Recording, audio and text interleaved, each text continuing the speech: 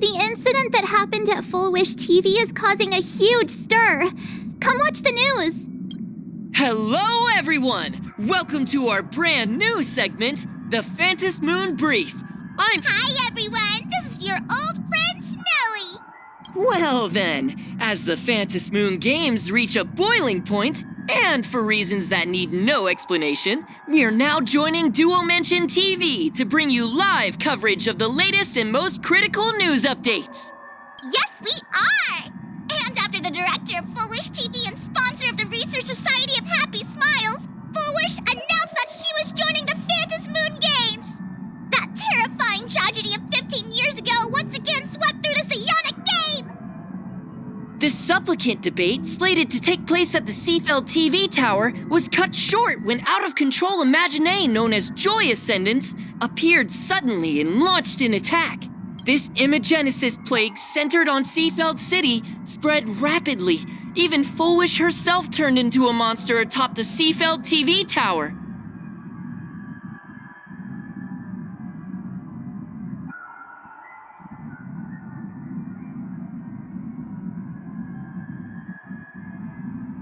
As of the latest reports, nearly 200,000 human and imaginary inhabitants across Plain Arcadia have been affected by the plague. Countless individuals are injured or missing, and total losses are estimated to have reached 8.6 billion credits. And in a chilling echo of the bloodstained games 15 years ago, footage left behind by Full Wish points to the disaster as the work of supplicants from beyond the sky.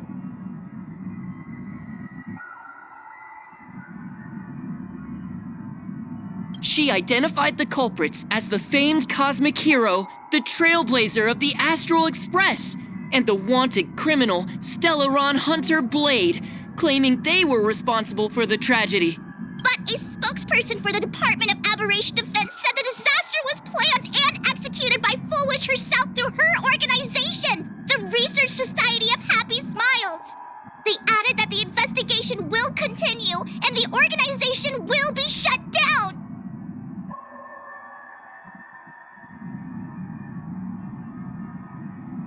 Oh, how familiar that sounds. 15 years ago, they made the same excuses. What is the real story behind this? The Phantom Moon Brief will continue to keep you updated. Over 500 years ago, a prophet made a prediction. In year 1999, a terrifying devil will descend from the sky. Will this prophecy come true? Can Plain Arcadia safely make it through this crucial year?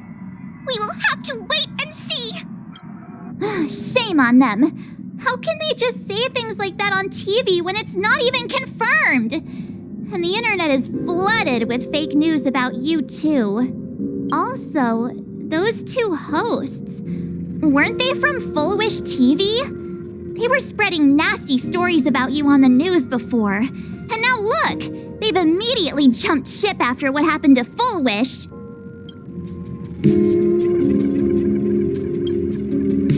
Ever since coming to Plain Arcadia, nothing surprises me anymore. I'm happy you made it back safely, but somehow, you just don't seem quite the same. Oh no. You're trying to grow up and leave me behind. Don't tell me you're becoming the next Don Hung. No! Is this what it takes to become a hero? I am so cute and lovely. What's the problem with that? Oh, right. Tell me about what happened at the TV tower. I've heard Don Hung and Sunday's side of the story, but I haven't heard yours yet.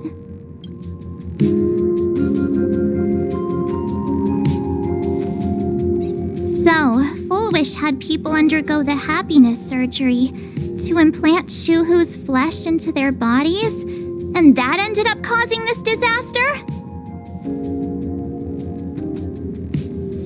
And you guys stopped the mutation from spreading, but all you managed to do was to temporarily seal Shuhu's flesh inside Blade?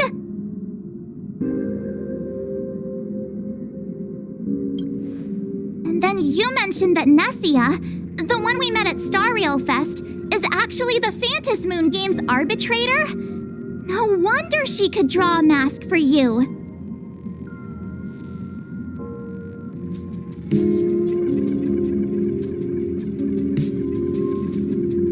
And she also asked you to go deep into the world in Canvas to warn, who was it again?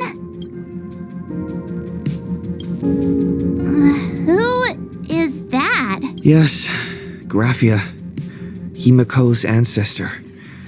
She's an artist from 1,000 years ago. Himiko's ancestor? She's still alive? Wait, that's not even the most important part. Nessia asked you to warn Graphia that the Lord Ravager, Asat Pramod, is back? Why does the Express have such bad luck? By this point, whenever we go on vacation, I'm always ready to deal with random problems. But running into another Lord Ravager while on vacation? This is way over the line. Lord Ravager, at Venessia's request, Shuhu's flesh and Blade's body, and the unfinished Phantasmoon games. Suddenly, there are so many things to deal with.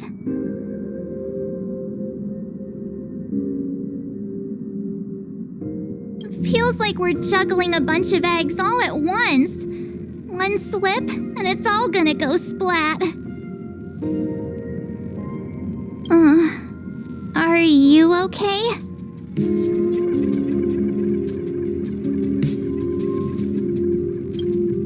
I wish I were as calm as you. I'm gonna go take a minute and collect myself.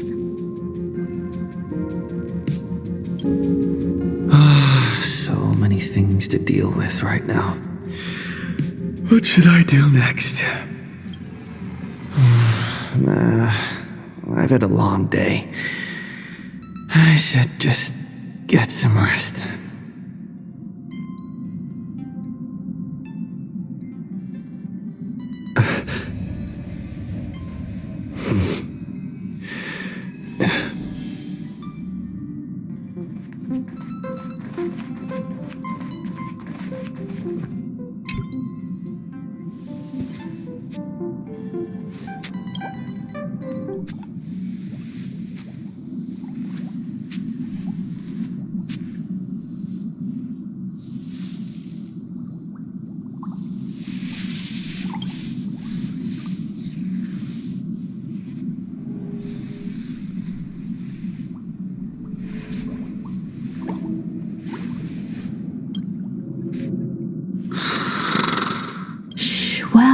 He's tired. Let him sleep.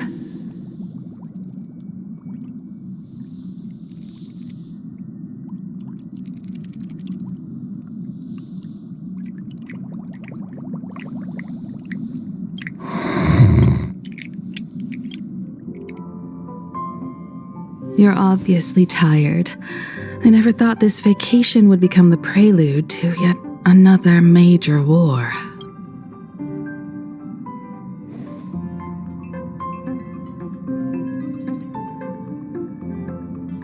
From our very first steps, trouble has always followed the Nameless.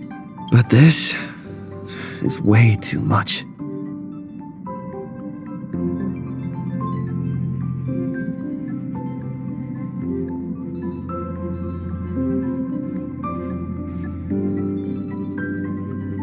Look at you now. It takes me back to when I first got the Express running again. Aside from Pom Pom, I was the only crew member on board, constantly stretched thin and feeling out of my depth. All I could do was note every problem in the navigation log, one by one. A world's coordinates that needed an update, a glitch in the Express's warp system.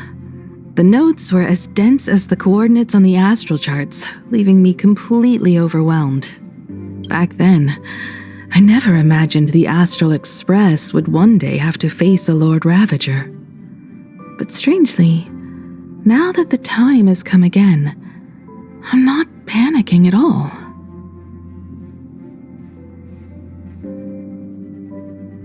Come to think of it, It's because of you. Because of all of you. Along the way, we have defeated 2 Lord Ravagers. The Nameless who guided me before I set out once told me,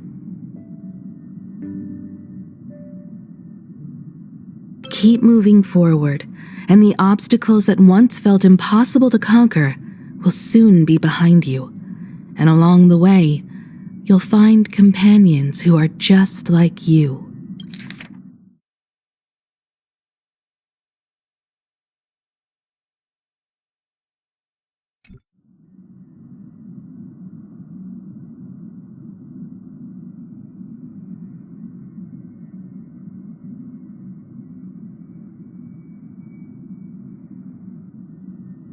I've seen you grow through the Phantasmoon games, becoming someone others can trust and lean on.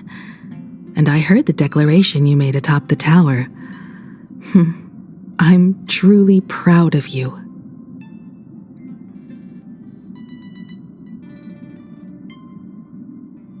That's why I want to share a story from the past with you. A promise from 15 years ago.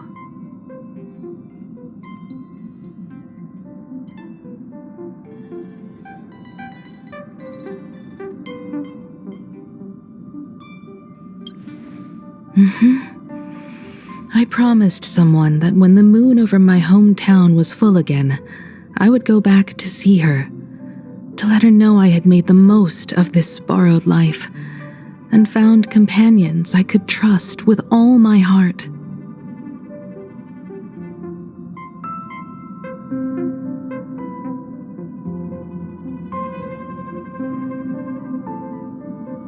I want to share this story with you all.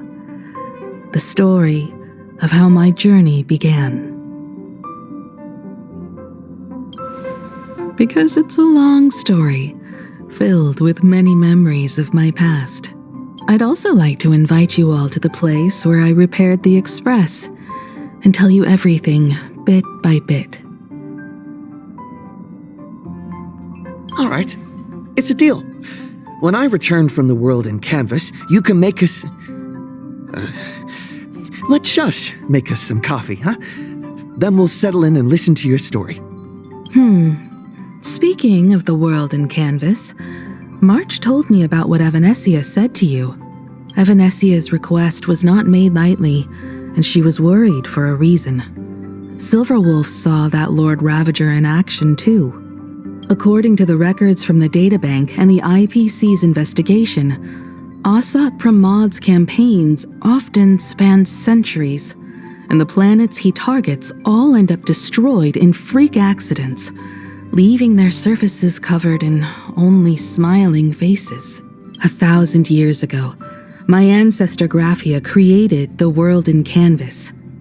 If that was to resist Asat Pramod's invasion of Ahatopia, then could this disaster unleashed through the Phantasmoon games be the prelude to his next invasion?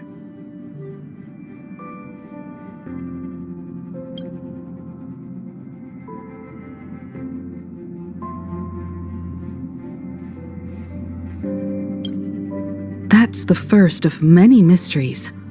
Based on our family history, we are clearly not descendants of any long-lived species.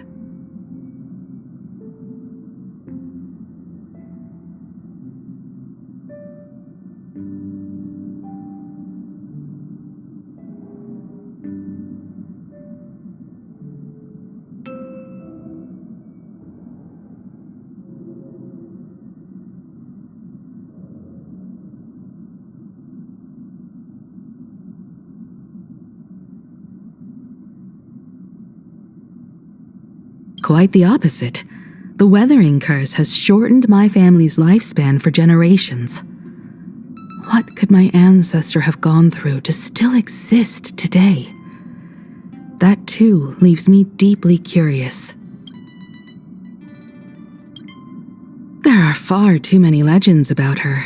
It's hard to tell what's true and what's not. Only 2 things are beyond doubt.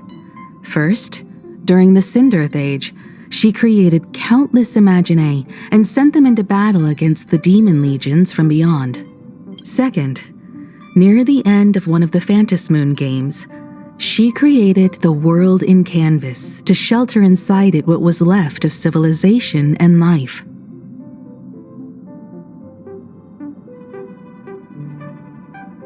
Which means she is not only familiar with Asat Pramod, but has also witnessed the manifestation of the Eon of Elation.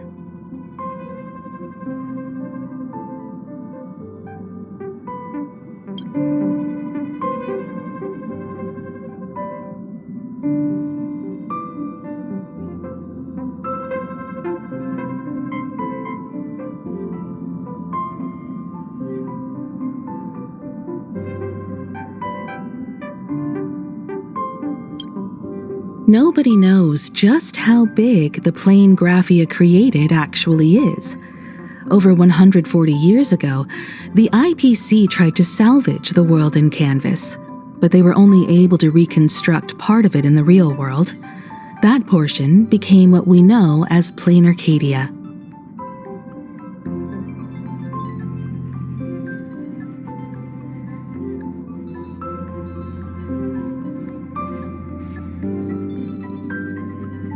Legend has it that Graphia used a vast ocean as her canvas and channeled the power of elation to step into the painting, which means she has not only seen Asat Pramod, but has also seen the Eon of Elation descend in all their glory.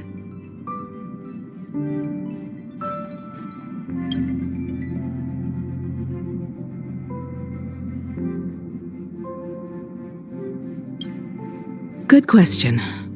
As for who in Plain Arcadia knows Graphia and the world in canvas best, it's probably Pearl. She was sent here by the IPC.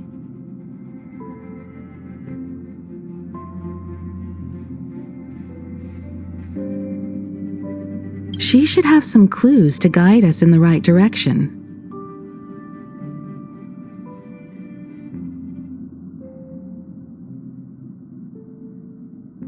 By the way, General Yao Guang is here.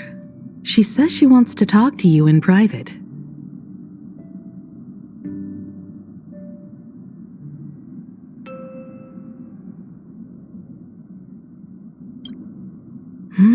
I'm not sure if she comes with good news or bad news. She brought a little gift from the Cienjo, though. Mung bean soda. Go talk to General Yao Guang, then. Don't keep her waiting.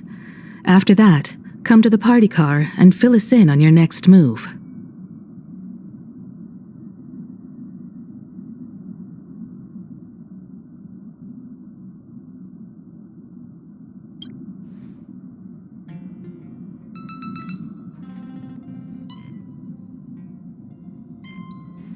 Nice to meet you, Ishvara.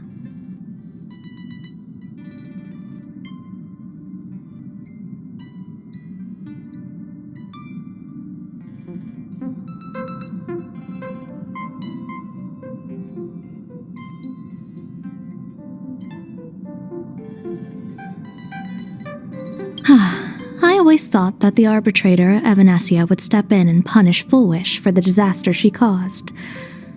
But, to my surprise, it was you who defeated Foolish.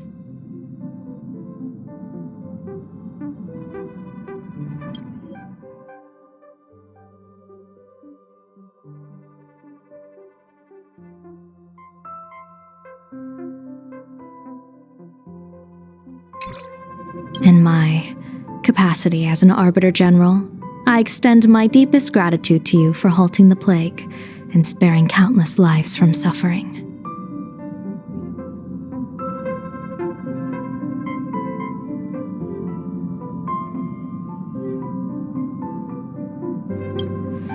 What I am about to tell you is something Evanesia risked breaking the rules to share with me.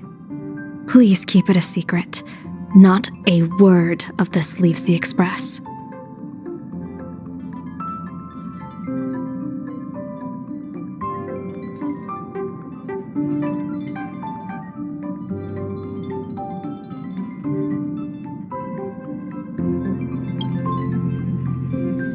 Sealed within Ahatopia's core is Ouroboros, the Veracity.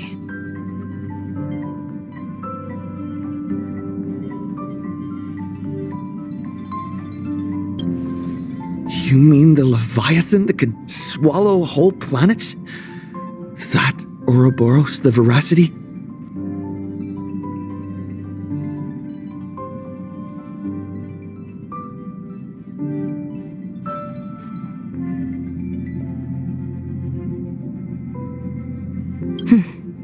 Looks like you know a thing or two about Ouroboros.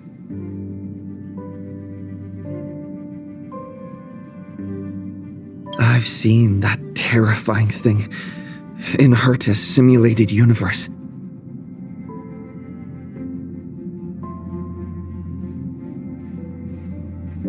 Rumor has it, they were last seen during the era of the Swarm disaster. They were hardly there to aid the Swarm, but rather to attend a cosmic-level feast, in which the Swarm served merely as appetizers, and the planets they passed were devoured as the main course.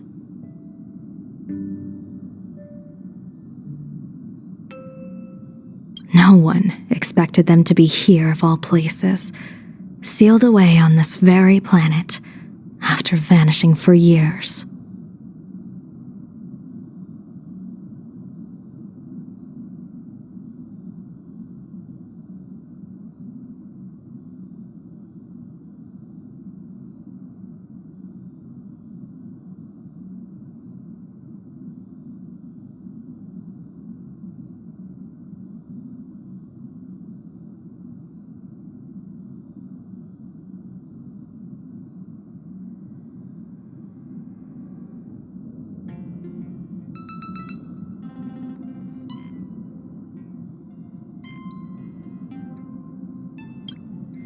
The true situation remains unknown, but with this information we can understand why Asat Pramod set his sights on this world.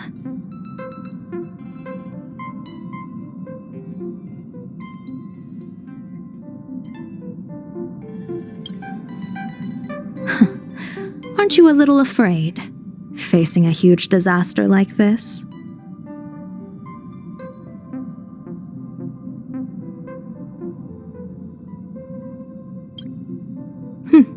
That's impressive, Ishvara. No wonder you survived the calamity of Iron Tomb.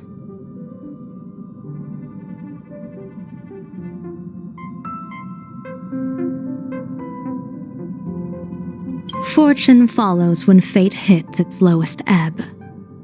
Every crisis comes with an opportunity. Now that we know a force capable of devouring stars is deep in slumber at this planet's core, perhaps we could make it devour the problem inside Blade's body. It might just be a risky path worth taking.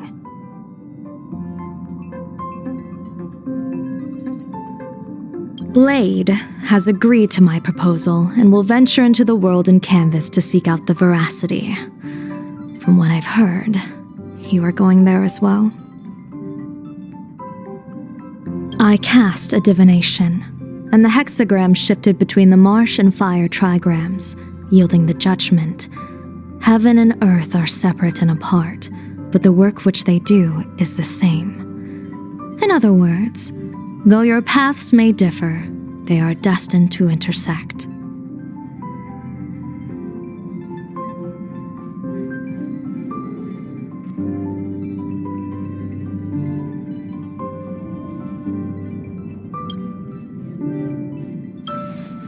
A funeral, or an adventure? Will it be a battle with only a 1 in 10 chance of survival to tear away Shuhu's flesh from his body and eliminate the Xianzhou's arch-enemy? Or will it be a journey in which he settles all grudges and never looks back? It all depends on how he perceives it. Blade agreed to my proposal, even though that little Stellaron hunter girl wouldn't stop objecting.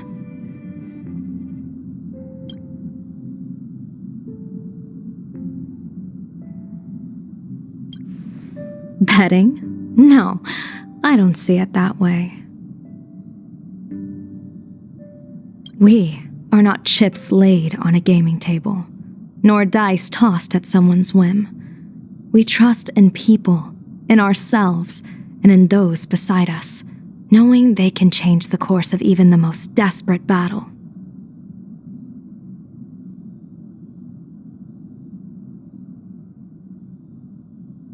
That belief is what gave you the strength to overcome Foolish.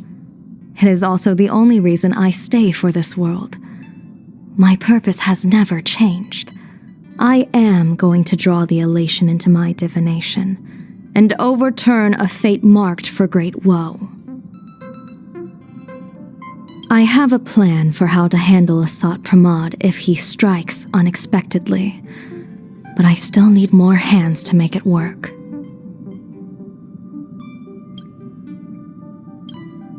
What miracle could cap off these games better than a finale that humbles a Lord Ravager?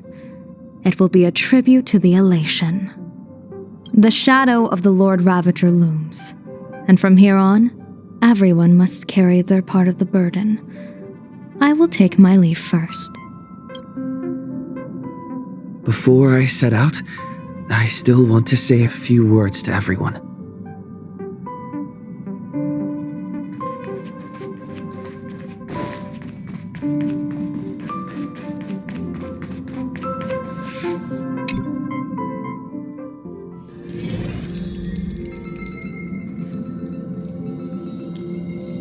What are they all up to over there?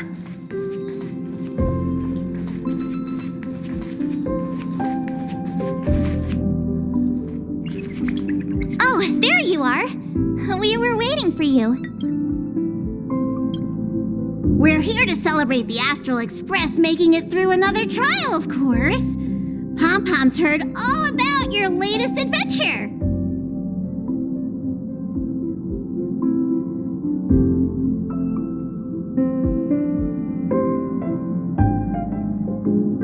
It's a modest celebration, but a meaningful one. You stopped Full Wish's scheme, and that is no small achievement. Regardless of what the people of Plain Arcadia or the media may say, we raise a glass to you.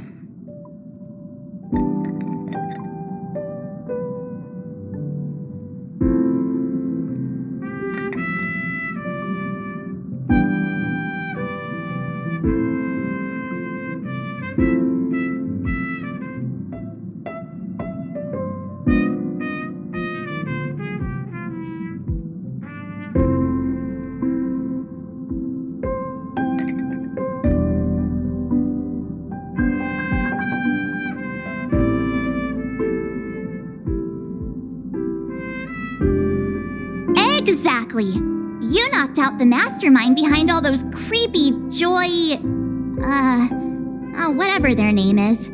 I didn't get to see it myself, but Don Hung described it for me. You killed it!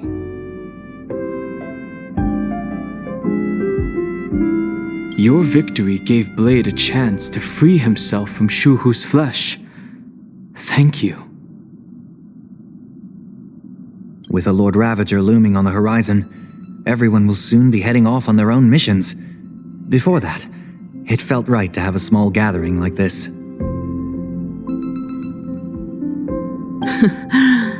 Now, let's make a toast.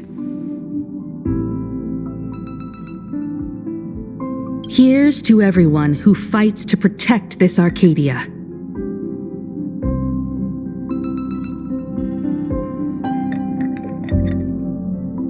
And here's to all of us. The Lord Ravager can throw whatever he wants at us, but I know the Astral Express will keep streaking across the stars.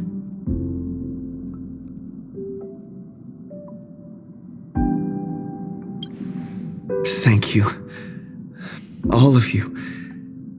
Having you by my side is what gives me the courage to face the future. I'll carry this strength with me through the rest of this journey. Cheers!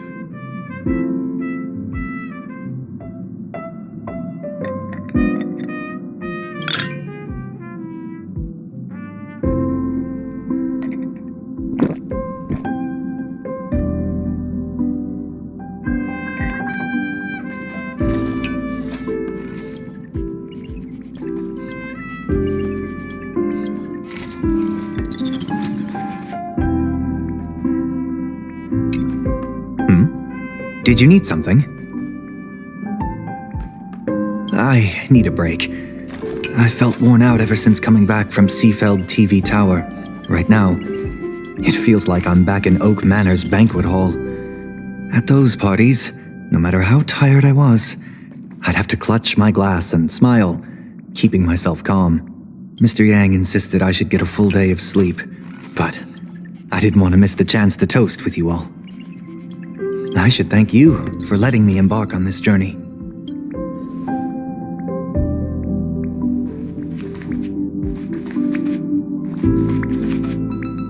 I heard from Sunday about how the televised debate went. We won this battle because of you.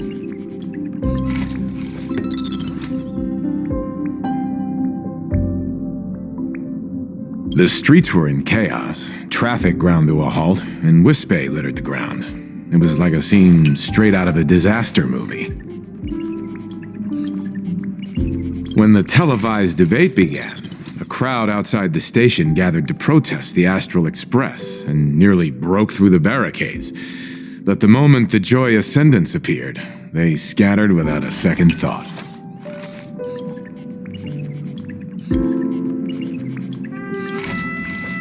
I guess people know deep down which is more dangerous, a made-up villain or an actual threat. But I am more concerned about you.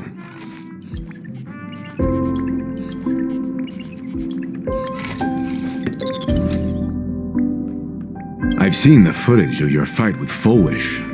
When you returned to the top of the tower, an enormous surge of power seemed to erupt from you. It reminded me a lot of when I saved you at Herta Space Station. Did you tap into the power of the Stellaron?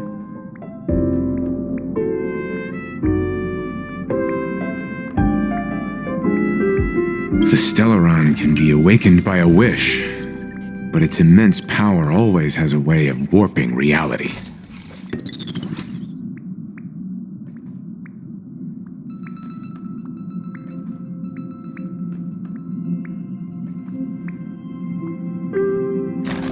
As the wave of wish power surged toward you, it brought hope and blessings, but also dark intentions and malice. What might it do to the Stellaron? We have no idea.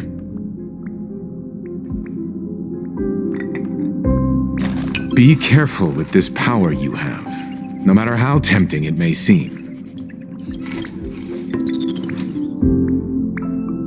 The Stellaron can be as the wave of wish power. Be careful with...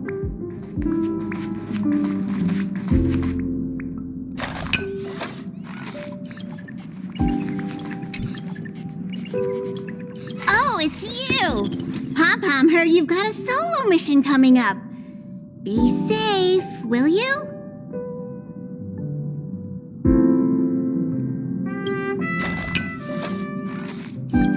Sadly, Pom-Pom can't remember most of what happened right after the Express crashed onto this world. Pom-Pom's memory of those years is like a fogged-up Express window. No matter how hard Pom-Pom tries, Pom-Pom just can't wipe it clean. But it's okay. After passenger Himiko repaired the Express, Pom-Pom got to share a one-of-a-kind journey with all of you.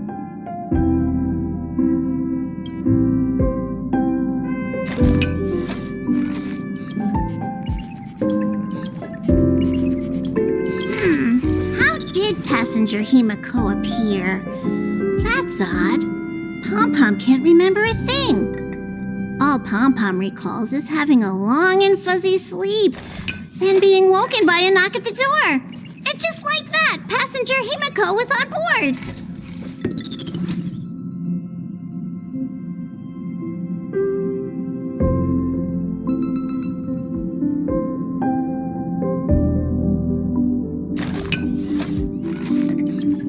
The day passenger Himiko knocked, it felt like Pom-Pom was waking up from a dream. The Express's heart started beating again and the lights flickered on one after another.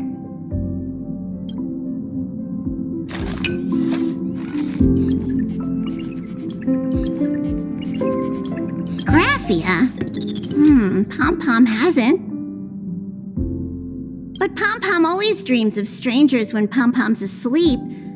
They seem to be bustling around the express, and there are soft clinking and clanking sounds, just like the sound of stars twinkling. But every time Pom-Pom wakes up, their faces slip away.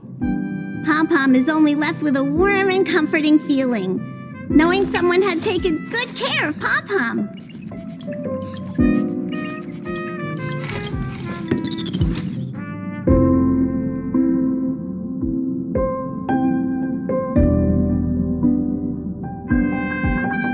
Safe trip!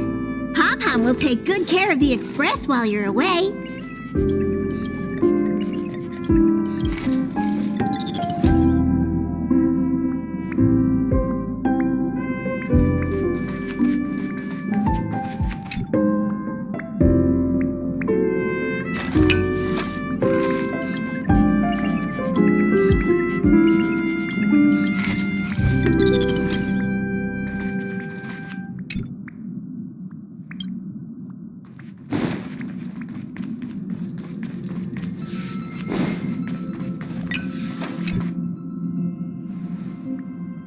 There you are. March and I were talking about you. A little. But March is obviously worrying too much. Hey, what's that supposed to mean? I have a reasonable amount of concern for my companions.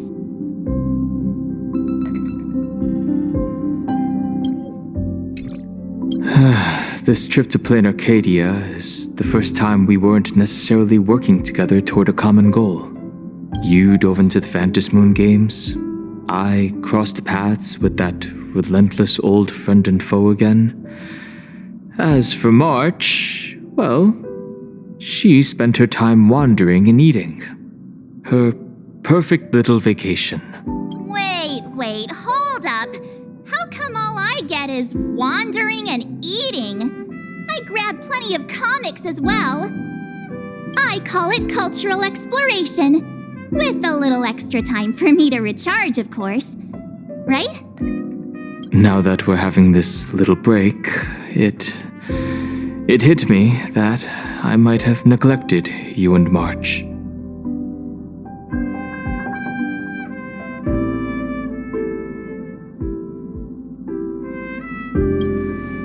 Yeah, we are actually more concerned about your condition, Dan Heng. Blade has accepted General Yao Guang's proposal. Perhaps he has finally moved on from past grudges and that abundance curse, and is now ready to do something for himself. It's going to be a path fraught with danger. So I had hoped to accompany him for a bit longer, but he refused. From now on, I will turn my attention to this world. Mr. Yang and I have been asked by General Yao Guang to help with setting up some defensive formations.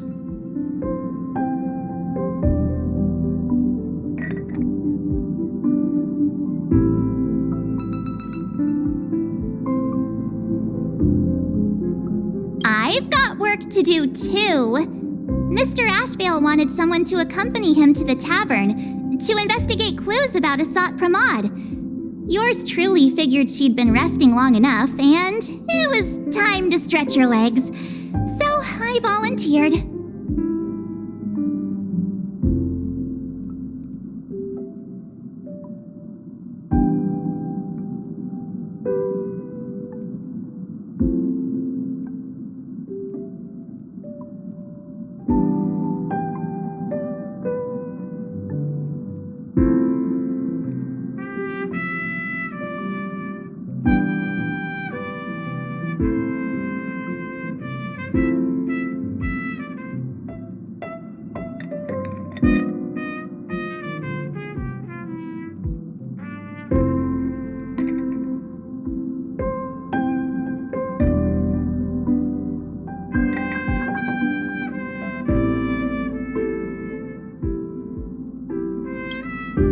No problem. When you come back, you have to share everything you saw in the world in Canvas.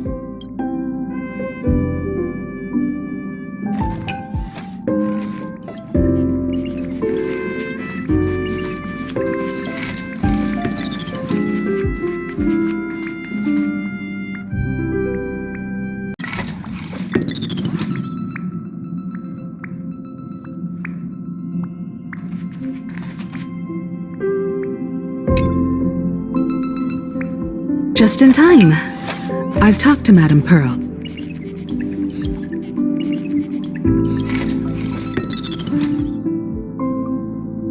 She will handle all the arrangements for your passage, so you can enter the world in canvas to find my ancestor Graphia.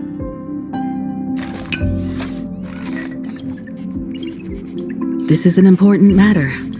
Furthermore, your journey gives her the chance to uncover something she's been yearning to understand for years. The secret to Graphia's art of imagenesis.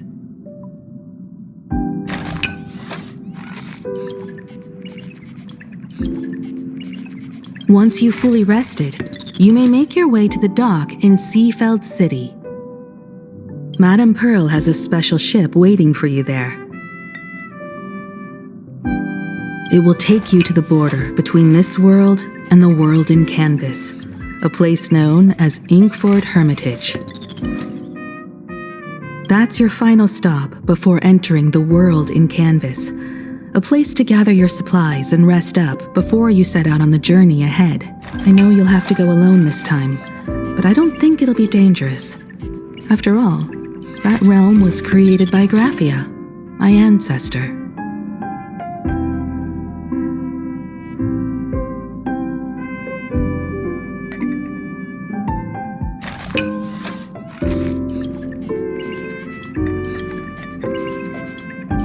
The thought of it makes me feel calm, in a strange but comforting way. If you get to meet her, please give her my regards. I am indeed quite curious. I'd love to see this ancestor of mine for myself, and hear her story in her own words. But someone must stay here and keep watch. Madame Pearl wishes to confer with me and General Yao Guang about our next steps in dealing with Asat Pramod. So I'll be entrusting this mission into the world in canvas to you. Go ahead. Set out once you've rested up. I'll be here with Welt and the others, awaiting good news from you.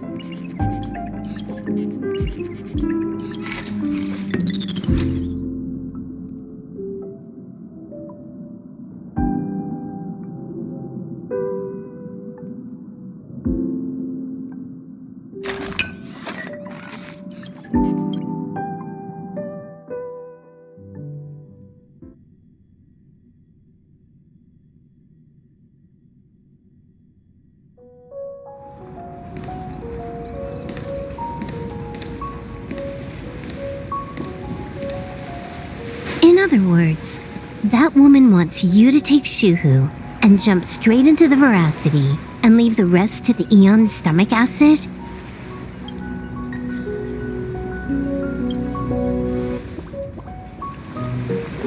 And this is between me and him, right?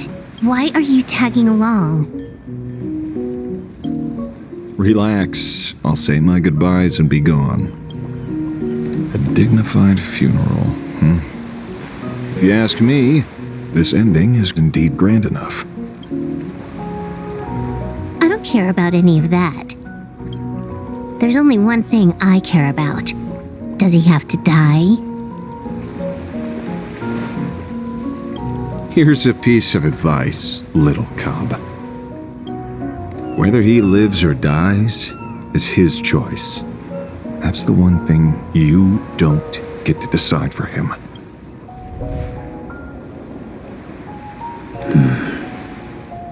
It has landed.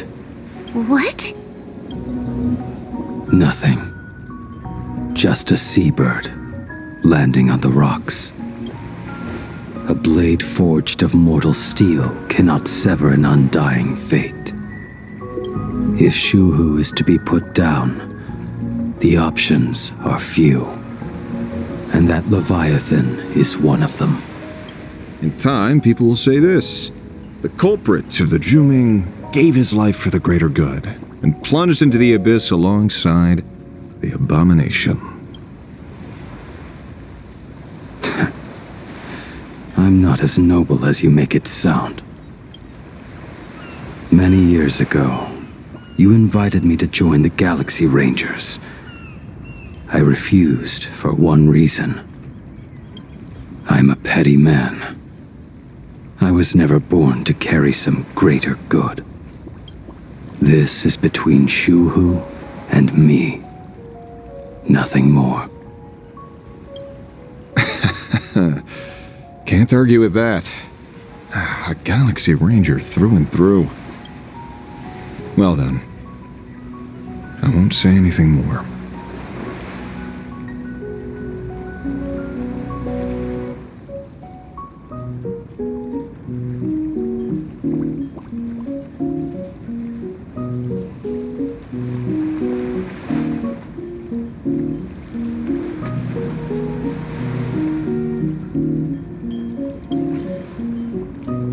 Lethe, you sure about this?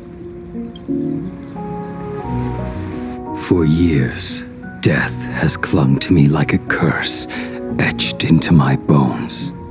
If there is a chance to make a god feel the same pain, I would do it, even if this body is reduced to ash. As for everyone else, there's no need to drag them into this. We'll proceed as Yao Guang proposed. Bury Shuhu at the end of the world in canvas, taking me with him, and let the veracity dissolve us both. Take care.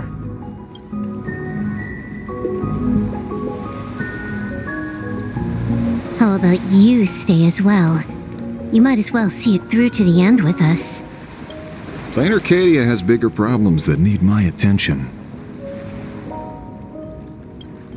Your instincts were right. That meanie pulling strings from the shadows is none other than a Sat Pramod. Who else would want to kick a Ha's head like a ball? So, I need to get back and finish my job. Investigating a Lord Ravager sounds like a job you don't come back from. Therefore, it also pays very well. Then here's hoping you live long enough to collect your payment.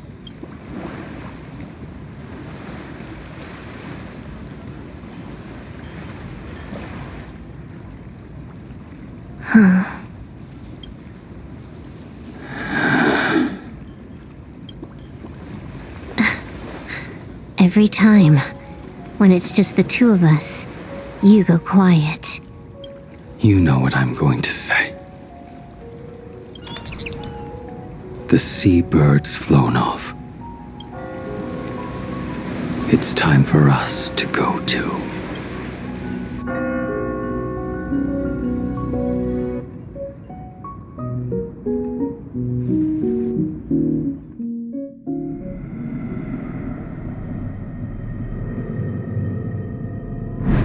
The terror slumbering at the heart of plain Arcadia is Ouroboros. After the swarm disaster, the veracity vanished, never to appear again for more than 700 Amber eras. Their last rumored sighting was 500 years ago.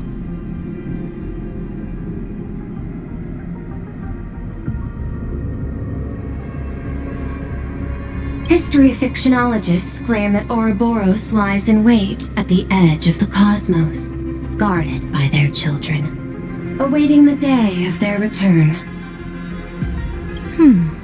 I've heard that story before, but it wasn't about the edge of the cosmos. It was Pier Point.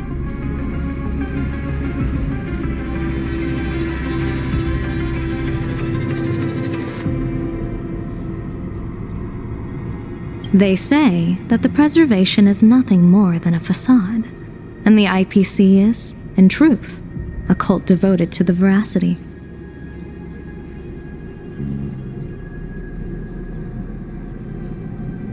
Organic life has quite the imagination. They've said other things, too. That Louis Fleming seeks to ascend as the Eon of Wealth. That the Council of Mundanites are mere hounds of Dr. Primitive. That the Marketing Development Department colludes with the destruction, turning a blind eye to the spread of Stellarons. Such rumors are endless. I believe the General should be able to tell which are true and which are not. I've never heard the last one, so let's assume it's the only one that's true.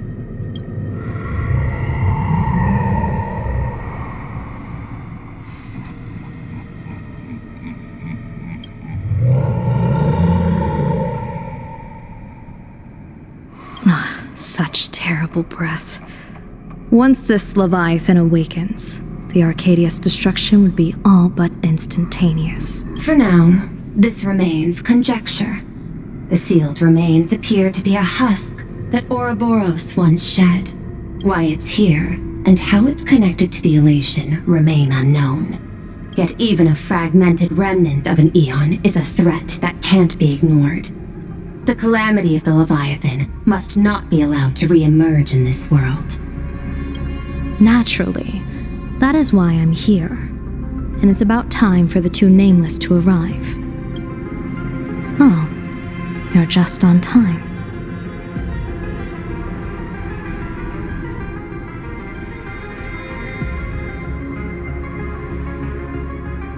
General Yao Guang, as instructed, warding talismans have been placed at over a dozen sites across Plain Arcadia.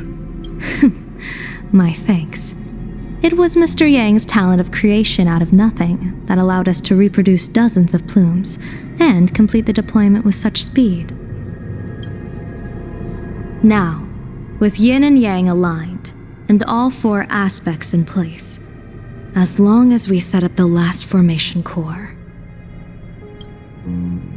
the Decalight reflection barrier will be complete.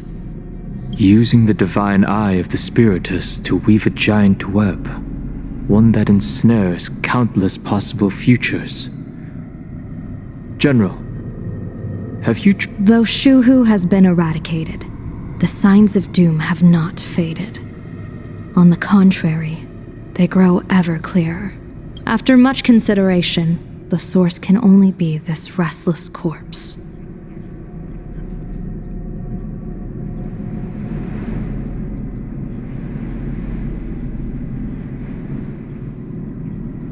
One crisis is yet to pass, and another is already upon us. The Arcadia's ley lines were already riddled with scars, and now even the ancient tree's seal is starting to loosen.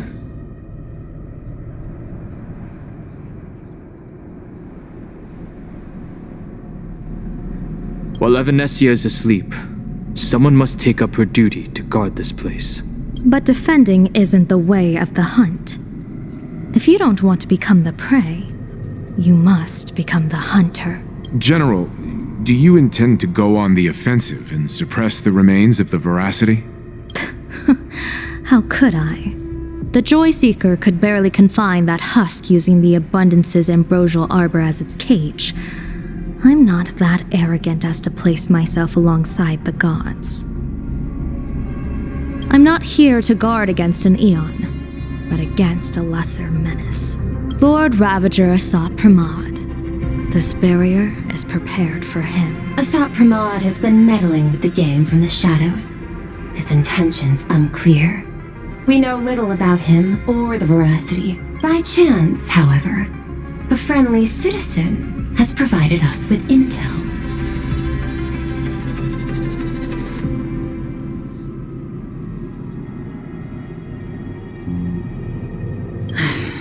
Ouroboros' remains are in Ahatopia, aren't they?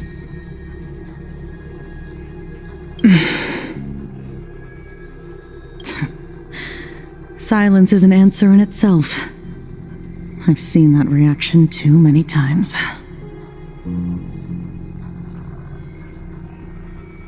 I'm not surprised that you were the first to discover it. You were in the Torn Scroll too. The probability of you noticing was 24%.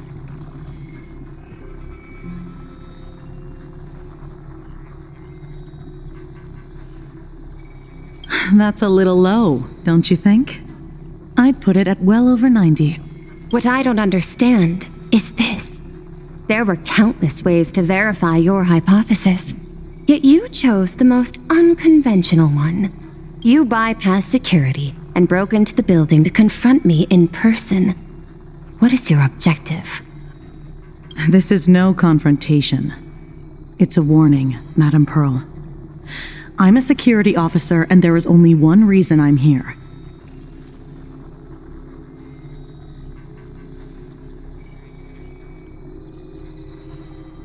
While everyone else is fixated on the Phantasmoon games, only the Department of Aberration Defense is watching other places.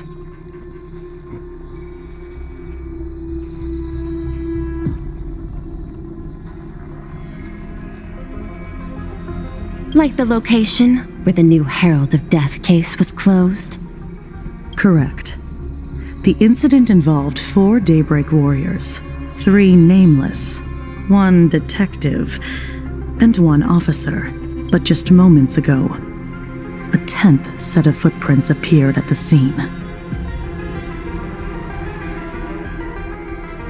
After the investigation, we learned that the traces were left deliberately. A blatant provocation. The Lord Ravager bent on destroying the Elation came uninvited. Make no mistake. Plan Arcadia is a stage he chose with care, and drawing the Abundance into the fray was hardly a whim. Our top priority is to dispose of Shuhu's flesh properly to prevent it from falling into the wrong hands and causing another calamity. That said, we cannot afford to ignore Asat Pramad's next move. This giant web is prepared for that very purpose. Once the entire planet is folded into the divination's trajectory, under the gaze of the Omnitia, all possibilities will be laid bare.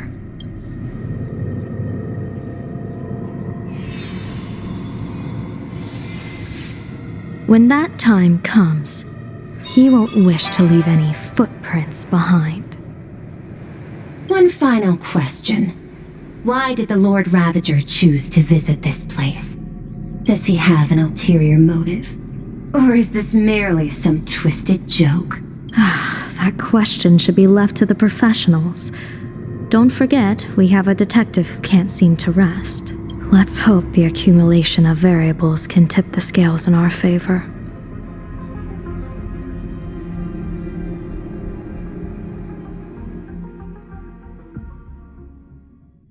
And so the people set out, and the gondola, bound for distant lands, set sail. The end of the world. The Elation once again declared war upon the Veracity.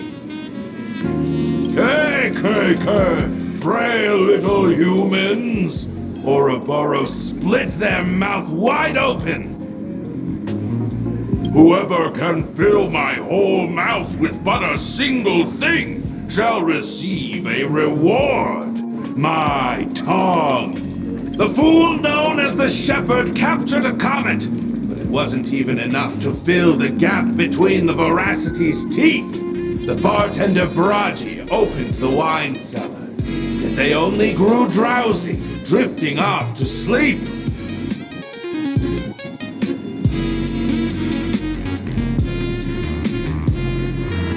And en route, he crept up to the Veracity's ear and told them a corny joke. The Veracity pondered it for 10 amber eras, then burst into laughter at their own amusement. En route spread his hands and said, "See? I filled your mouth with laughter." Then what happened?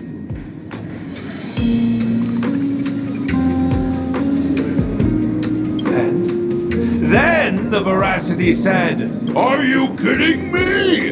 And with that, they opened their gaping maw and tore en route to pieces.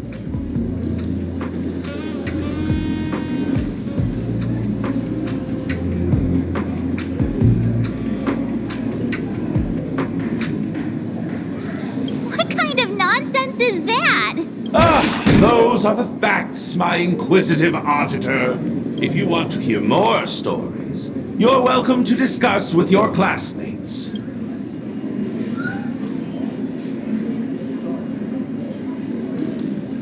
We came here to investigate the Veracity and Asat Pramad, but all we got were stories that only a 3-year-old would believe.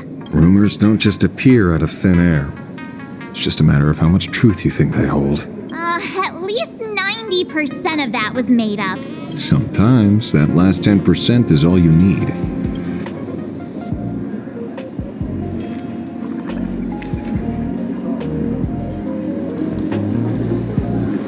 Oh, plenty of bystanders around. Let's hear what they have to say.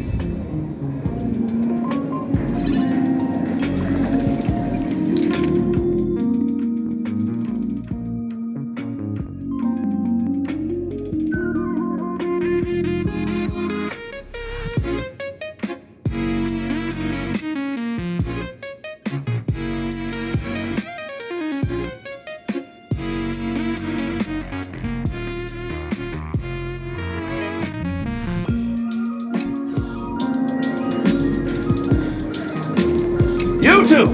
You didn't shout, didn't clown around, and you didn't even stuff notes into anyone else's mouth. Such diligent fools are a rare sight indeed. Oh, you're not fools at all? That makes sense. That makes a lot of sense.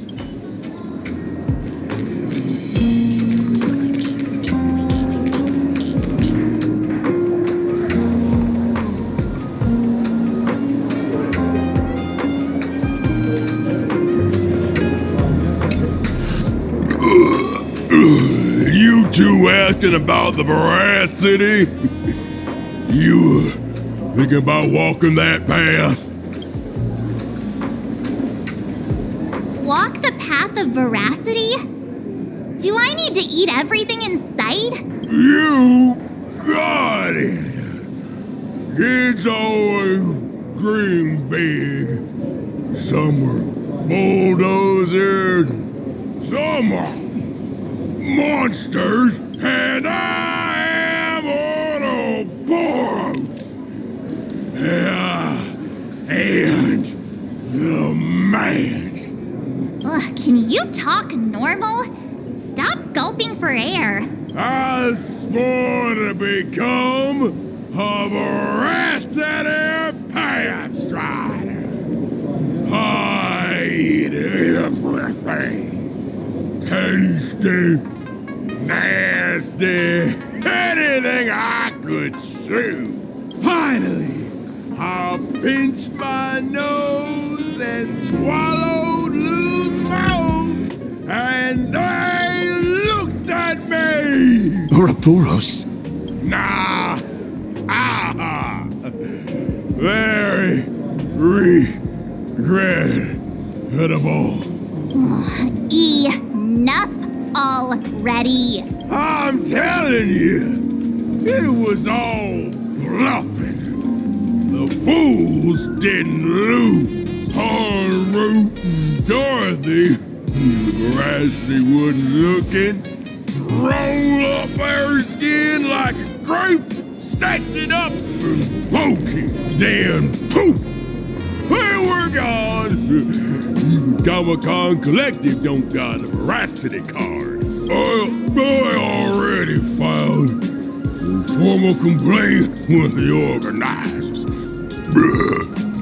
You should be putting this much effort into your studies!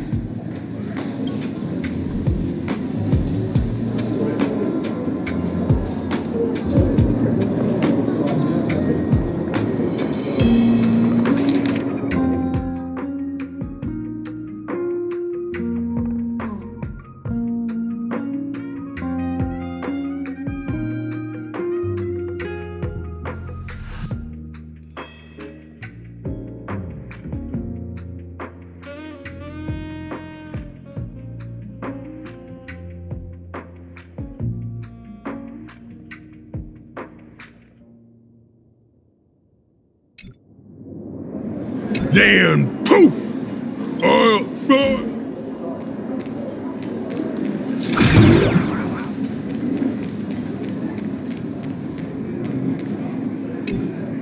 They say a dull pen beats a sharp memory. My memory's dull, and my pen's not much better. Then you must have a lot of stationery? A kindred spirit. Miss, it seems you're one of us as well. I've met far too many fools who can't even read.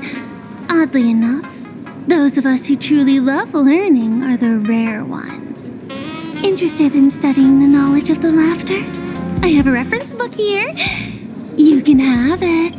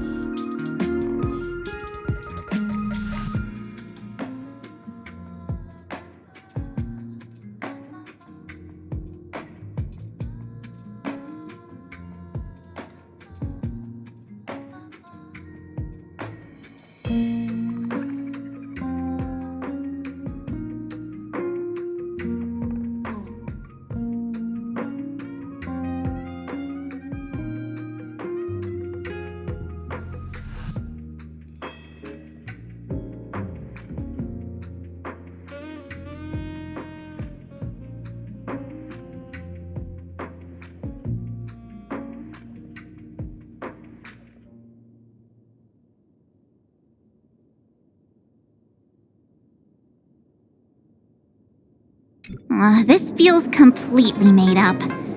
But, thanks anyway. Oh, please. Thank the seniors. To compile this book, they offended every eon they possibly could, and narrowly escaped death at the hands of each and every one of them. As for me, I'm just the one who keeps the books circulating. Hey, friends! How was your first day of school?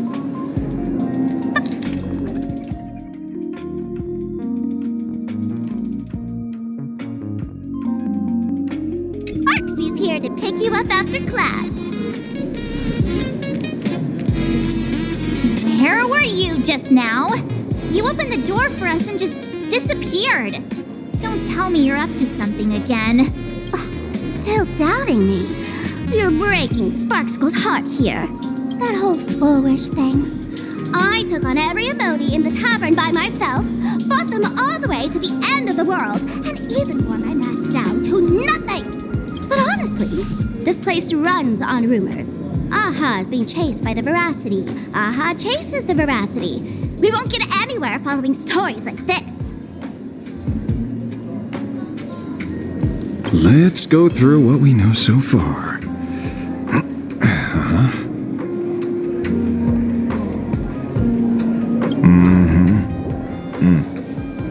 Ooh.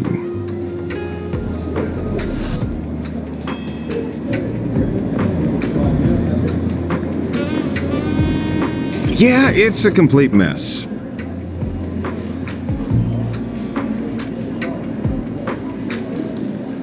So, after a bit of thought, Lady Sparksy came up with a brilliant idea.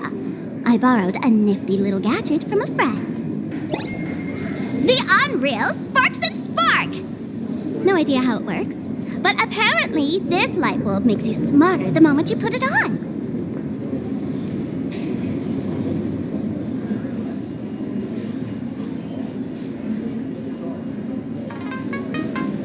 Does this friend know you borrowed it?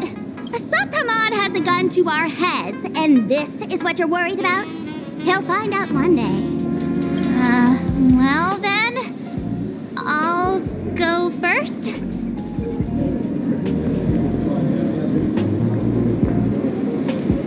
It doesn't look very reliable. Are you sure about this? No worries. If anything goes wrong, the friend in my head will protect me.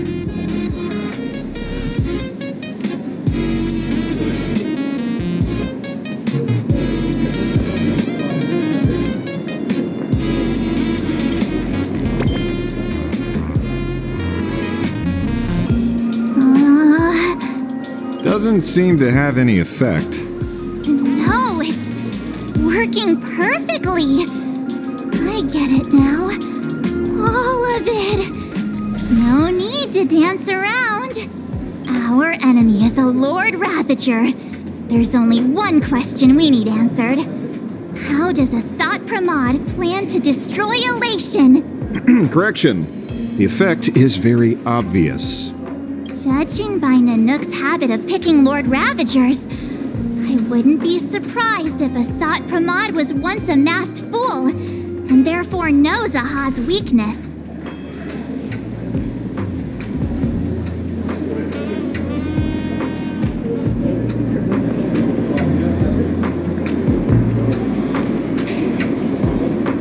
The Arcadia is like a microcosm of eons and paths. People indulge themselves in fabricated happiness, unable to pull themselves away from it. Many have expressed their concerns. This isn't elation. Aha is playing with fire. A classic social realist deduction. Old-fashioned. Ooh, but effective. We're closing in on the truth. Yes, the answer is all but revealed. You are Asat Pramod, Sparksy!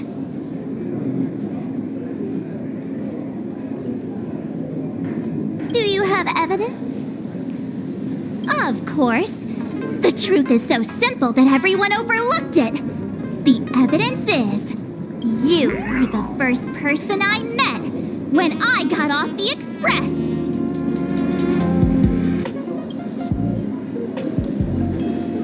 If I am Asat Pramod, would you and Grey Hair have been able to walk out of the school alive?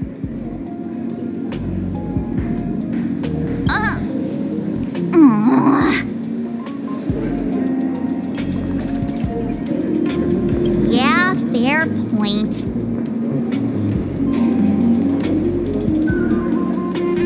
Just take that thing off already.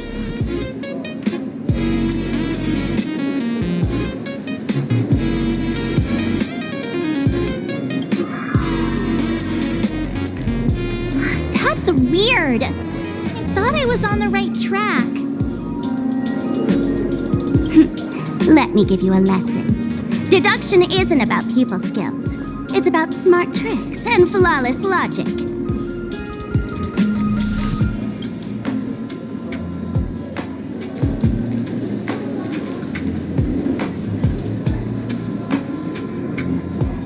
Watch and learn. Sparkle, master of the classic whodunit, has entered the chat.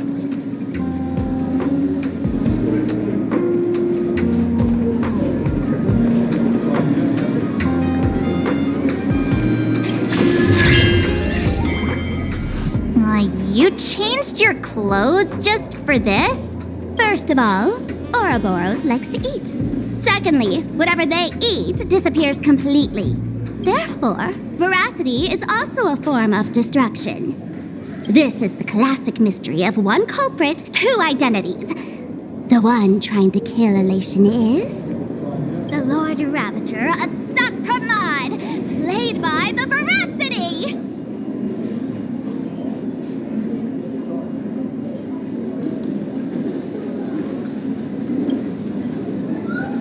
What am I even saying?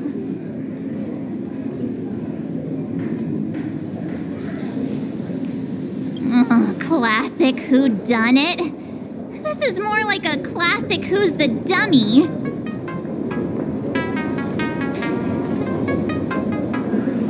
I get it now. All this thing does is make wild guesses sound reasonable.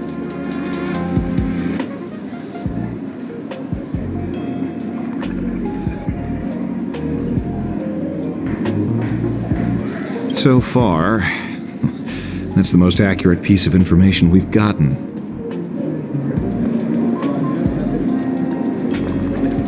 No need to be so serious, Detective.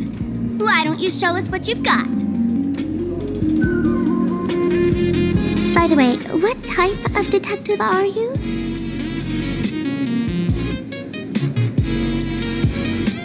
Me? I'm the tough guy type. I don't waste time on useless details. I aim straight at the heart of the problem.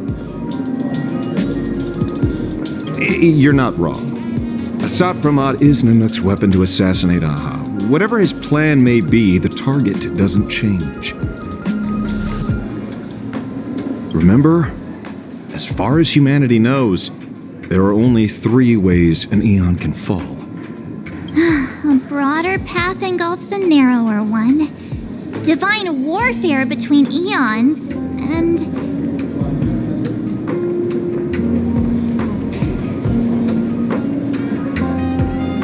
the third one. What was it again?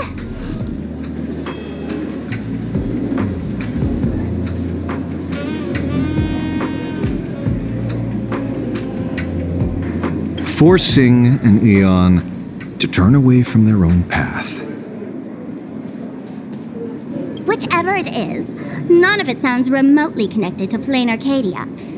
So, what makes you so certain Asat Pramod is here on business, not on vacation?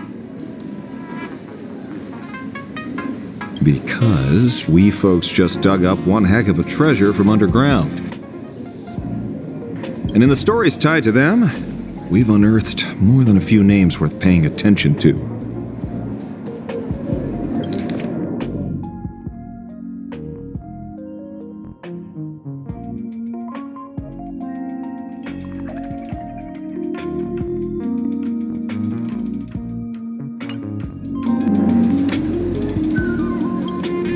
Baraji?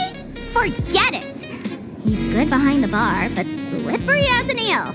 Ask him to work for Nanook, and he'd run away on the spot. The former bartender of the tavern, everyone knows him. Couldn't be him. An old pal who can't stop lying. He goes on and on about death being a solitary feast, but I just saw him last week, alive.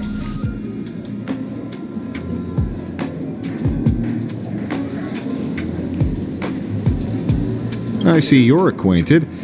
Please, introduce us sometime.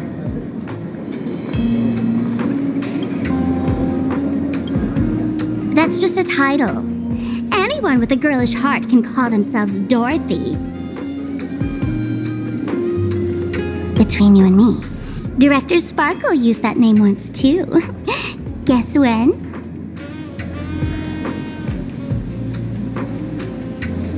Looks like this clue has little value to it.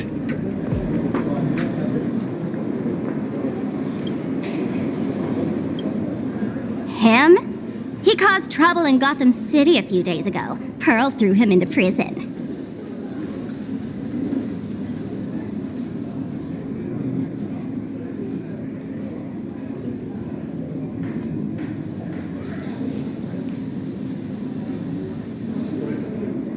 I know. I was the one who caught him. Right.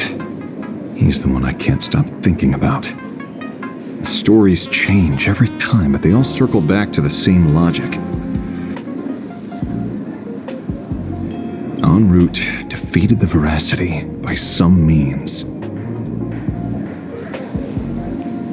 You're right.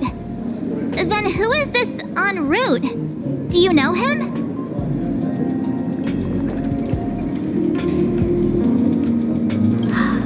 En route. Of course she does! Everyone in the tavern knows that name. Long ago, its owner grew tired of jokes, cast aside his mask, and walked away. Some say he became a morning actor. Others say he jumped into IX's black hole. But none of that matters.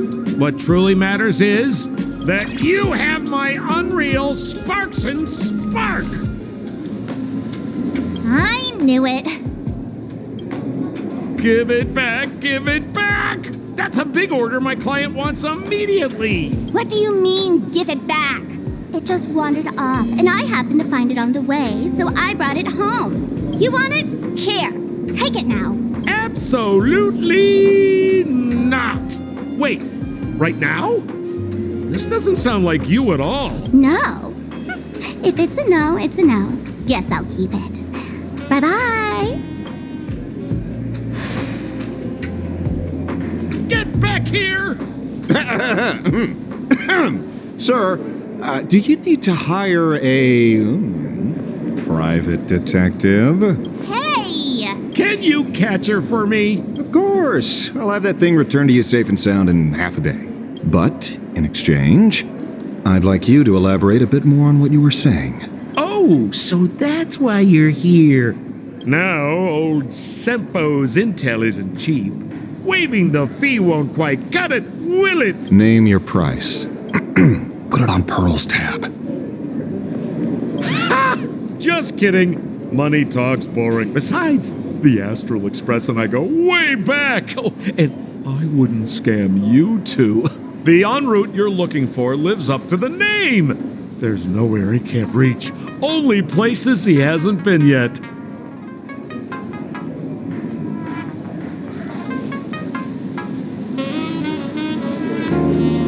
He's the gold standard of the masked fools. He only shows up where he's least welcome. A morning actor's stage, a friend's wedding, even inside the Veracity's mouth. All for the sake of a good laugh. That lines up.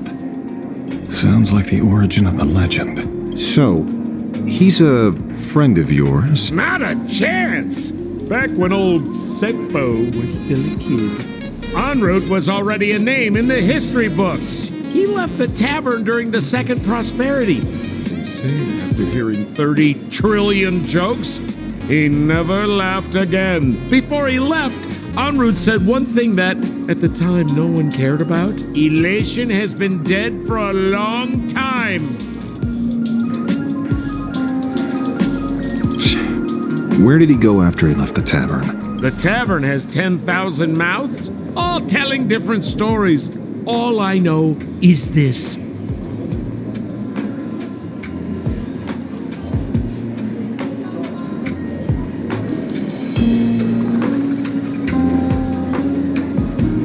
He said he was headed for the true world's end, and then he vanished without a trace.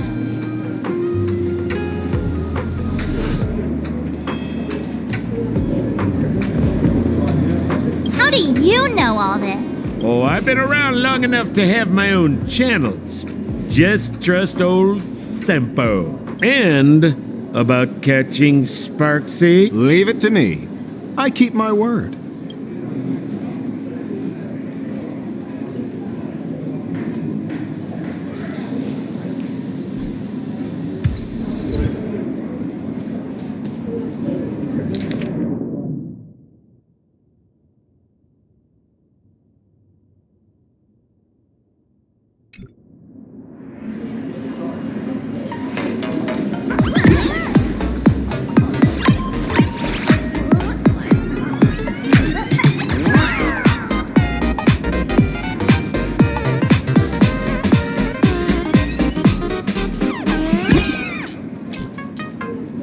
See?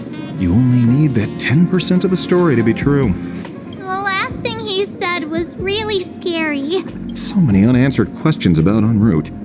He has to be tied to Asat Pramod somehow, but our leads at the tavern have run their course. Let's go pay a visit to another expert next.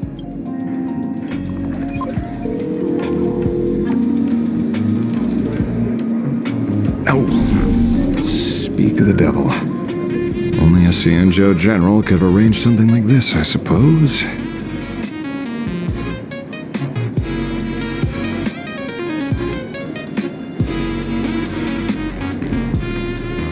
I'm surprised as well.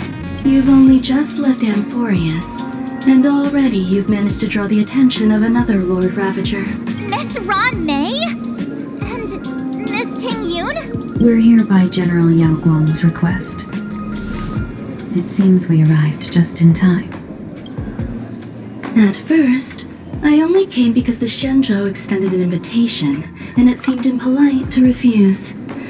Now that I'm here, I see it was well worth the trip. So, let me get to the point.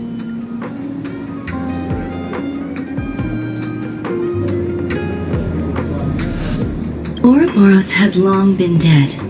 Their death was merely buried beneath layers of secrecy.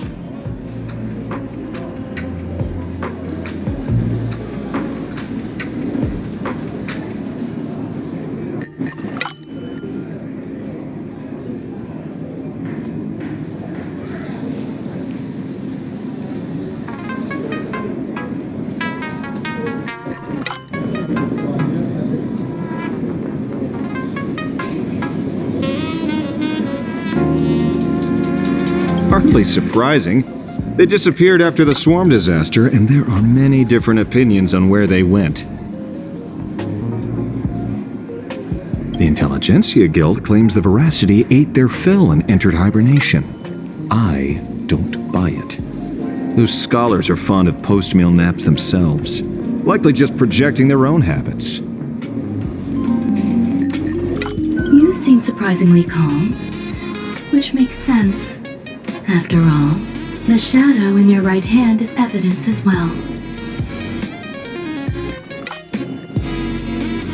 Why don't you tell everyone what happened to the Galaxy Rangers back on Von Walk? Von Walk?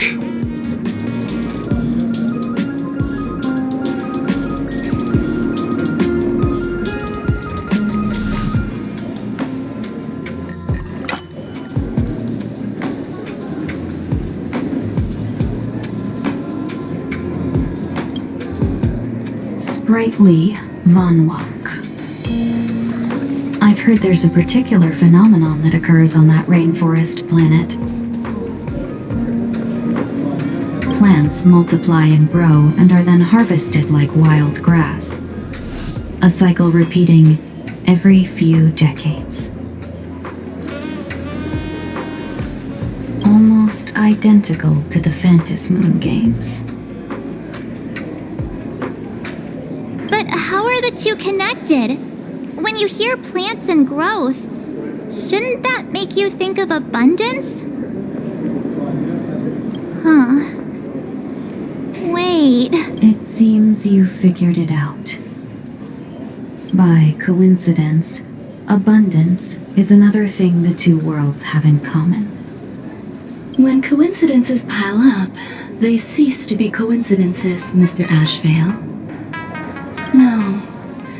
Leader of the Rangers, Mr. La Mancha. Perhaps you could explain this to our nameless friend.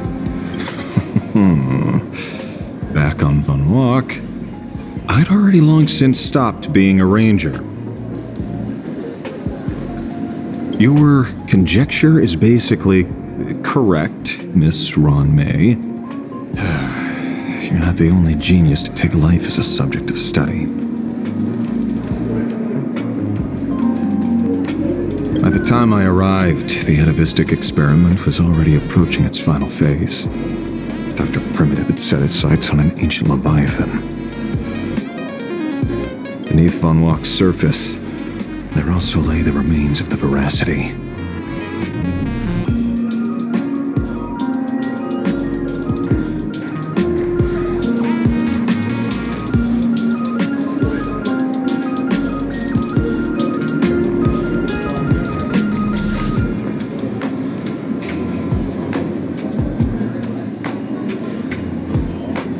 You stopped him.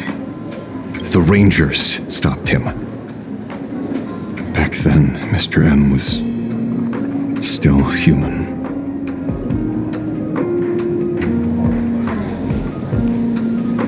Now, deep beneath Ahatopia, another corpse of the Leviathan lies buried.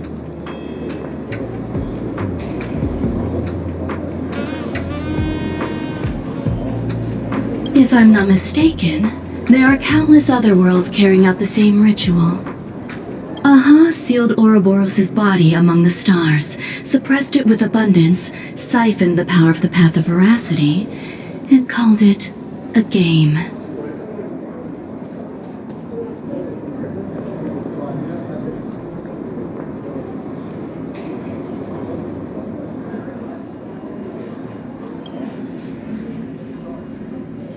This is what people call the Phantasmoon games. Uh-huh. Why would they do such a thing? You may remember, the Express once delivered a Leviathan's carcass to me. That wasn't the only one in my collection.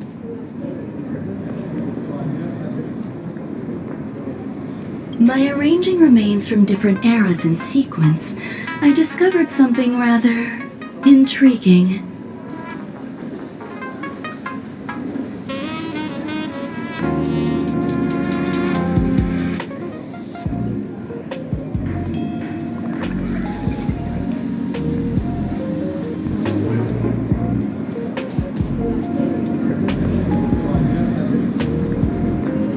At a certain moment over 1,000 Amber Eras ago, just as Akifili began traveling in pursuit of their ideal, all creations of the Veracity lost the same organ: their taste buds.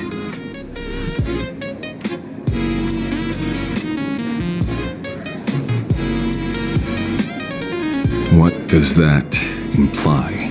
The purpose of consumption changed. Be they spawns, depth crawlers, or void-song whales, their genetic markers encoding gustatory organs vanished entirely. Creatures walking the path of Veracity became nothing more than biological black holes, consuming without discrimination.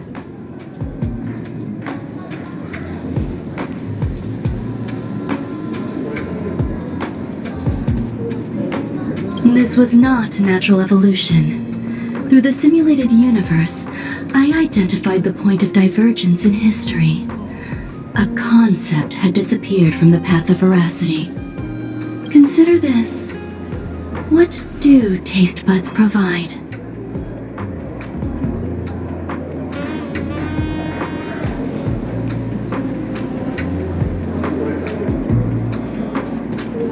Yummy flavors?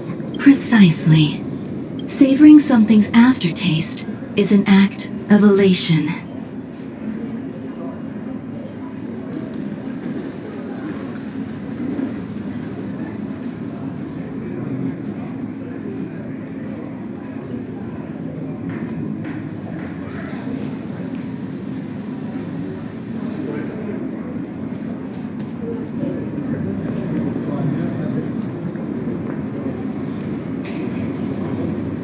So Aha stole the original Prima Mobile of the Veracity? The simulated universe proves nothing on its own, but the primal desires of life have always been entangled. Think of it as my intuition. The conflict between the eons of elation and veracity stretches all the way back to primordial times. How many people know about this? There used to be 2. I only told Yu Qingtu. Now there are 5. After this, I can't be sure.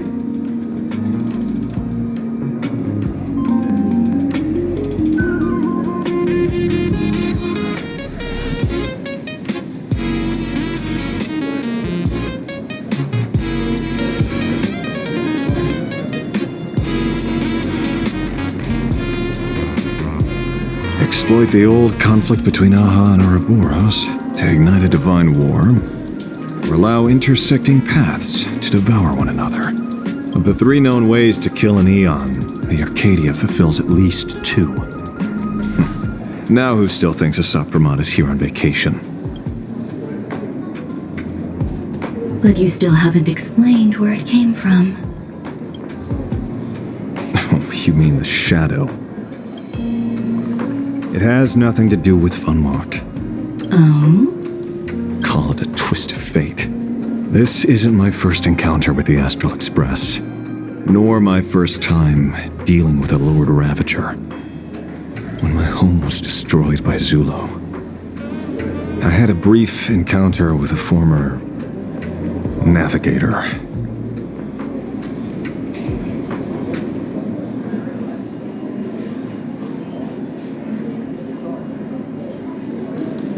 A navigator of the Express? Yes. Starseer, I see. He'd already retired by then. He was the one who told me about the Shadow. According to IC, it was one of many remnants left behind when the Express first carved paths along the edges of the cosmos. I led the Rangers to suppress the Shadow and devised the plan to assassinate Zulo. But I never learned why it was there in the first place. Don't you find it strange, Mr. Ashvale? Strange? When coincidences pile up, they cease to be coincidences. Like an experiment with results that are too perfect, it's enough to send a chill down your spine.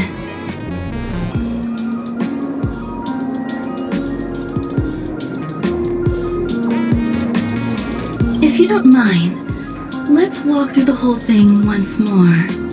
Earlier, what did you two uncover in the tavern? Someone suspected to be a Sat Pramod knew about the Veracity secret. Before disappearing, he said he was headed for the end of the world. And then? Who did he say the Shadow belonged to? A former navigator. The Shadow was a remnant left behind when he charted the cosmos. If the world's end isn't the tavern, then where is it? I don't know if anyone can answer that question. Not even Akivili.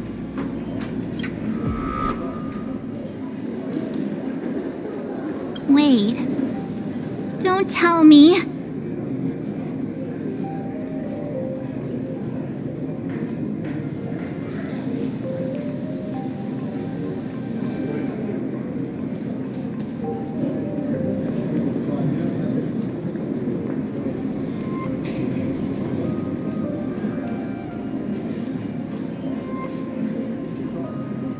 En route only goes where he isn't welcome.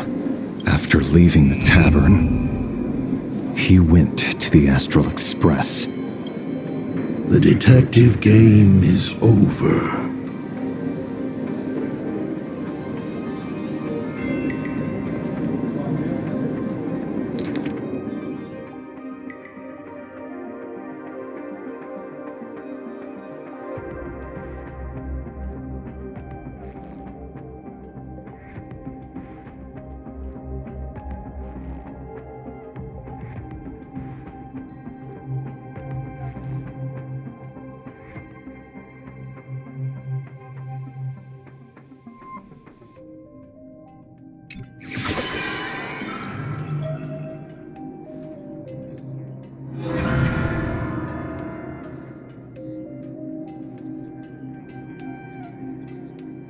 I have to say, not many people can make me change my plans.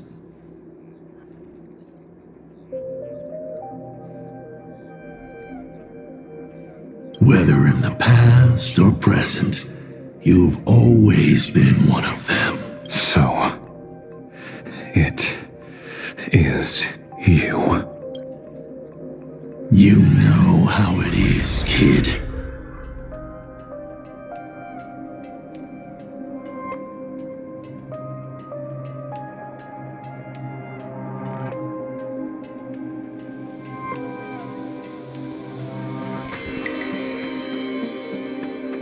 I've always enjoyed arriving uninvited.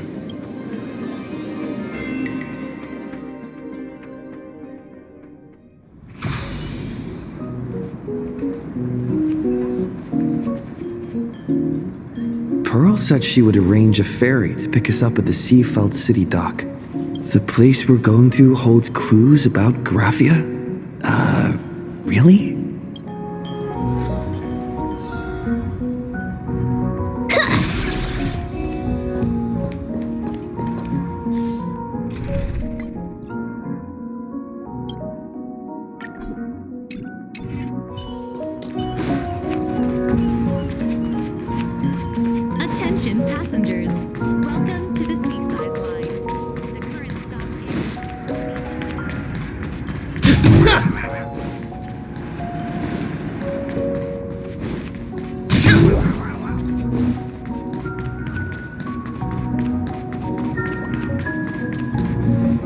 It is an honor to, well, shall I say, be of service to you again. To be honest, when Madame Pearl invited you to visit the Prolux Tower, I was supposed to be your guide. I ended up being replaced by a total fraud. My name is Feld. By order of Madame Pearl, I will be escorting you to your destination. You are too kind. I followed the battle in Seafeld City very closely. Serving a hero such as yourself is a true privilege. I assume Madame Pearl has already briefed you on our destination? I see. It so happens that Madame Pearl is tied up with an unforeseen event, so allow me to brief you in her stead. The destination of our boat journey is a hotel known as Inkford Hermitage. It is situated at the end of a Dovebrook tributary that ultimately flows into the sea. It is one of the points where the world in canvas intersects with reality.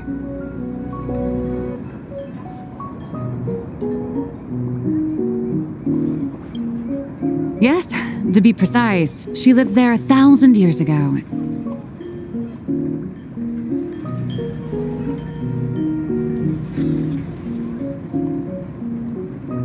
Legend says the miraculous canvassing of the mortal world happened there.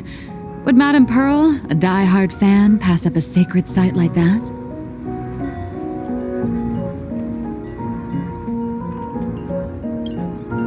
Word is that Madame Pearl just flicked her wrist, signed a check with an astronomical figure, and bought the whole plot of land. She also snatched up every single piece of Graphia's lost works she could find without bothering to verify their authenticity.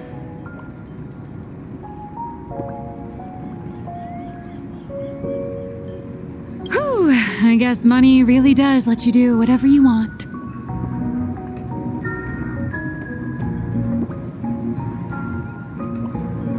That's not even the half of it. I don't know where her obsession comes from, but she's dead set on the idea that Graphia is still alive. If she gets even a whiff of anything remotely related to Graphia, she's got her people on it at the snap of a finger. But all they could find were Imagine knockoffs. Random, pretty redheads based on nothing but imagination.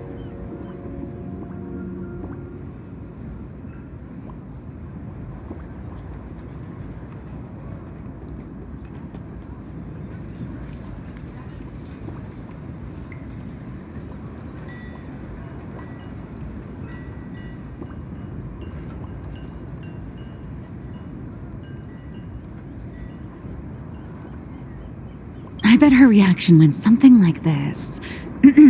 Objective. Locate the original. Error. Detecting excessive quantity of low-quality merchandise.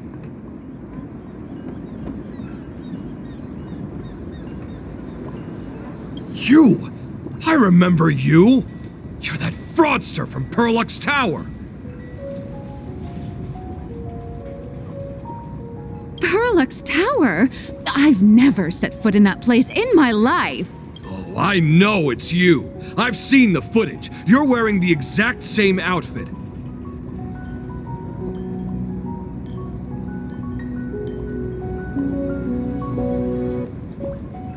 Oh, a slip up in an otherwise perfect plan. Relax. Your job is safe this time. Cut it out, you scoundrel! You can't talk your way out of this. Who exactly are you?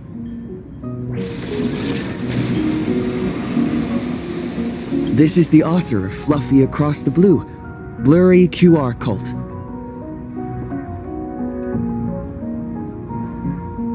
Huh. Is that so?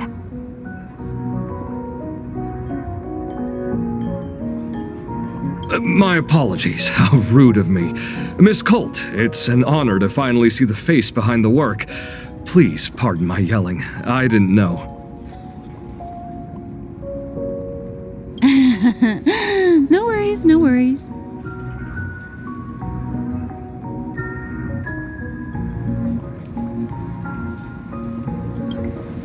Well, yes. Would you believe it if I said I was going on vacation? This blurry QR code. Let's be clear. You are being transported under escort. Your current credit balance is in the negative. Madame Pearl has offered you a lifeline by asking you to complete the next volume of the Fluffy.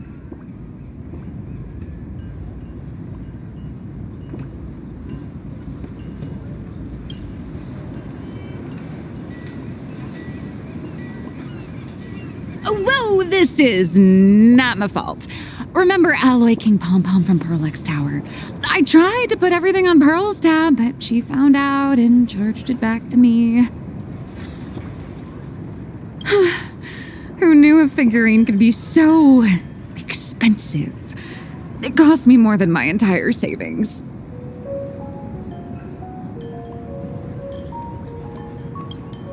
I went all in on learned coins. There goes my licensing fees and royalties. I lost every single penny. So you're escorting her to, shall we say, an intensive creative retreat? Correct. The objective is to deliver the manuscript and clear her debts. The estimated duration is 56 days. Hear that? It's not a hotel. It's hell, where you get whipped for not finishing your scripts on time.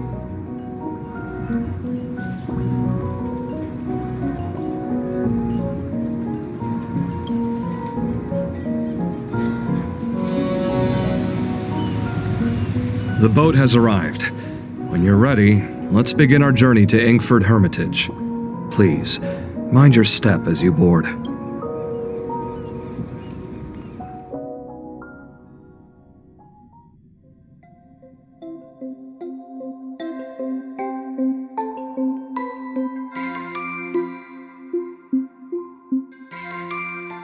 We have arrived.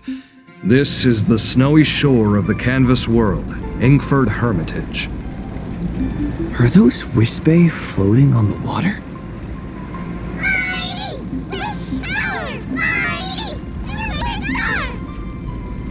Oh dear, there are so many Wispe. They are blocking the boat's route. But no need to panic. Please follow my lead. We have now arrived at Hermitage Port. Please make sure you have all of your belongings with you, and watch your step while disembarking. Thank you for traveling on this void liner.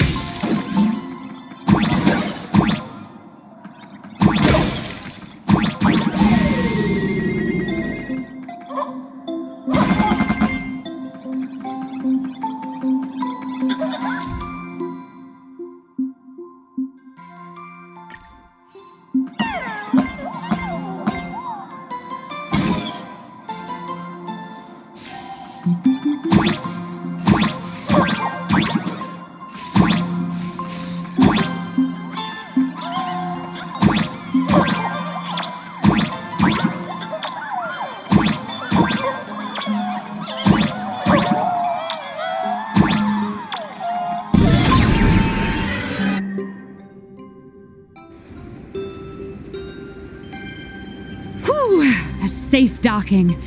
For a second, I thought we were going to hit an iceberg or something.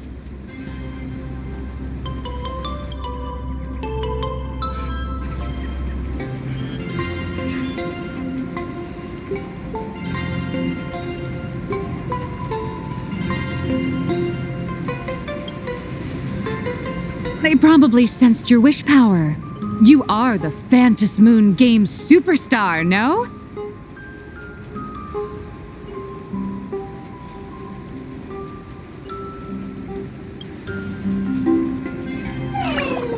Look! One's trying to hitch a ride on you.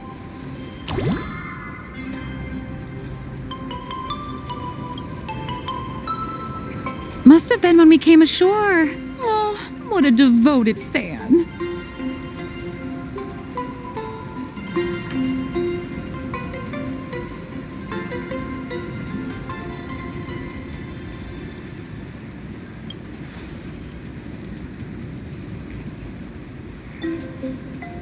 Everyone, welcome to Inkford Hermitage. I was imagining a Benzai Tengoku style manor or something.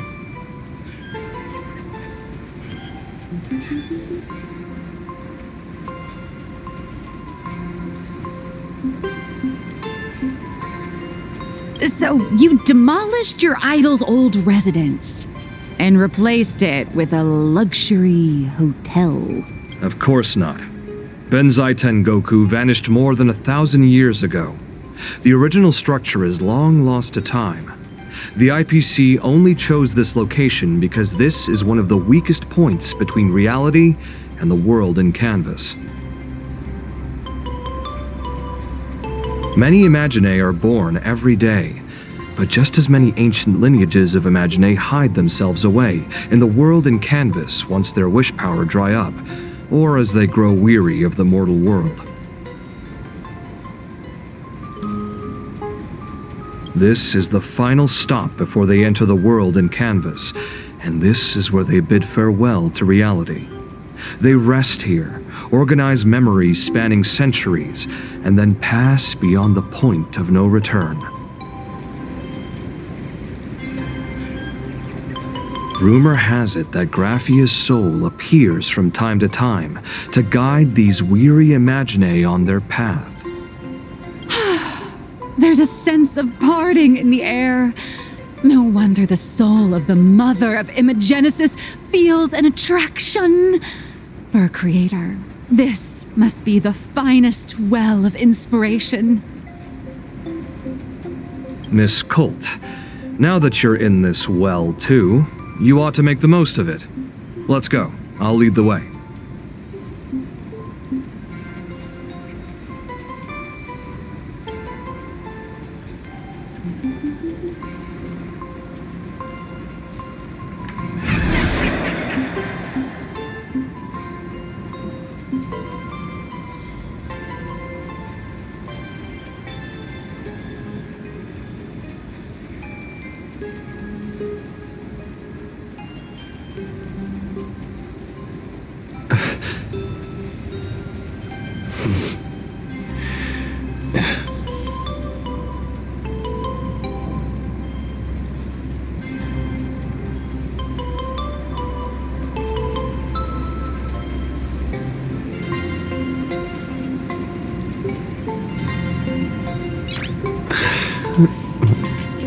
Nice.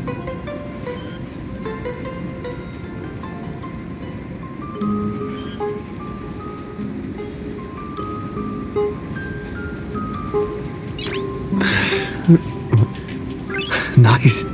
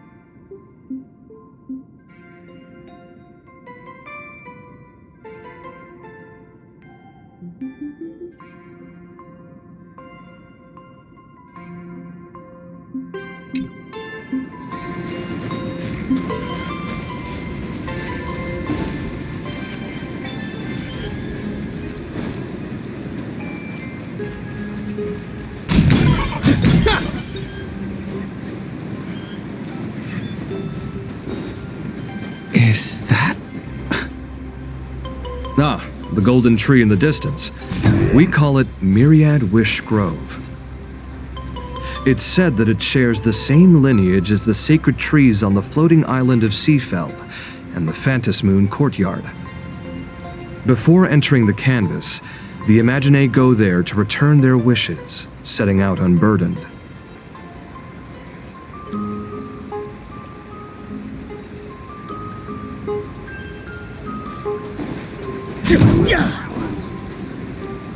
All those years of effort, and in the end, I still live somewhere this.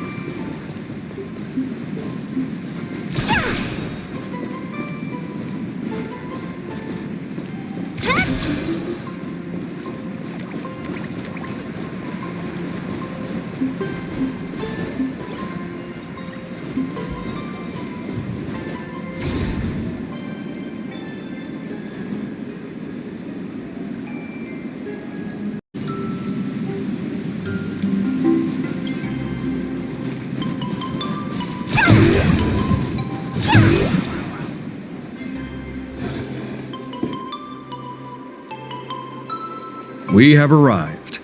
The hotel staff will take over from here. I'll take my leave.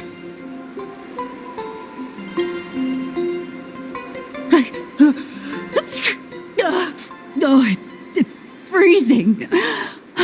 It's cold enough for a typical snowstorm mansion murder mystery. Anyone here? Here. Hello? Hello? Honored guests, my apologies for the late welcome.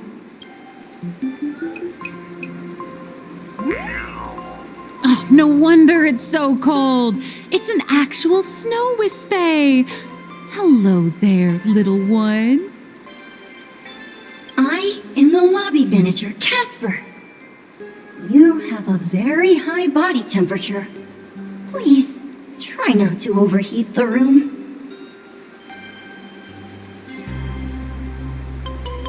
Allow me to introduce myself. I am the popular comic artist, Blurry... the former comic artist, Miss Nihilux.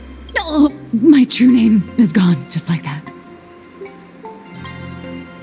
Oh wait, did you say former? The big shots upstairs gave me a heads up. You are now an asset of Perlux Corp. You'll be staying here until you finish your next volume.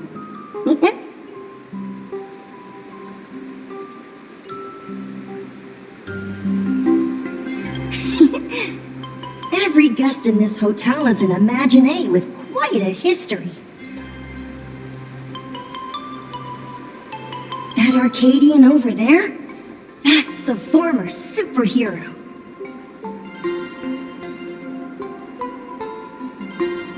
Which one? Never heard of him. That one over there is one of the oldest strangelings. They're a former Kappa. These days, they work as the hot springs manager.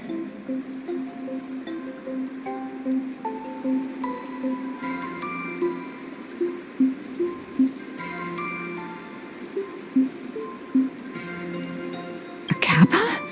Didn't that lineage of Imaginae go extinct when the IPC first arrived? There are still a few survivors that slipped through the net.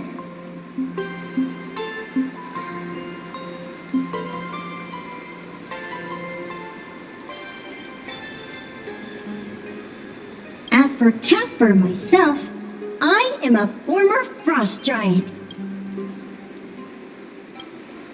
Little old me. was once a tall, mighty, and majestic giant. Of course, that was back in the Cinderth Age.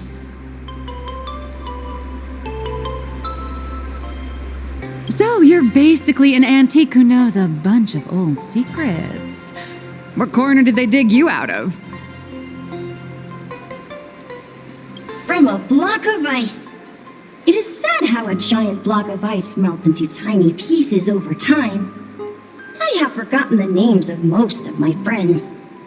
And I have not tasted a crispy, charred Void Ranger in a long, long while now.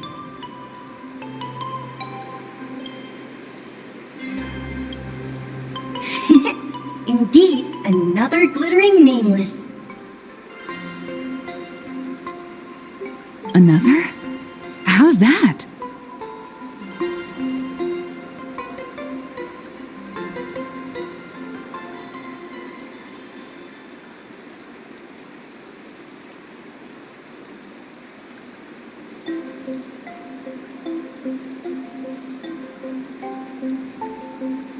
That is a secret.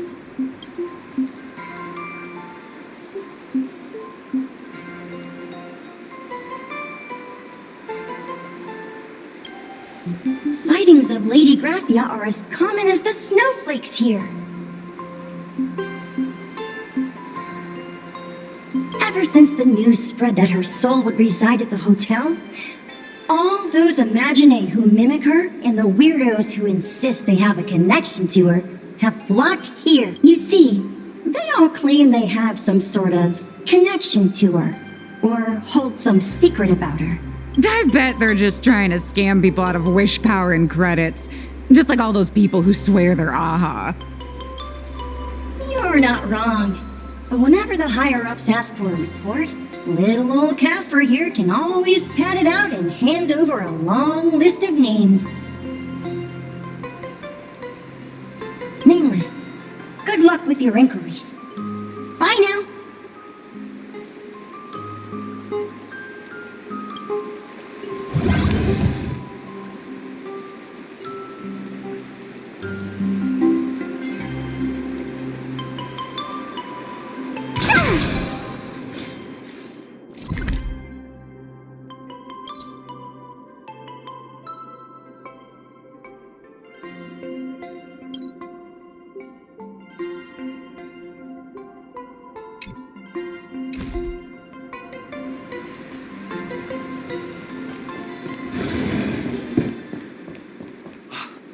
I heard Graphia is still here in this hotel.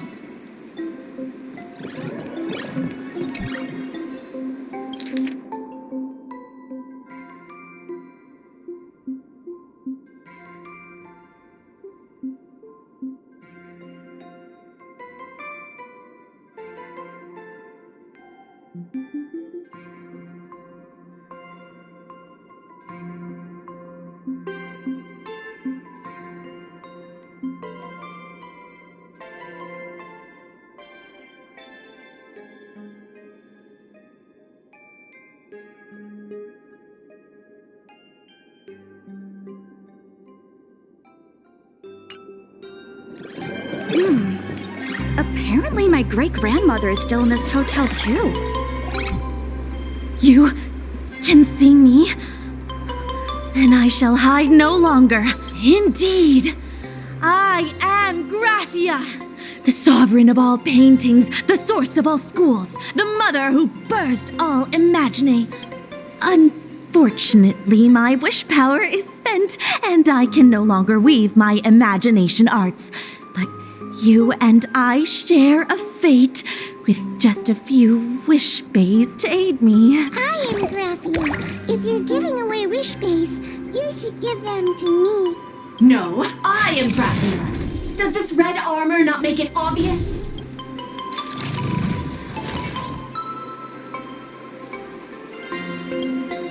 I don't care which.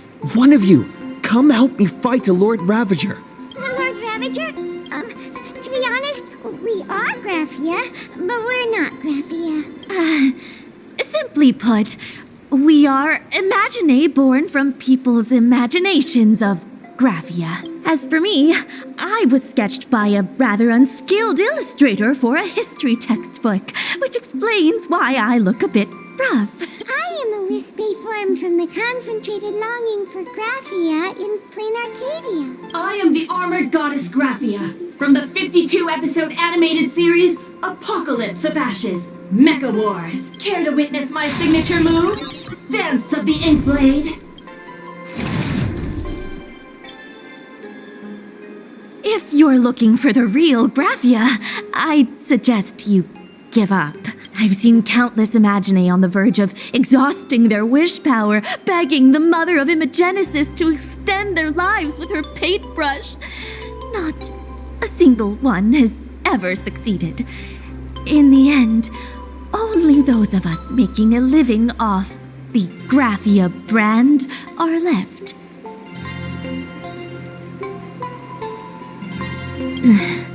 When it comes down to it, she's nothing more than a legend. Who knows? Maybe the IPC made up some story to boost the hotel's revenue.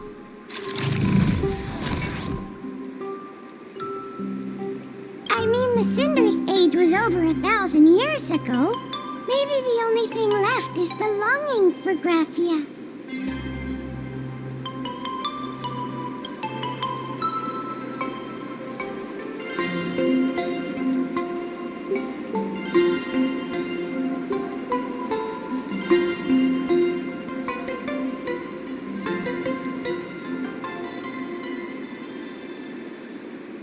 There's one very simple way.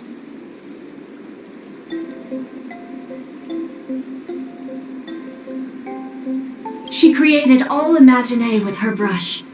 Word has it she waits at the end of the world in canvas to see off those whose time has come.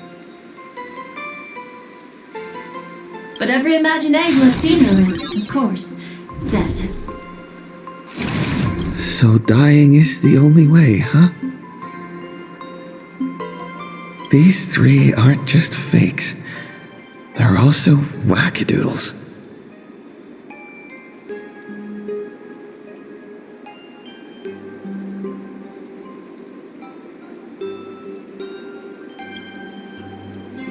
As I suspected, finding Graphia was never going to be easy. Besides us, there are plenty of ancient Imaginae living here, ones that have long gone extinct elsewhere.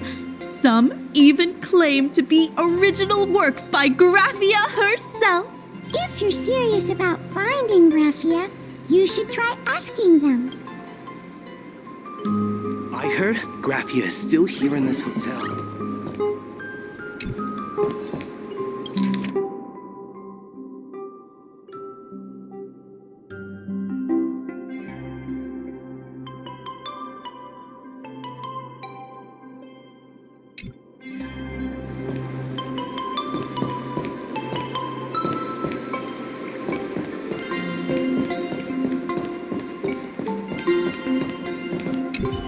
My friend, you're the true hero!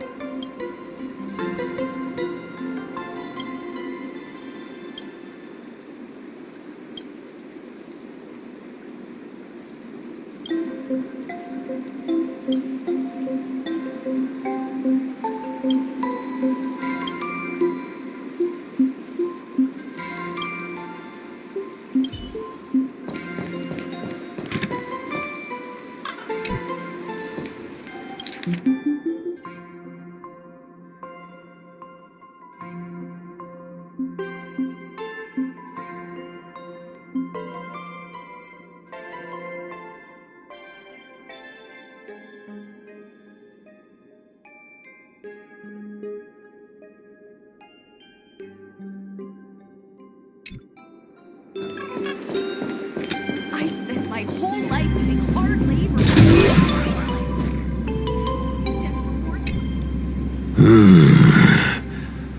I sense more stray thoughts and disturbance in the water.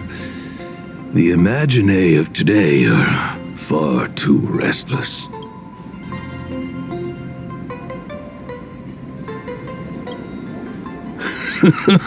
Yes, yes. This old soul is just scraping by with what little talent I have left.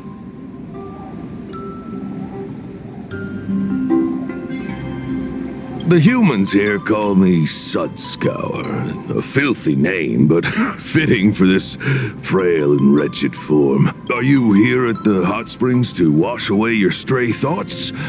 Or just to chat with the last Kappa of Ahatopia?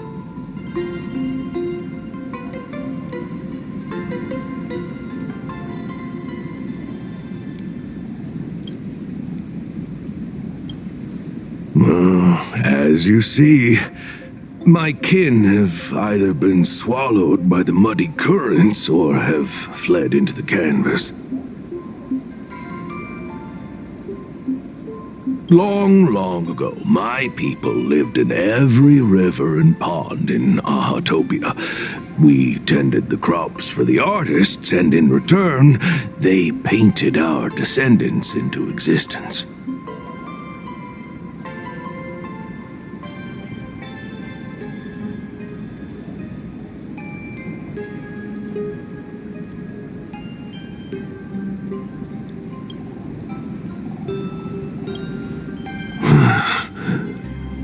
It is hard to leave one's homeland.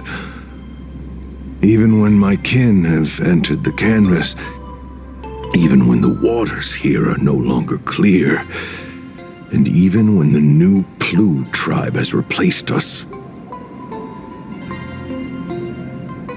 This is still my home. It needs someone who remembers the old days. As long as I remain, the Kappa line is alive.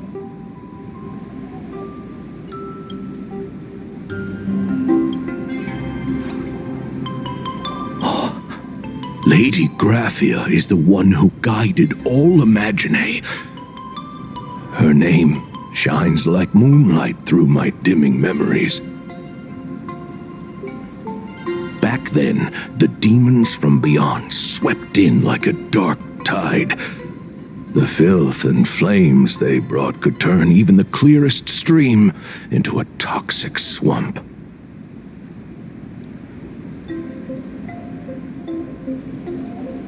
We Kappa were weak and could only shiver at the bottom of the rivers, but it was Lady Graphia who found us. She encouraged us, saying that every drop of clean water held power against the darkness. She taught us how to use water to protect the displaced mortals and wash away those impure monsters. Though our impact was limited, that was the most heroic era for my kind.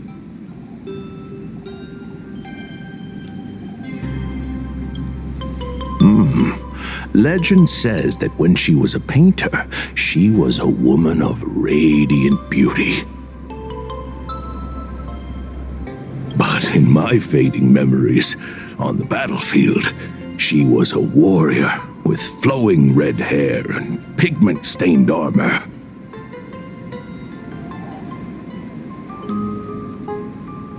Some say she fought like a demon, but to me, her eyes shone brighter than the smoothest river stone.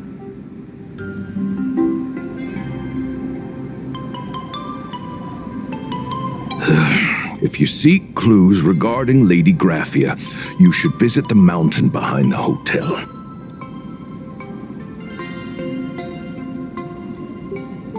There are atonement statues left by Imagine there, filled with their prayers. It is also the site of Graphia's former residence. Casper likes to wander around there. He is a strangeling, far older than I. Perhaps if you play in the snow with him, he might show you the way.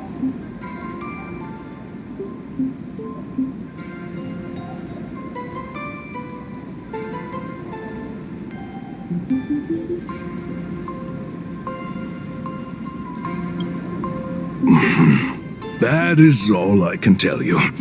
After all, I am just a stubborn old Kappa, trying to keep this one pool of water a little cleaner.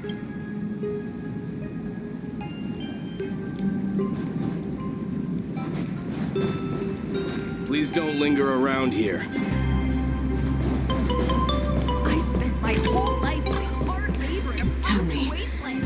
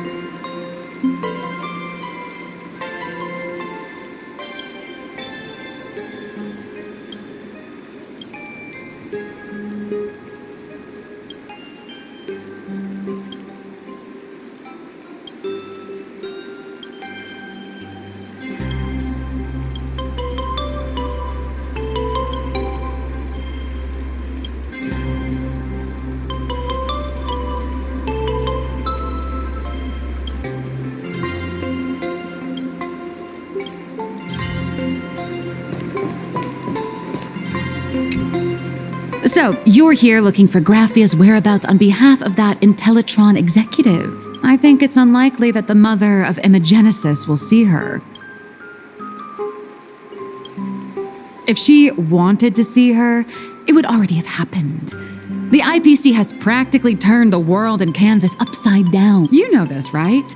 Over 140 years ago, they brought in hackers from Punklord and did everything they could to blast open the passage between reality and the world and canvas.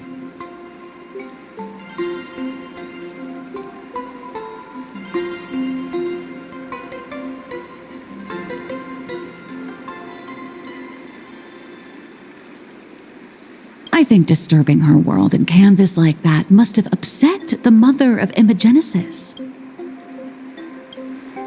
A friend of Graphia's? Just how long has that person been alive? So that friend wanted you to find Graphia, but they didn't tell you how. The only thing Avanesia left that could be a token is the mask she painted herself, right? Normally, I'd suggest you play that little snow puff ball for info. That good luck with your inquiries line definitely had a subtext. But since you're asking for a bright idea, you must have heard that in a certain corner of the universe, there's a mysterious ritual that can summon historical figures to the present day. The Holy Grail War!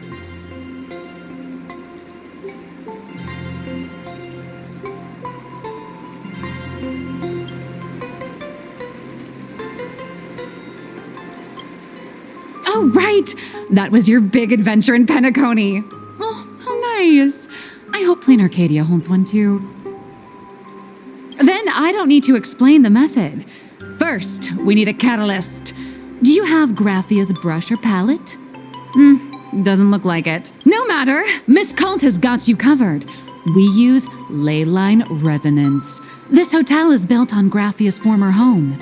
It still has a connection to her, like that vibrant golden tree. Wait, you aren't actually falling for this, are you?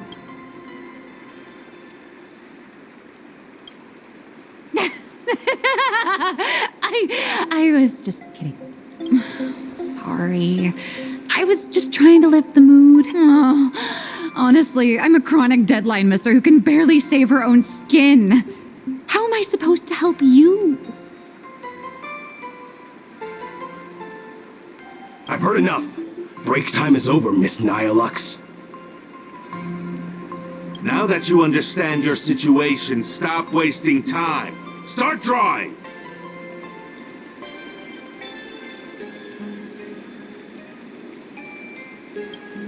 I just checked in and I have to work already? I'm not some fully automated painting Mechatron. You do know that, right?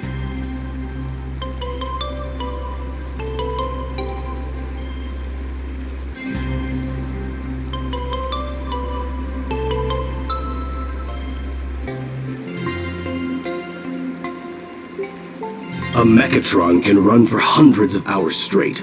You cannot. That's exactly why every second counts.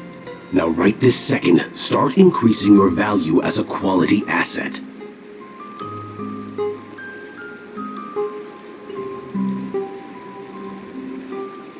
Hey, wait! This is kidnapping! Little raccoon, help me!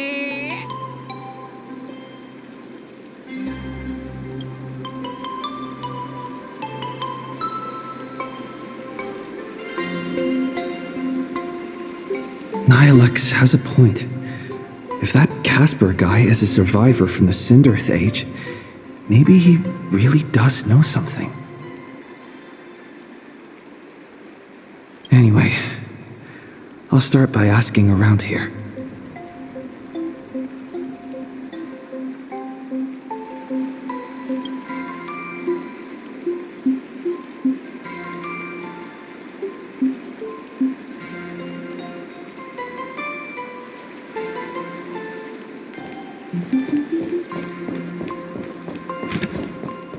I spent my whole life doing hard labor in a frozen wasteland. And now... hot springs!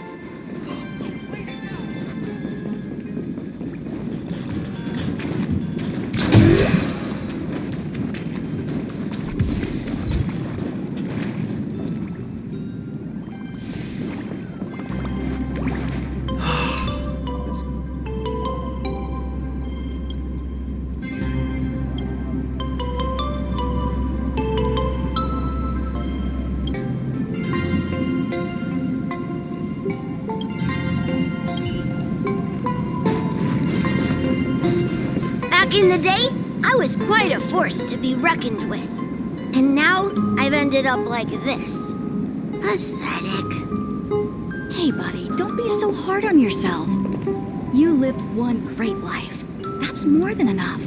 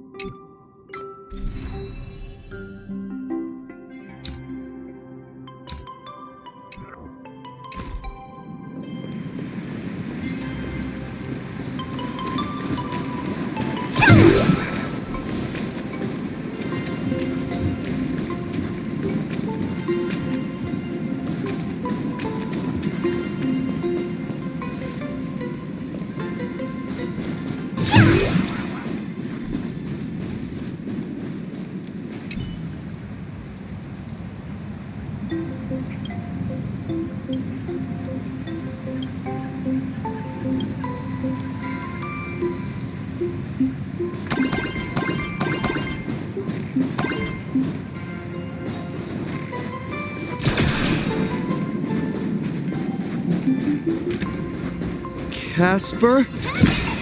Are you there?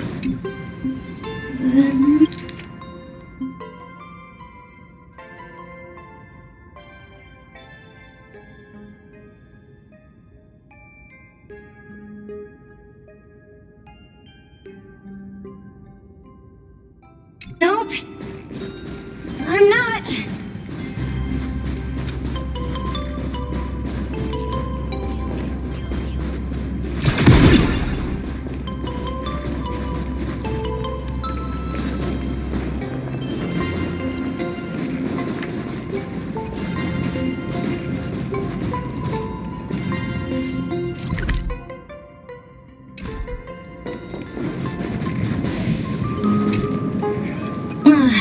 You found me, current nameless. I knew you'd come to ask about Lady Graphia, but if I tried too hard to remember things from such a long, long time ago, my soft, squishy head starts to throb, and then I start melting. Drip, drop, drip, drop.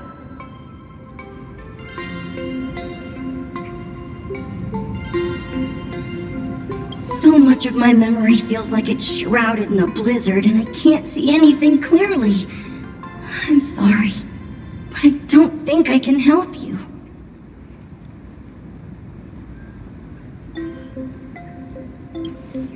A snowball fight? The game, the name, it feels so familiar. It feels like I had snowball fights every single day a long time ago. Shaping the snow into balls and flinging them at whatever strange intruders came barging in.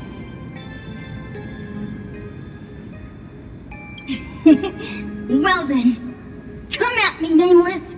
I'm a snowball fight veteran. I won't lose.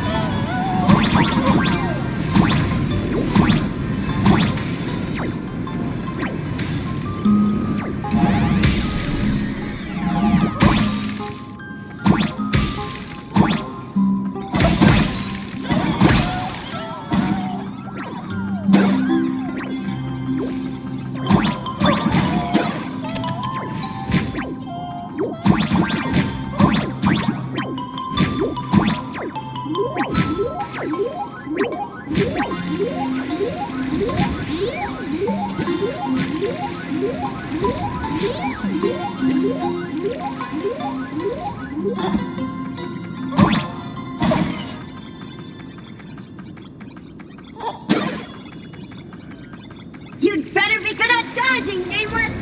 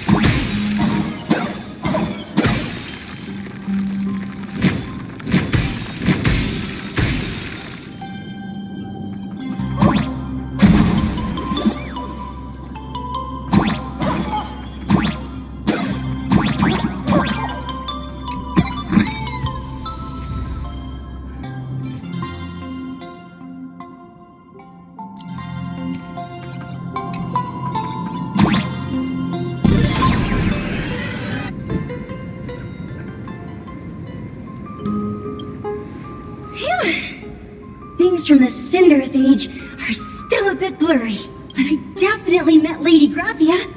I had snowball fights with her.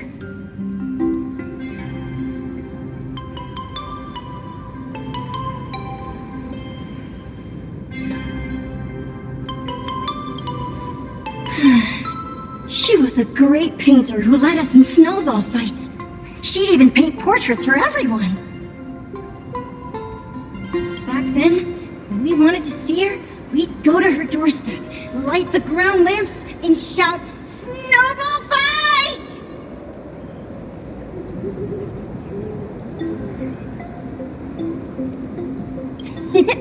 Then Lady Graphia would poke her head out of the window upstairs, unfurl the scroll, and whoosh!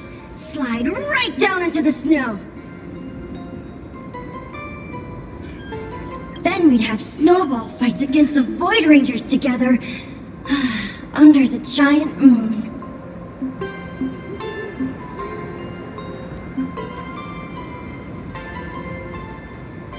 If we won, I got to swallow the Void Rangers whole. They were so crispy and tasty.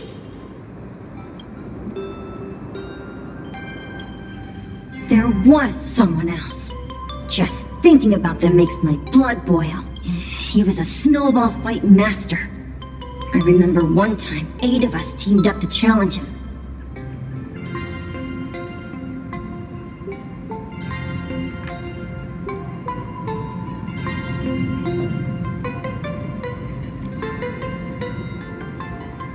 That guy knocked us all down with his snowballs like it was nothing, all from so far away.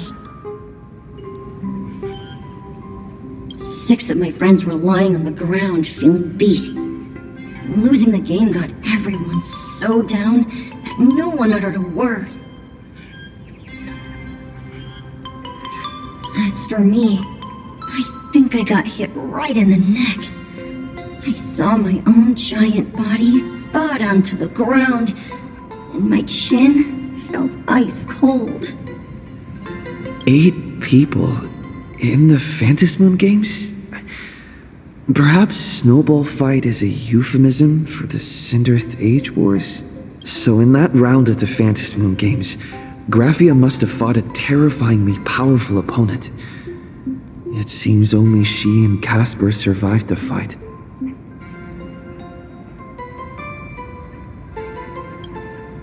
I saw her once. Just once.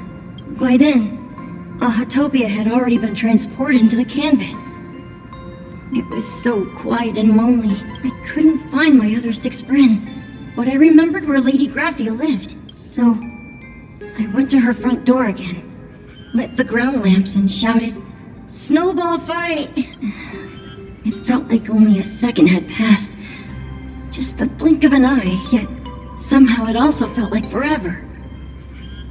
At last, I saw her drift out.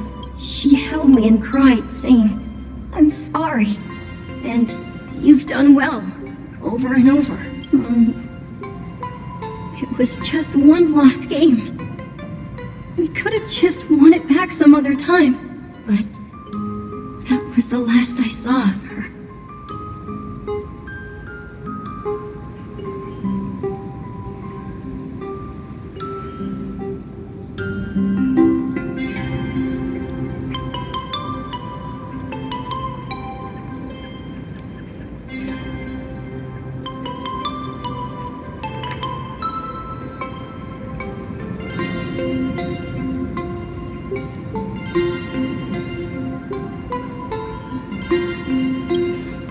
I only shared some memories of a snowball fight. If it helped you, Nameless, then I'm happy. That's about all Casper can remember. If you're still up for fun and games, come find me for another snowball fight sometime.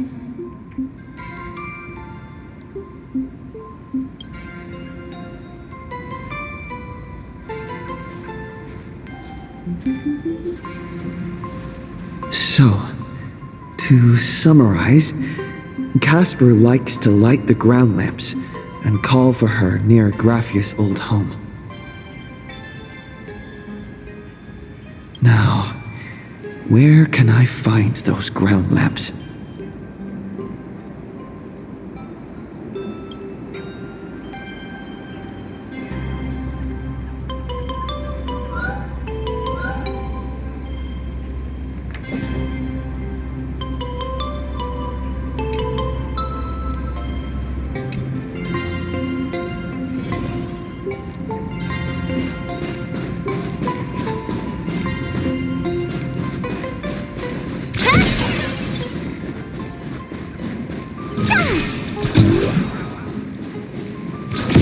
Even next to such a lively hot spring hotel, there's a secluded... These atonement statues all look like small animals.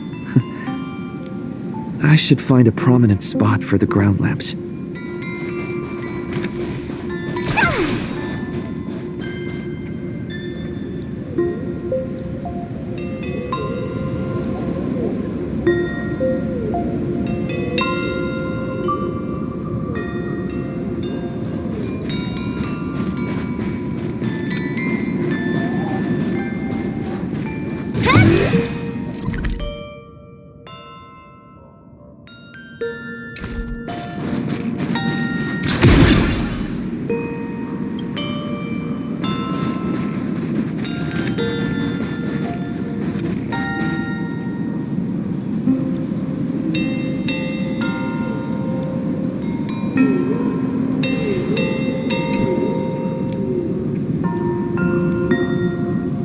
These two little lamps don't look reliable at all. Whatever. It's not like I have any other way.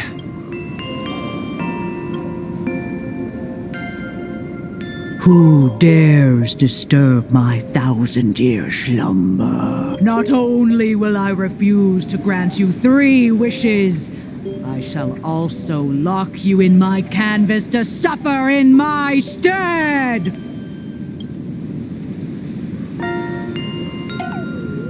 Thanks for the invite. I'm not quite dead yet, but I don't feel alive either. I'm testing the deadline. I snuck out. This mountain path is so quiet and secluded. Oh, what a great spot for a night stroll. Listening to the calming sound of the springs. Who knows? Maybe my inspiration will flow again like these waters.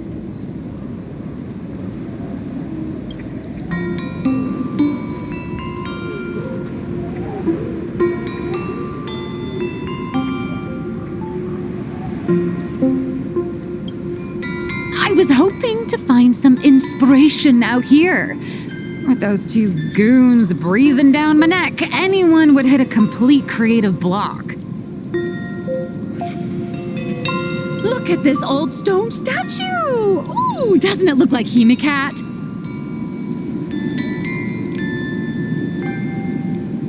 I just reached the real versus fake Hinacat arc in my comic. Let me pay my respects. Maybe Graphia will bless me with enlightenment.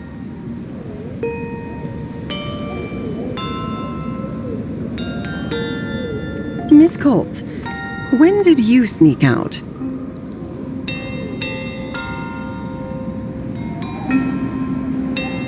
That was fast!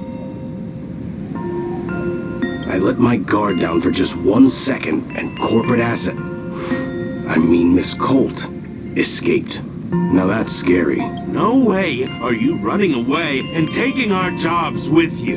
Good thing this kind lady spotted where you were headed. Otherwise, you might have slipped away for real. Let's go. Back to the room to finish your work. Come on, not again!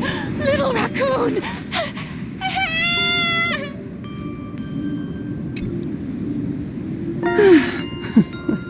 Being an artist sure is grueling. I remember being held in a room and watched by 6 or 7 people, too.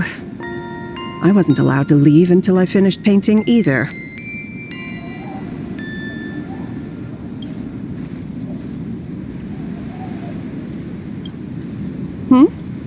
You're asking me?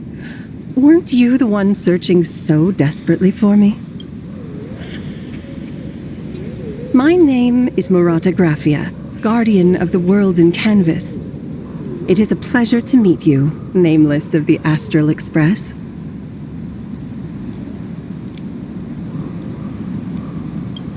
You're saying... you are Graphia? She really does look a lot like Himiko. Child, you were the one who lit the ground lamps, were you not? If memory serves, that was the secret signal my old friends used to call for me. I simply answered the call, yet you doubt my identity. How strange.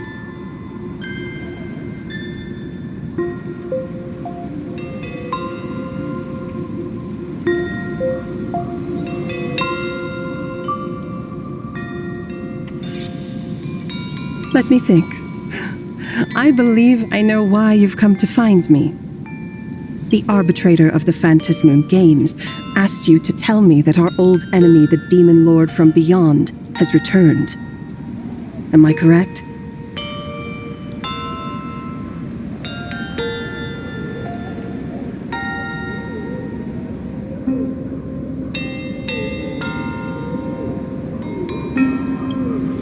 Since Ahatopia's in canvassing, Evanescia and I agreed to guard reality and the world in canvas separately, never to meet again. But over the past 1,000 years, I often hoped we might reunite in some way. Who would have thought, when word of her finally reached me again, there'd be no warm greetings, but instead only an impending crisis? You must have many questions.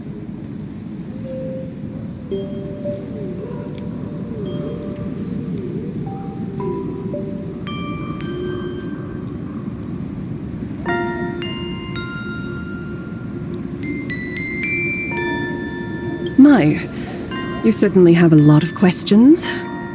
But before I enlighten you, during the Cinderth Age, that demon lord from beyond once took the form of a friend to infiltrate the Resistance, causing catastrophic casualties.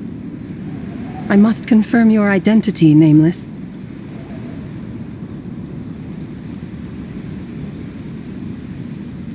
Do you carry a token from Evanescia?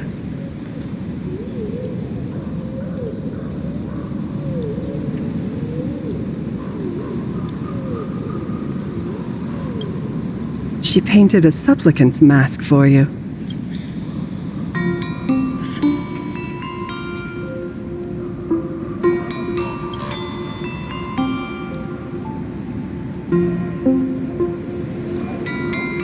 The secrets you seek are many and tangled.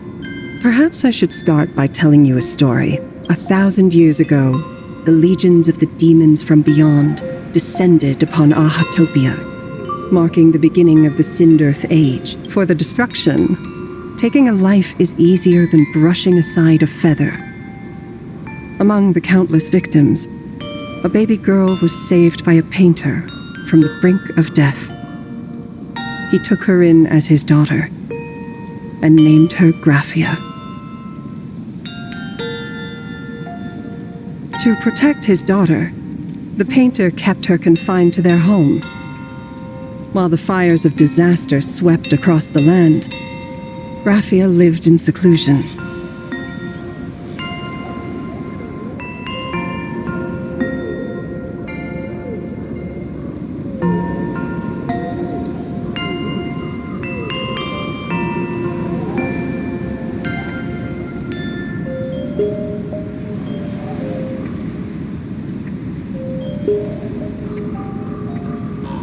Until one day, a falling star streaked across the dark sky, and a deafening roar shattered the silence of the wasteland. Unable to contain her curiosity, the young girl slipped out of the house to follow the sound. And so she saw it. Beneath the cold Phantos moon, a tower of infinity stood on the mountain range at the edge of the horizon.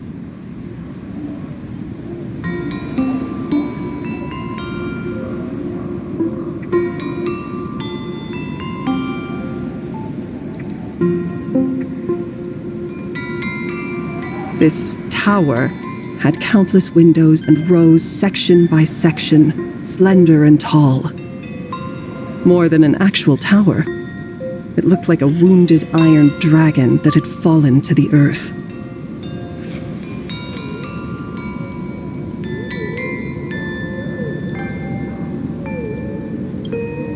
Indeed, that tower, which stood only for a moment, was the crashed Astral Express. And Graphia's family name, Murata, came from the wondrous sight she saw. At the time, the wrecked train was surrounded by countless abominable monsters. Amidst these foul enemies, a few warriors in strange attire fought tirelessly. But they fell, one by one, unable to withstand the endless tide of monsters. It was only much later that Graphia understood that those who fought and died for Ahatopia shared a common name, the Nameless, who walked the path of the Trailblaze. That was the day that Graphia stepped into the mortal world. Her life as the mother of Imogenesis began in a long, drawn-out war, fought at a severe disadvantage. She was forced to seek the aid of the Phantos Moon Games, attempting to use the mighty power of an Aeonic ritual to lock the terrifying demon lord from beyond within a limited battlefield. This was also the first time in the history of the Phantos Moon Games that the 8 supplicants joined forces to confront a powerful enemy from beyond, the Lord Ravager, Asat Pramad. She lost. Graphia did not win the Phantos Moon Games, nor did she manage to kill Asat Pramad. In the final days of the Sindearth Age, she gathered every ounce of wish power to paint the world into a scroll. Using herself as a nail to steady the canvas, she sealed the Lord Ravager outside. Yes, as long as the scroll still enshrouds reality, he won't be able to lay a finger on the Leviathan's remains buried deep within Ahatopia.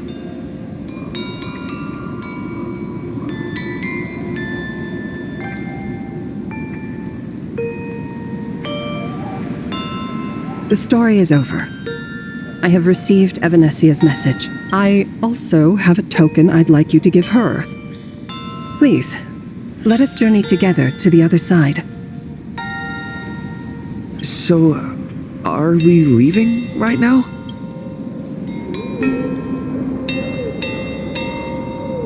No, there is no need to rush. You have a friend here who is lingering with a heart full of farewells. You mean Blade? Follow this path down to the riverbank of Myriad Wish Grove. You'll find many Wispe gathered there. When you are ready, choose a Wispe. Whisper Graphia's name and your wish to cross over to the other shore. Then release the Wispe into the river. When the time comes, I will bring the ferry to deliver you into the canvas. Graphia vanished. How elusive. Anyway, I should head to the riverbank of Myriad Wishgrove first.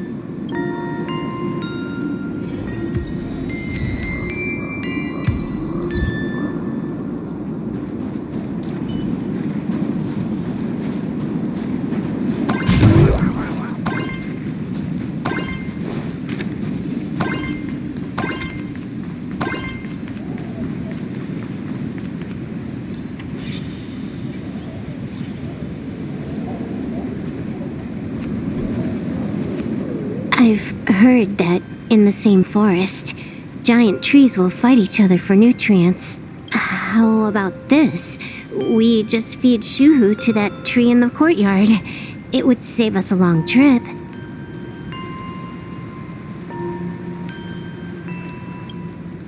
Say something. Didn't know you were a forestry expert. I'm not joking. I'm serious. If the Elwood absorbed another emanator of abundance, it would likely bring about an even greater catastrophe. Right now, there is no other option besides the Veracity Husk. If the abundance grows too strong, the Ambrosial Arbor loses control, and the Arcadia is doomed. If the abundance is too weak, the husk spirals out of control, and the Arcadia is doomed just the same. It's called an Arcadia, but the whole thing is built on a razor's edge.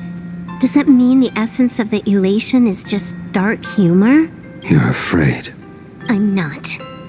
I respect your choice.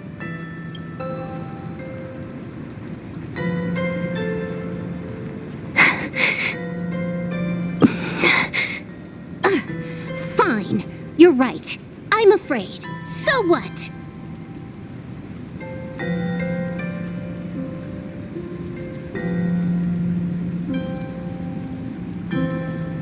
You don't think I know what that Xianzhou person meant? 1 in 10 chance? There is no chance at all.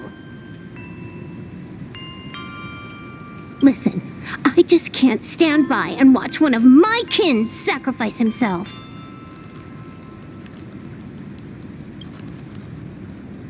Kin. What else? Friend? Colleague? Playmate? The guy who carries my bags when we go shopping? I suppose all of those fit. Fit? How? Ugh. Sometimes I can't tell if you're actually dumb or just playing dumb. I hear you. Just assume it's the former. Simpler that way. My mind is made up. You should understand. Misplaced emotions will only cause the mission to fail. You really are just plain dumb. To be honest, I'm the same way. If I could see Firefly cured of her illness, Kafka finally finding the heart she's looking for, and that guy reclaiming his future, then I'd be willing to pick up that level 999 cartridge too, even if it means becoming nothing but a shadow of the Dark Zone. Don't. At the TV tower, you already severely overspent your time. Don't touch that thing again.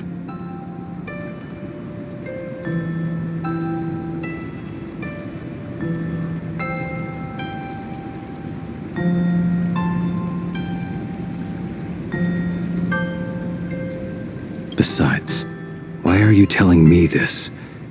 You should tell them yourself.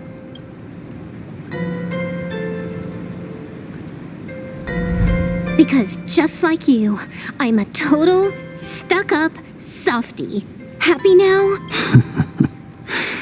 Feel better? No. Unless you give me a sincere apology and a proper goodbye, we're not settled. Not settled. Is that right? Fair enough. Whether as Ying Xing or as Blade, my journey has reached its end. Before the final verdict, I should say a proper goodbye to my kin.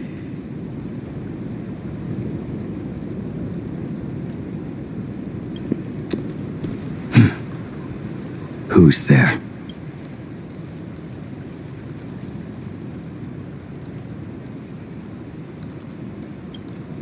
Next time, it'd be better if you didn't try to sneak up on us like that. I knew you would come. I met the legendary Graphia. She told me a way to enter the world in Canvas. If we simply chant her name and release a Wispe into the river, she'll come to ferry us. A legend from 1,000 years ago. And she's actually still alive? It really makes sense. After all, you two are practically the same age. Knowing that gives me a bit more hope that you can actually make it back. Then let's begin.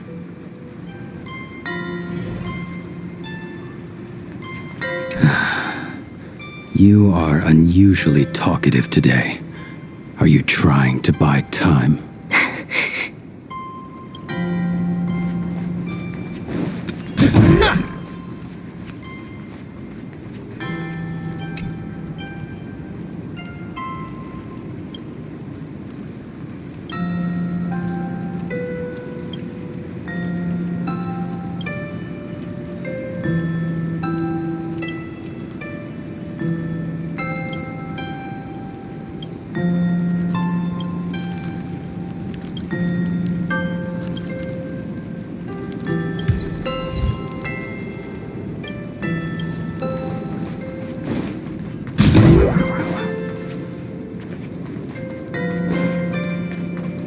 Great tree.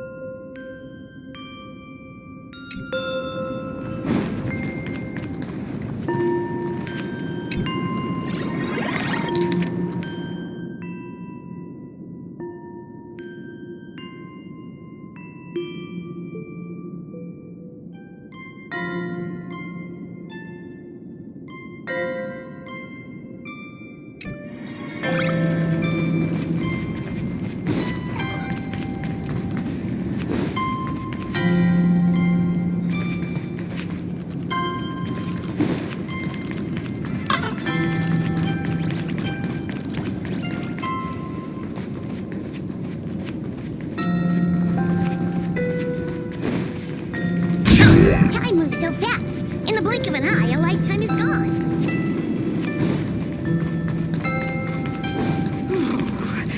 It's freezing.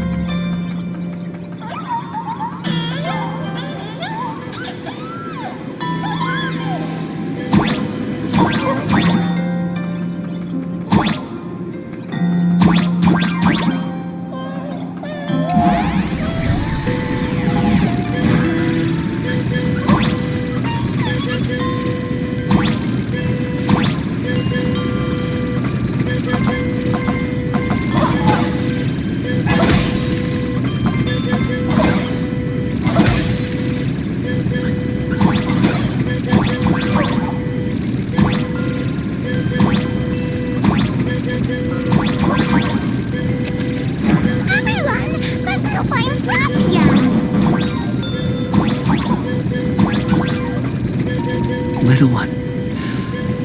I choose you.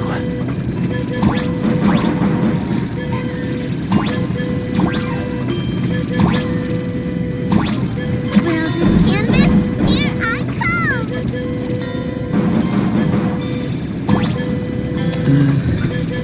That should do it, right?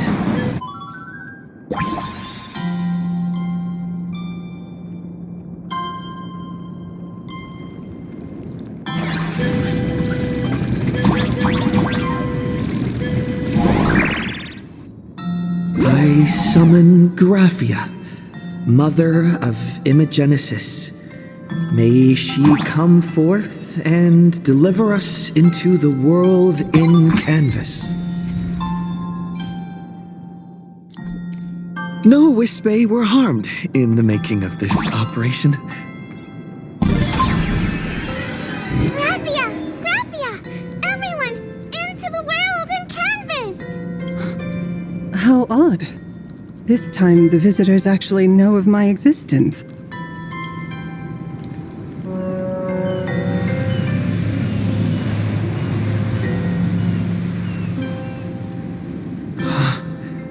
Strange. Why is the boat coming from downstream?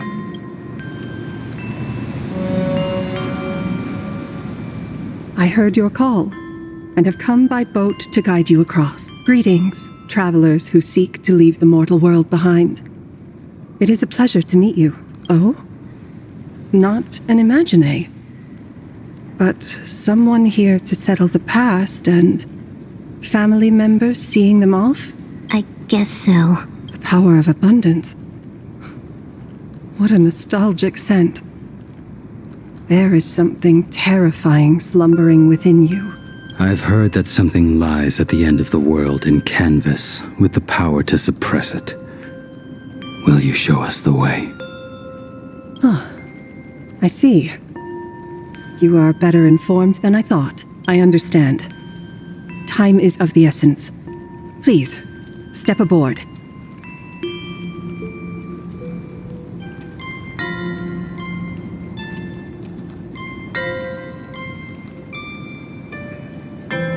Thank you. The mountains lie distant, the waters still, and snow settles. A fine moment to bring this weary life to its end. Bring a weary life to its end. To my eyes, the power taking root within you is far from withering away. It's just a matter of time. The journey downstream is long. As is custom, I must collect your past stories as fare. I shall use them to paint the path forward, which will guide us to the other side. My past stories. I am not much of a storyteller. There is no need to weave your thoughts into a complete story. A single memory, a single breath. These too are parts of your past. Only by letting go of the past can you truly set forth with an open heart. Is that not so? Go ahead. Say something. I'm curious too.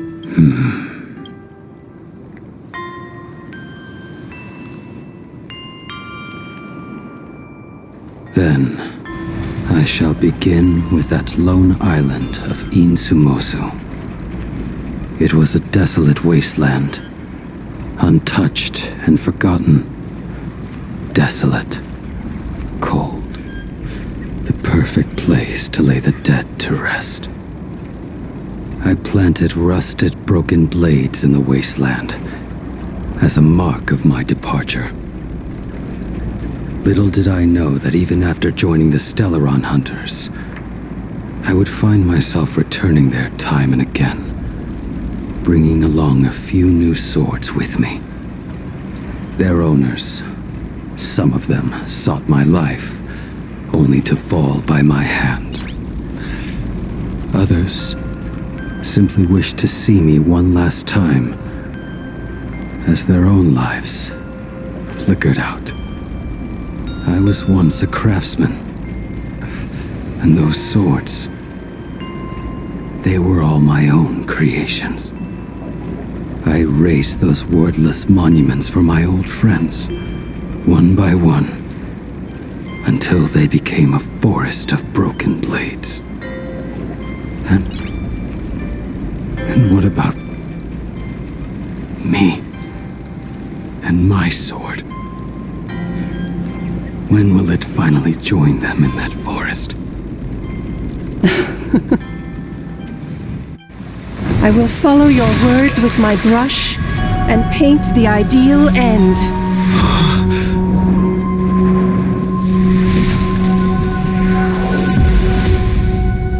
Sword barrier. We've reached the shore you've been seeking. What is this place? This is the world in canvas. A mirror to your soul, blooming as your heart dictates. May this meadow be everything you wished for. Superb artistry, and yet I thought you would paint the desolation within me instead. Desolation? I saw no desolation in your story. Instead, I found the lingering regrets of a master craftsman. The fire that tempers black steel and shapes 100 blades does not burn upon the forge or anvil. It burns within your heart. That spark within you has yet to fade. It is why this plane has chosen to bloom into flowers.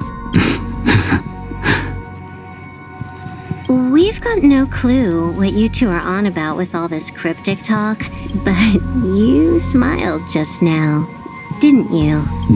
No, I didn't. We should go.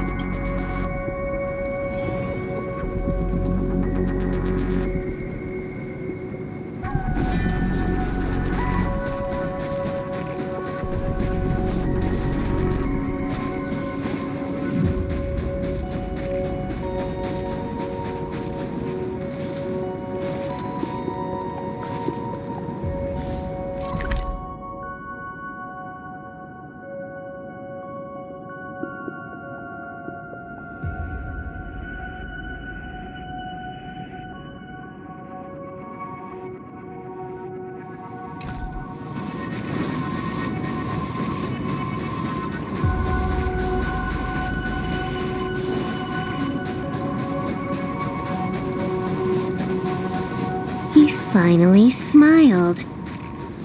I'm actually the one who can't even smile. This sucks.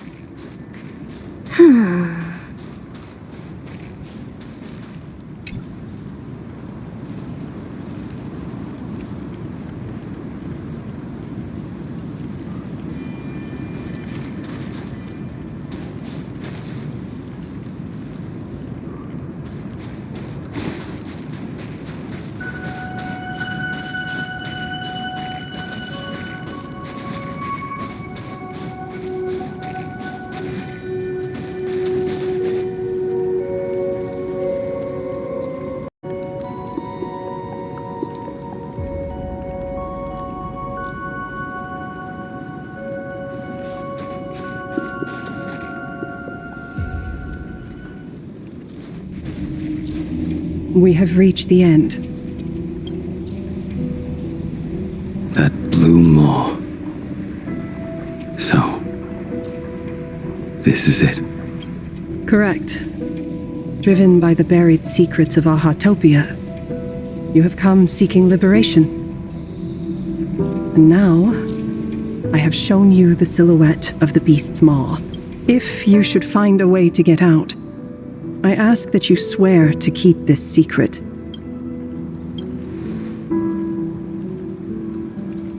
I will keep the secret. That blue maw, can it truly consume the abundance? Only a beast of insatiable hunger can end a plague of eternal growth. I have stood watch in this realm for a millennium, beholding the eternal conflict where the veracity and the abundance remain locked in strife.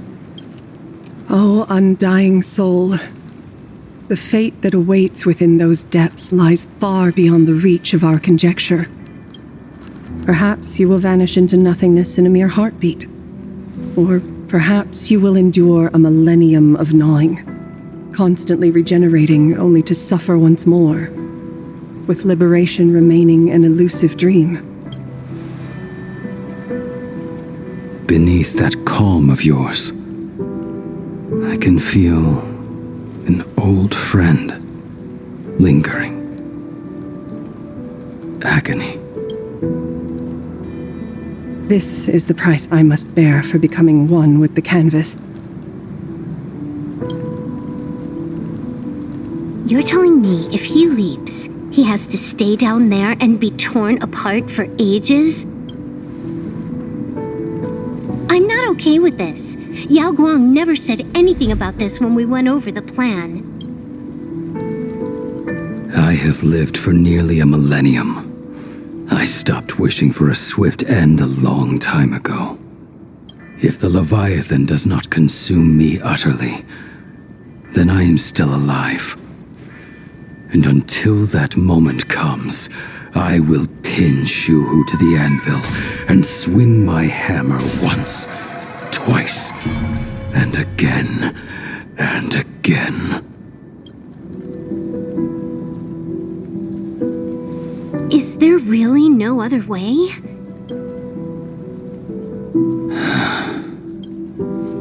Silverwolf, I was never one for sentiment. I'll only say this. In my past life as a smith, I made it a point to forge something for those friends I found tolerable. But ever since I joined the Stellaron Hunters... Oh right, I get it. You want me to go back and take apart that box Kafka uses as a footrest, right? You already took it apart? A long time ago. Quite a few treasures in there. A master-crafted blade, a game controller, and a portable reactor.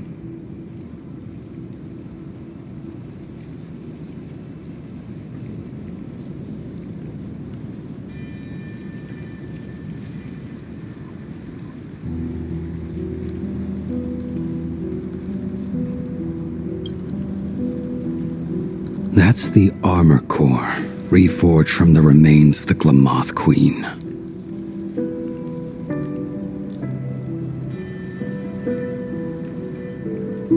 Oh, and a cat scratching post. When did you find out about these items? You? You mean we. We all found out. Think you hit it that well? Please, give me a break. We're a pro team, you know. Just split it among yourselves. Consider it a keepsake. Kafka should be the one saying this, but... You are the most perfect blade the Stellaron Hunters could ever have.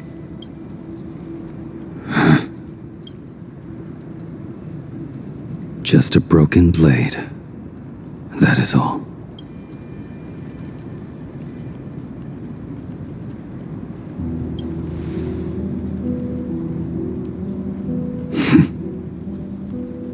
Thank you.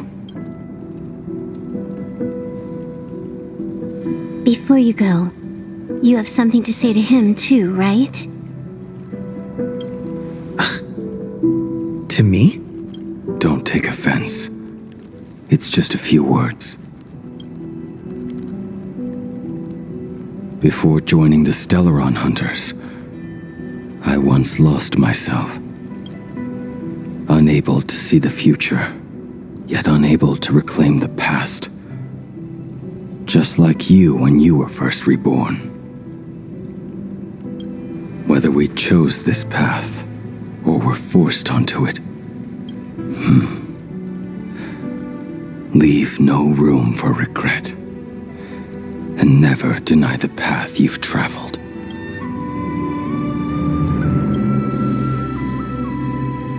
Then, let it be.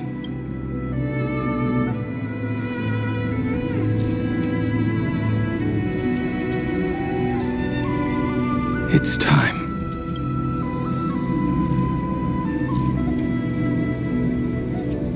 you still remember that passphrase?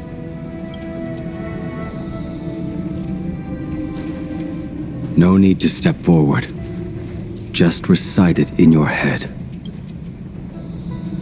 3 of a kind.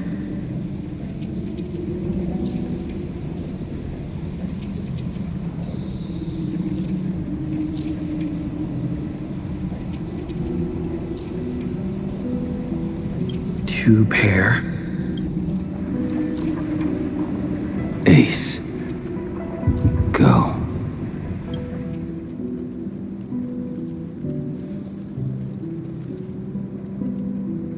Farewell.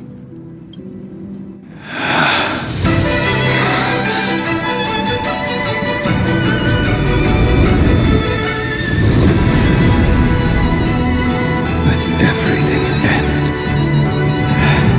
or truly begin.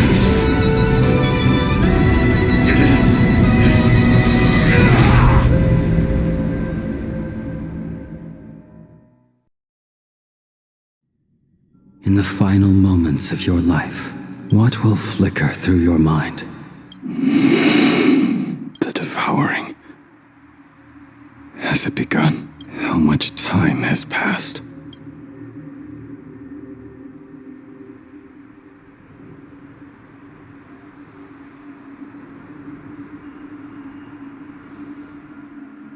Sea of clouds.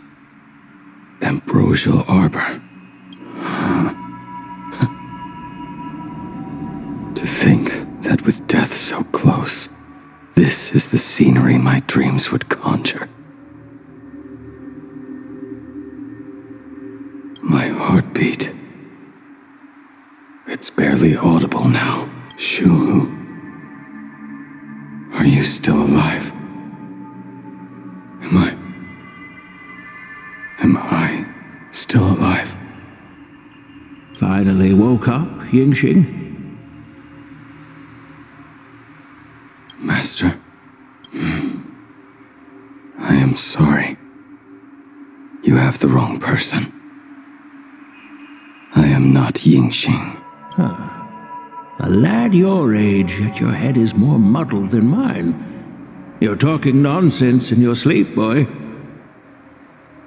It has been ages since we last met. Tell me, have you let your craft go to waste? Your master wishes to see what you can do.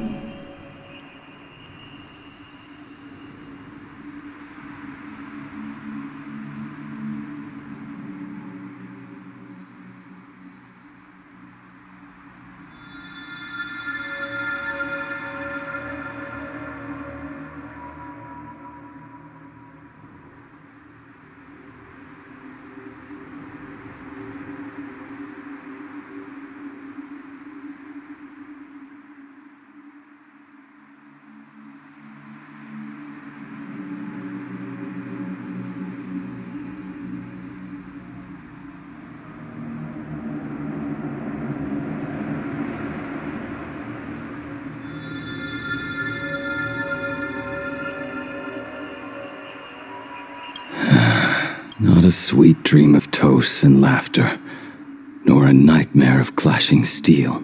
Instead, it is a dream of returning to the very beginning, to confess my sins before the master who taught me everything. Typical. This is a standard issue sword I forged for the Cloud Knights, back when I first began my training.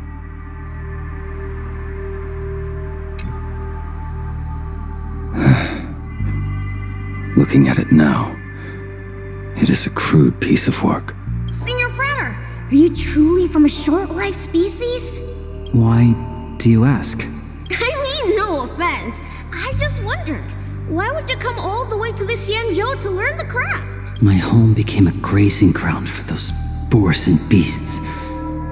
My parents, they're fertilizer. Unlike you, I won't live to see them wiped out. But my blades will. Look at this blade. Fresh from the forge today. I made it.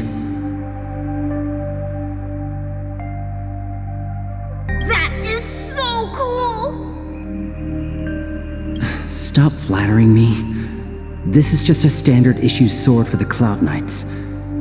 According to the template, its name should be New Blade 01.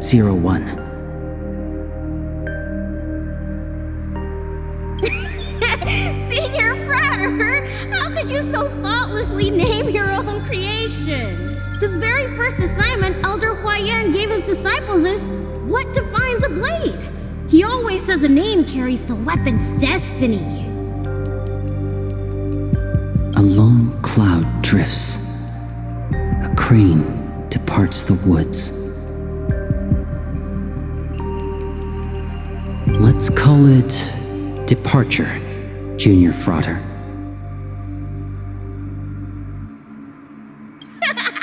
Senior Fratter!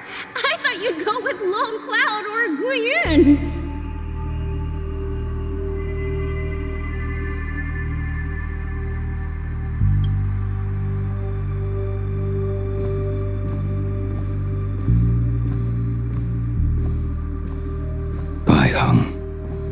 And that bow I forged for her.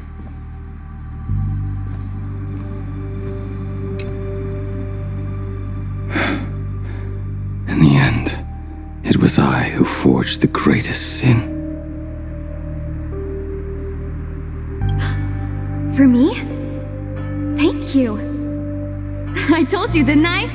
As long as you set your heart on what you love, nothing can stop you. Hey, did you give this bow a name? I named this bow Lure after a mythical steed from the primeval Imperium. Legend says it was one of the Emperor's finest mounts, a divine beast that could tread over any chasm and lead its master back from the brink of death. How did you get so off track? Why pick a name meant for a horse? That won't do. It does not suit me at all. I'm gonna call it Recurve Bow. That sounds terrible. It's like my mother naming me Human. At least change it to something elegant like Winding Stream. Fine. Have it your way. Look at you! Skilled with both the pen and the sword. You really should not be trapped in this flame wheel forge for the rest of your life. Hey, perfect timing! I have a few friends getting together on the Lafu. Wanna come along?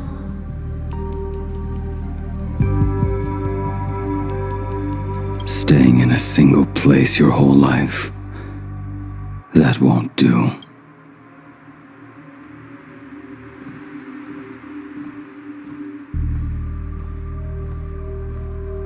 Jing Yuan's Devastator Glaive. The weapon I promised to forge for him all those years ago.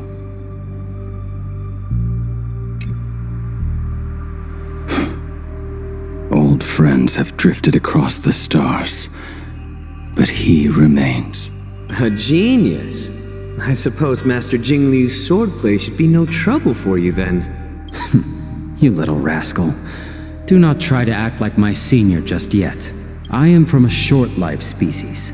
Xianzhou's swordplay takes hundreds, even thousands of years to master. I simply do not have the time. I heard your bold claim. I'd rather leave this world in a blaze than live until the end of time. It seems you think little of us Xianzhou people, then? My, the future sword champion has sharp ears. It was just drunken rambling. Don't take it to heart. It would be a waste to throw my skills away on the battlefield. You go to the front, and I will forge the divine weapons for you. It is a promise. All right, deal. Then I want a Devastator Glaive, 4 meters long, decorated with green silk, and you should engrave the blade with cloud patterns. Or maybe lightning. Wait until you have grown a bit taller, then it is settled. When the time comes, you shall arm each of us with a weapon of our own. Let us face the fires of war in your place, and handle all that tedious business on your behalf. Come, friends, drink up. We 5 come from all walks of life, but here and now, we are one. Together, we shall bring glory to the Xianzhou, and peace to all who dwell beneath the stars.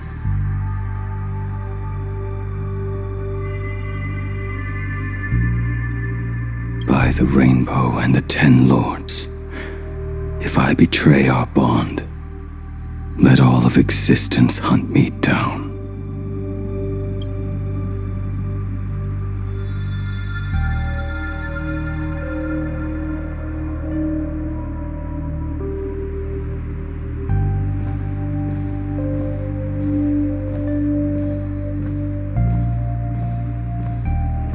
The prosthetic arm and sword staff from Mr. La Mancha were works created by my master and me.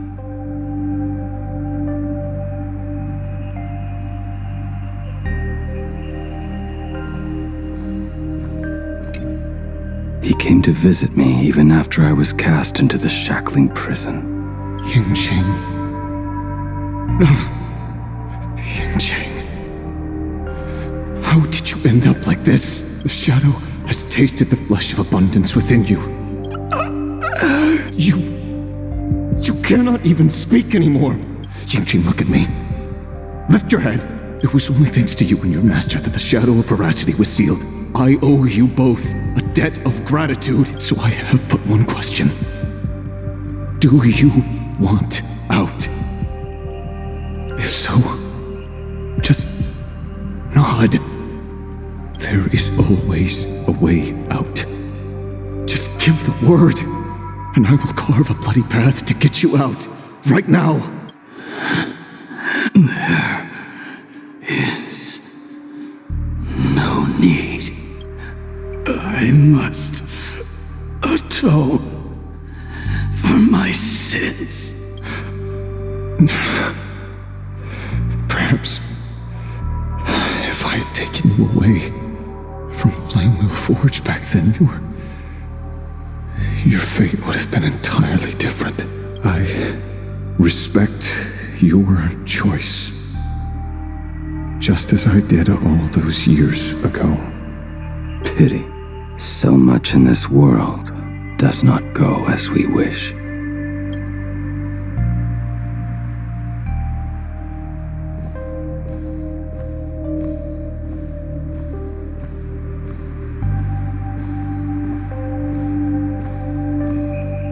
This is not my work.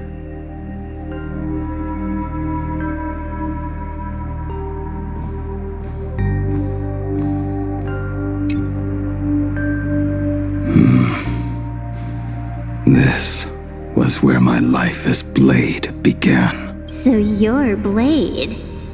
You sound like quite the expert on swords. Oh, good timing. What do you make of the sword she's carrying? The blade itself is fine, but the technique is wrong. Swordsmanship is no song and dance. Power starts at the feet. Only when the eyes and mind follow through will the strike land.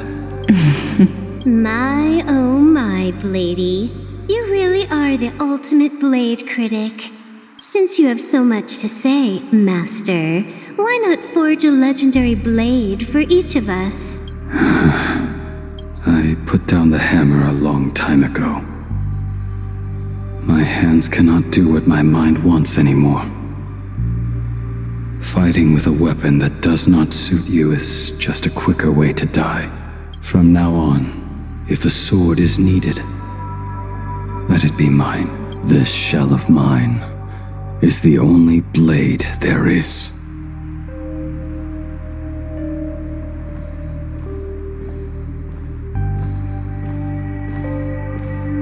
A weapon given by Yingqing to an old friend.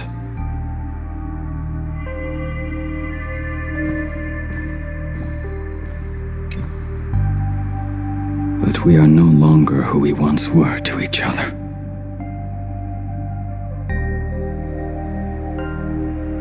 Who I am does not matter. What matters is, do you remember this weapon? I don't understand what you're talking about. All that happened. You think you can just walk away from it all? You would do well to keep Cloud Piercer by your side. Or Next time we meet, I will be the end of you. What a pity. In the end, we still cast our weapons aside.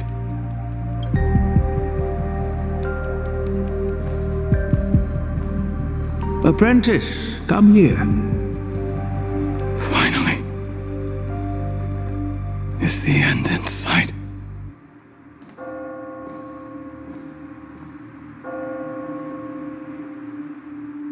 I am here, Master. Good. I have waited a long time for you. You have seen every blade I have forged in this life. Fine work. Somewhat flawed, perhaps, but their edge is undeniable. The marks of a true master. Gazing upon the weapons I forged in days past, I can only feel a surge of endless regret. The hammer falls and cannot be undone, yet I have spent my life taking one wrong step after another. I betrayed my friends and broke my oaths. Even with these divine blades, I failed to protect those I held dear. My hands are stained with blood. I loathe the reflection it casts back from my blade.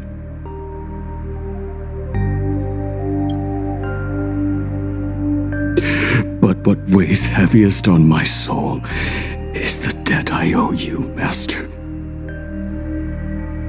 In this life, I fear I will never have the chance to repay it.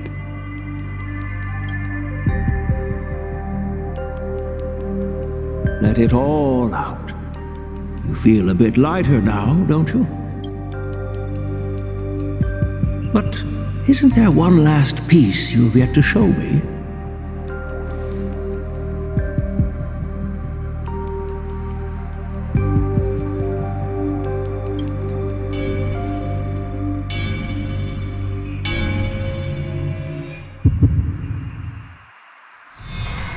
It is yet to be named, has it not?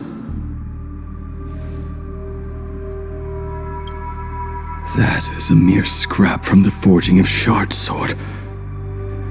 I hid it away, fearing it would bring shame upon our school. Master, how did you... Can a mere boy keep secrets from his master? I entrusted General Yao Guang to bring it to you. Since the day you left, I have kept this blade hung in the hall, gazing upon it daily.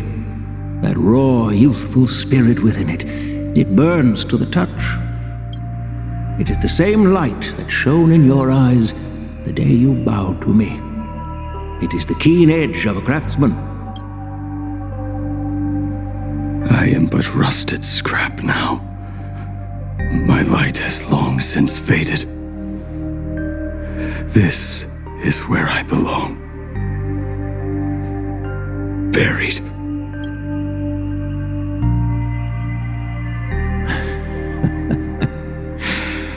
Crushed ore, old materials, rusted iron. As craftsmen, we spend our entire lives in such company. Waste not the bounty of the world, but perfect it through craft. To take what is useless, to take every failed scrap and forge it anew. Isn't that our very mission as craftsmen? Even for a life that has reached its end. A life built on nothing but mistakes. As it is with the work of a craftsman, so it must be with the life of a craftsman.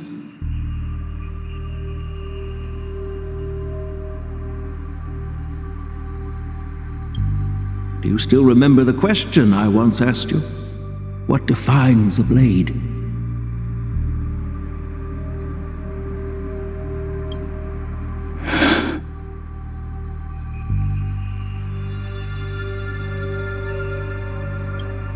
The answer already lies within you. Go now, and forge it anew.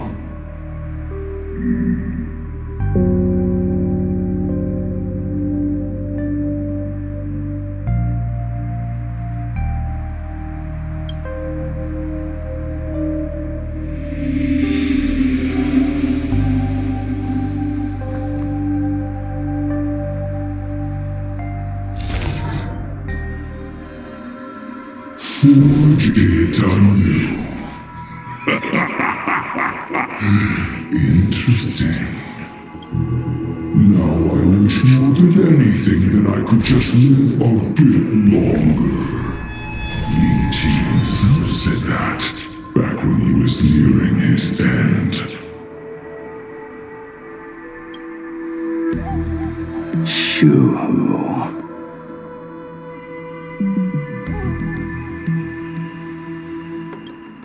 You fought me all this time and leapt into the Leviathan's maw. Nothing more than a bit to drag me down with you. A pity, truly. For so long as a single soul in this vast world prays for abundance, I shall return to bestow my grace. And now, I have come in answer to your prayer. Within the Leviathan's law, I shall grant you 1,000 years of agony, as your flesh will be remade, only to be devoured again and again. You shall find no release. Is this not exactly what you call forge it anew? Poor child.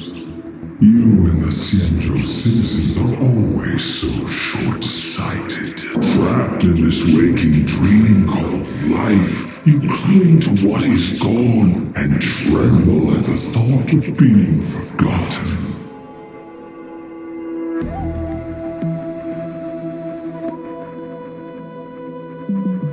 Yet when I come to carve through your flesh and awaken your minds, you spurn my beautiful gift. You were once a master craftsman. You should know best about the beauty of shaping. I can grant you the power of reshaping life and death, bringing those you loved and lost back to life. Let your friends return to this world again and again, giving you the chance to right every single wrong. Righting wrongs.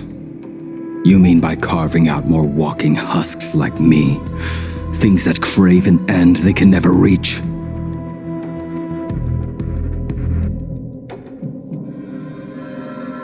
That is but a fleeting pang, a necessary tempering on the path to eternity. If you persist in spurning this gift, then this maw shall become your prison for all time.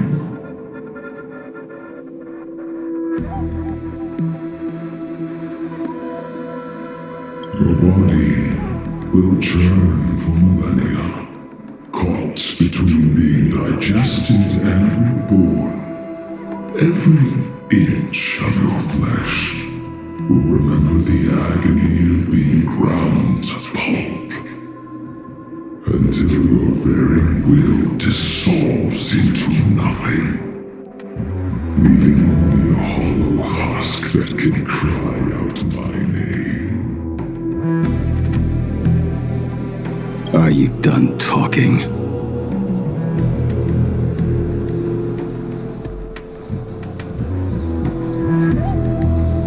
Do you truly believe that I am the only prisoner here, Shu-Hu? You are the one bound most tightly by your chains. For so long as a single soul in this vast world prays for abundance, I shall return to bestow my grace. You are nothing but an echo of them, a slave trapped within your mission of compassion. You mock our obsessions. You are Yao Shu's most pathetic prisoner. Are you trying to provoke me? No. I am pronouncing your sentence.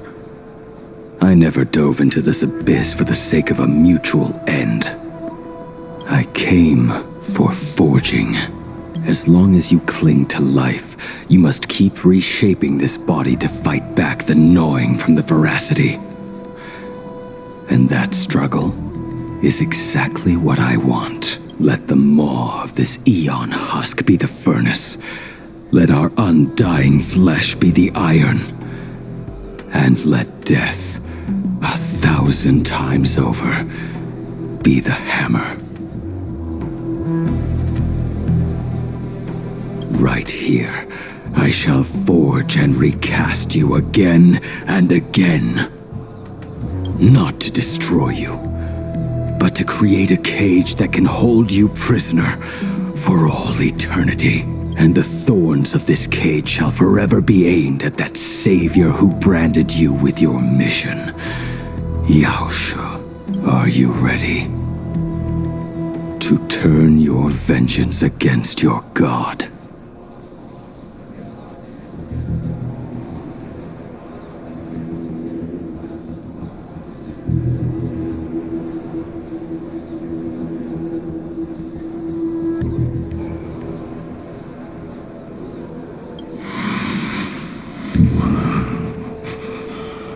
I see now.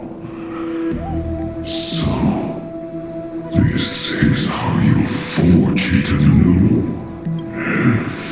Very well. Let us see how this duel between the condemned unfolds. This forging within the furnace. In the end, which of us shall forge the other into a blade?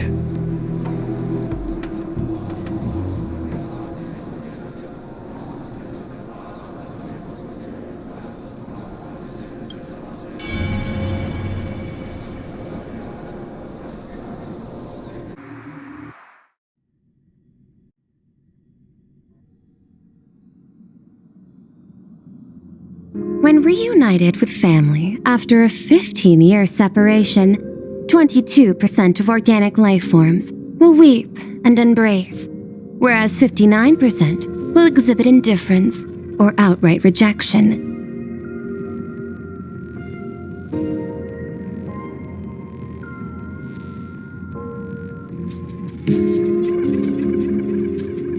Yet, choosing to conduct a covert investigation instead is entirely unheard of. You harbor suspicions regarding Mr. Ryusuke. Why is that, Miss Himiko?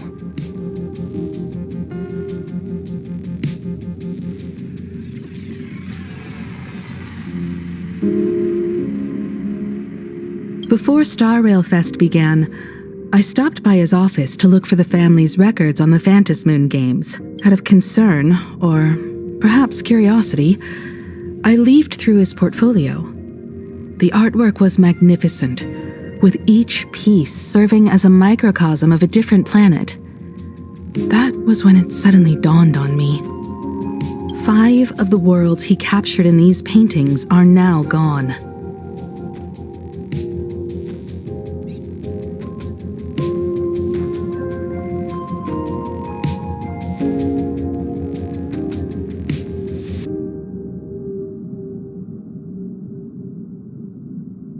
Lost to the fires of war waged by the Antimatter Legion.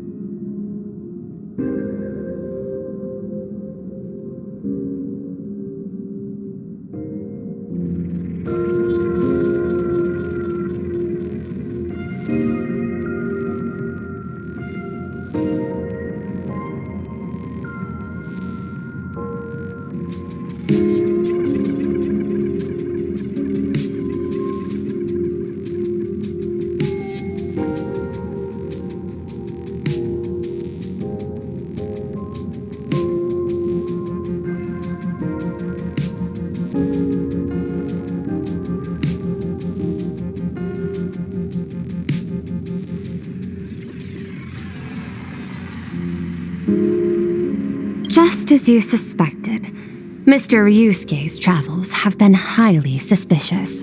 In the year 1969 of the Arcadian calendar, he traveled to the Delcor Ring to sculpt a statue for the Doctors of Chaos.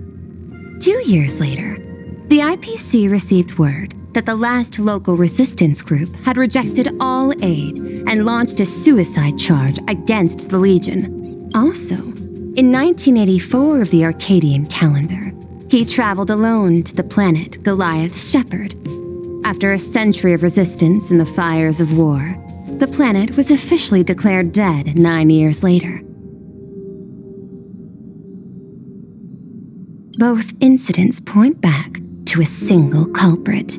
The Lord Ravager Asat Pramod. However, there is also evidence suggesting that Mr. Ryusuke was still in plain Arcadia when Asat Pramod appeared. Additionally, the IPC recovered a commission he received. It read, "Please carve a trace of our lasting glory, just before the world meets its destruction."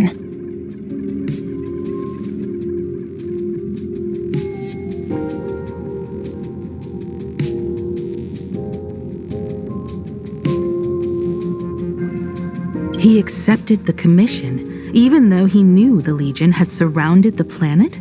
Legends of the Graphia clan abound within plain Arcadia. To this day, many believe the Weathering Curse is a scar seared into your very bloodline from Graphia's struggle against the Legion. Conjecture. Mr. Ryusuke was tracking the demon from beyond. He likely believed that finding him was the key to breaking the Graphia clan's curse.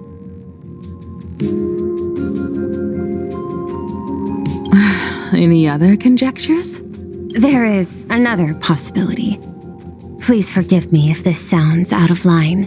There is a 52% probability that Mr. Ryusuke was being used by Asat Pramod. He might have even chosen to work for him.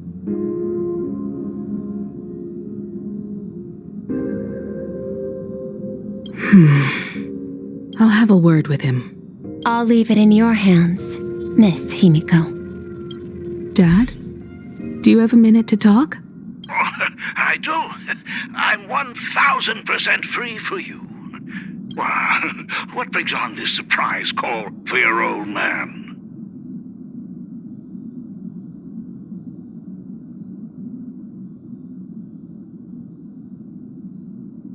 I was worried you were too busy, so I didn't want to bother you these past few days.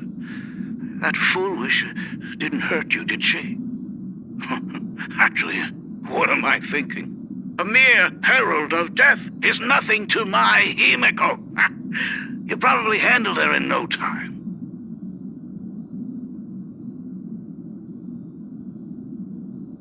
And that kid is something else too. I'm telling you, everyone at school is a huge fan of the Astral Express now.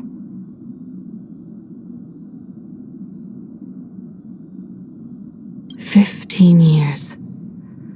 The blood-stained games are finally over." And this time everyone survived.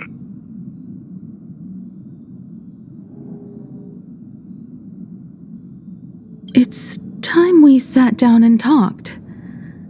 Just as father and daughter.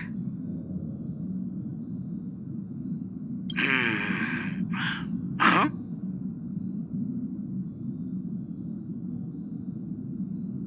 Am I dreaming? My little girl actually wants to have a real talk with her old man.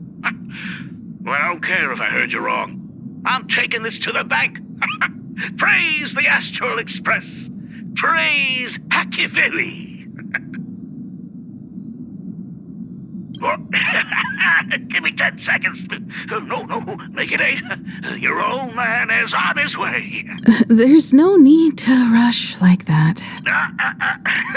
Love you, kiddo. I should have seen that coming. Himiko, open up. It's your dad.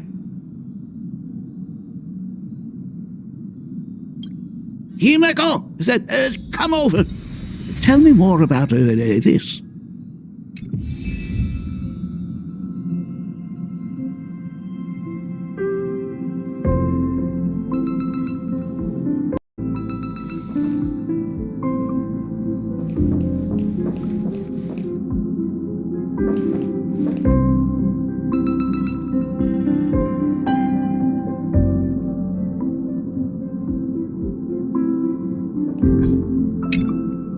I originally planned for us to meet at the school, but since you're already here, let me show you around the Express.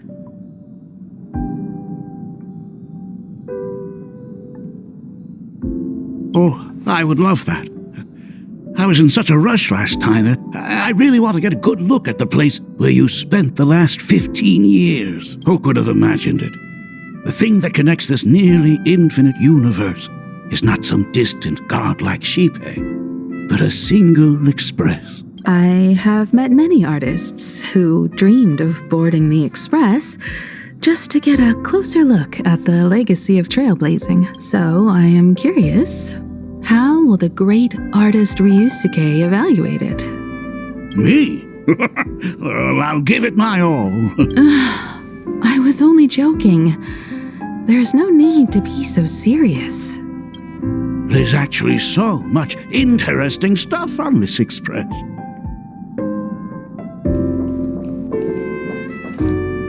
This table is kind of different from the others, isn't it? I mean, they all look alike, but this one doesn't seem authentic. A lot of old furniture was destroyed when the Express crashed. Pom-Pom and I spent quite some time picking the right replacements. Ah, out with the old, in with the new, huh? Well, the Express has been running for years, so it's only natural to have to patch things up every now and then. You must have had a hard time keeping it running. It's not that hard. I'm used to it. Just as I thought. The Astral Express looks amazing inside. These chandeliers. The designer used the skeleton of a void song whale as a reference. They say it's been here since Dolly's days on the Express. It catches the eye of many people who board. But the light seems a bit dim in here, doesn't it? It's always been this way. Oh, have you tried swapping in a polarized conductor? Or rinsing the light units in an alkaline solution? Are you an artist or an electrician, Dad? I am just speaking from experience. Don't forget, your dad was once the one who set up all the lighting in those classrooms. Is it there? Oh, let me see.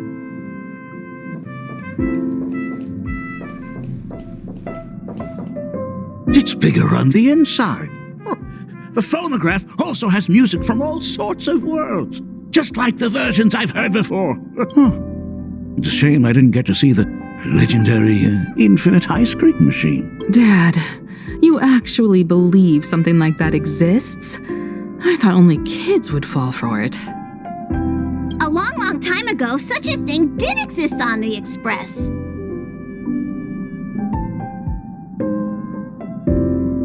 When the Express passed the desert planet Talon, Granholm left the machine there. Now, it has become a popsicle planet.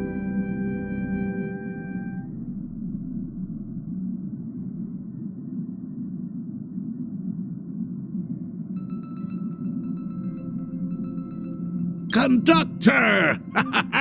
Long time no see. Your fur looks a lot smoother than last time.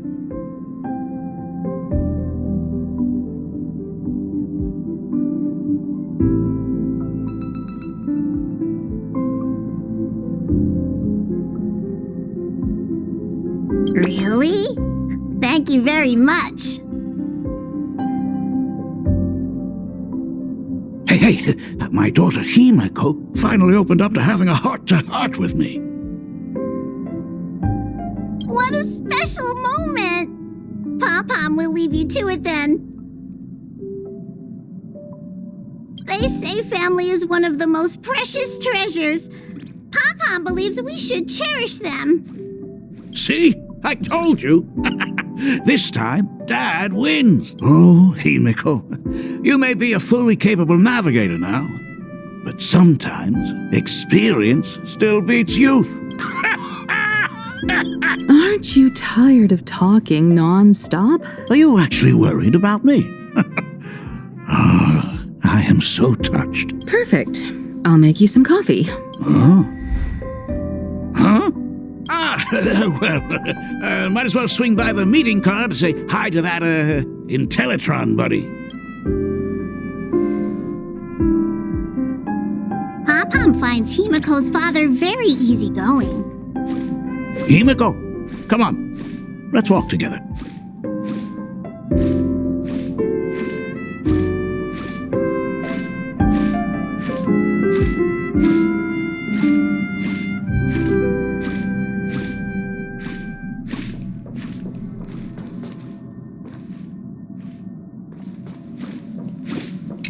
They say family is one of...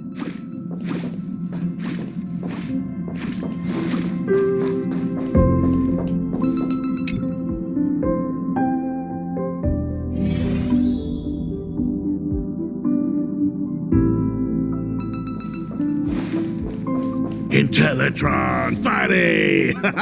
Long time no see. Rumor has it that the drinks in the World's End Tavern are all brewed from jokes. Since we are in plain Arcadia, any single joke before a drink would be second to none. Since there is only a single joke, it is quite literally second to none. Mr. Ryusuke, the tension detected in your micro-expressions has increased by 33% since our last encounter. Oh, nonsense. Himiko is brewing up a cup of coffee just for me. Is there anything in the world more wonderful than that? A cup of hot coffee right before the end. This must be what they mean by life is short and bitter. Huh. Well, now I see why they call you Shush. Well, since I'm still among the living, let me tell you a joke for a change. A long time ago, there was a truly terrible nameless. They snuck aboard as a passenger, seeking a certain answer. Now one day, they ordered a drink from a service robot on the express and told it a joke. A long time ago, there was a truly terrible nameless. They snuck aboard as a passenger, seeking a certain answer. I have retrieved the same joke from the archived logs. It is indexed under the title, An Unfunny Joke. But did you know, the first time the robot heard that joke, it laughed with pure joy. Don't go filling Shush with nonsense. Its database is already enough of a mess.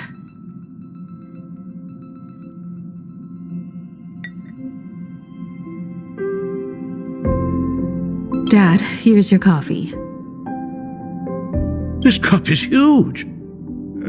Himiko, tell me, are you still holding a grudge against me?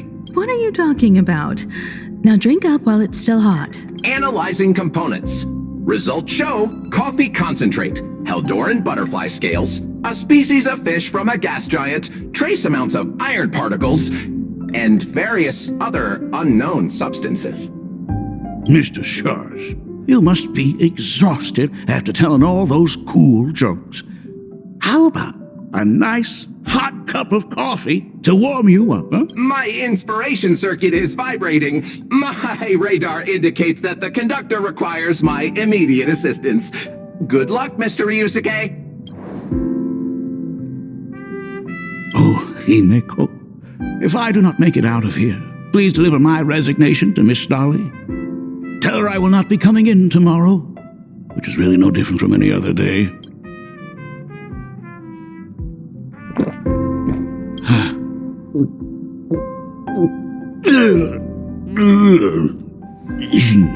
The coffee tastes like... Oh, want another cup? Himeko, Miss Dolly told me that back when you were a school assistant, you used to bring a massive pot of coffee for everyone every single day. They still talk about it to this day. It would be selfish of me to keep this all for myself. I simply must bring some back for the other teachers to sample.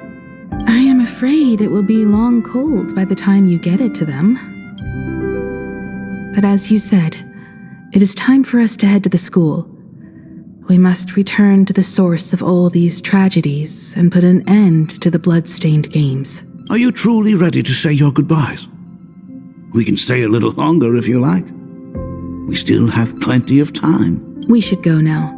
I have been ready for 15 years.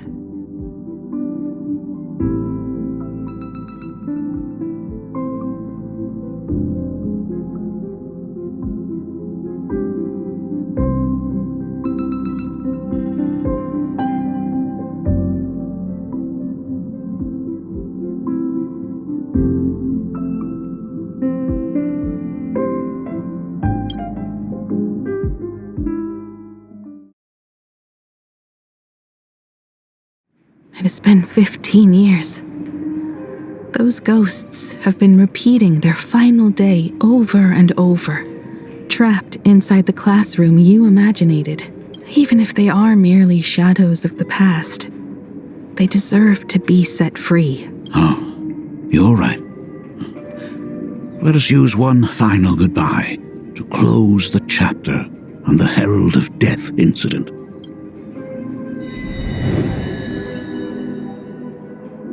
Senior, you are back! We're all waiting for you.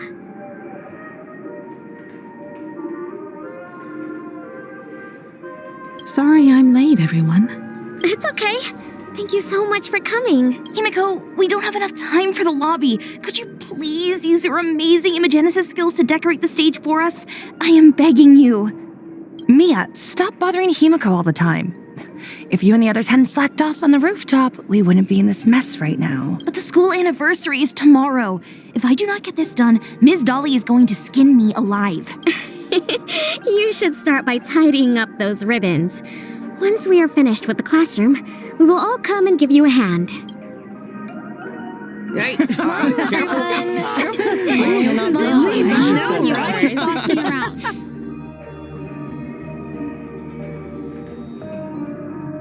Wait, did you hear that? It's him. He's back again. Everyone, hide!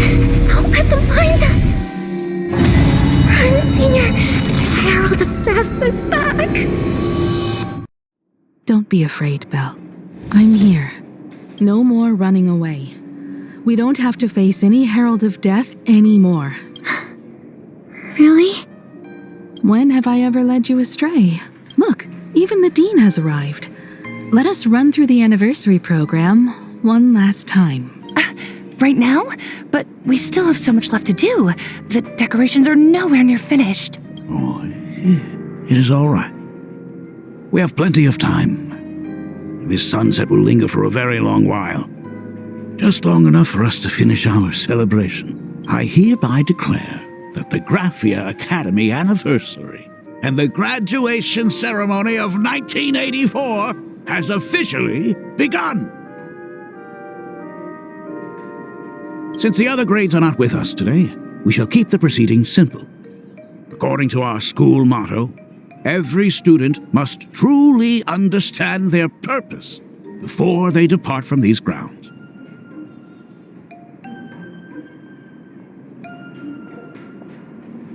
Students, have you all discovered who you wish to become?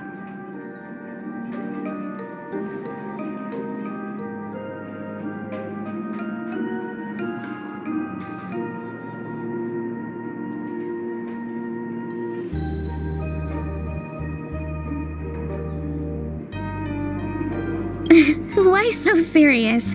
It's only a rehearsal. Well, in that case, I'm going to be an artist. And not just any artist. I will be even better than you, Senior. I plan to study at the Intelligentsia Guild. I want to learn how to create even more interesting imaginae. I want to study cinematography and become a director.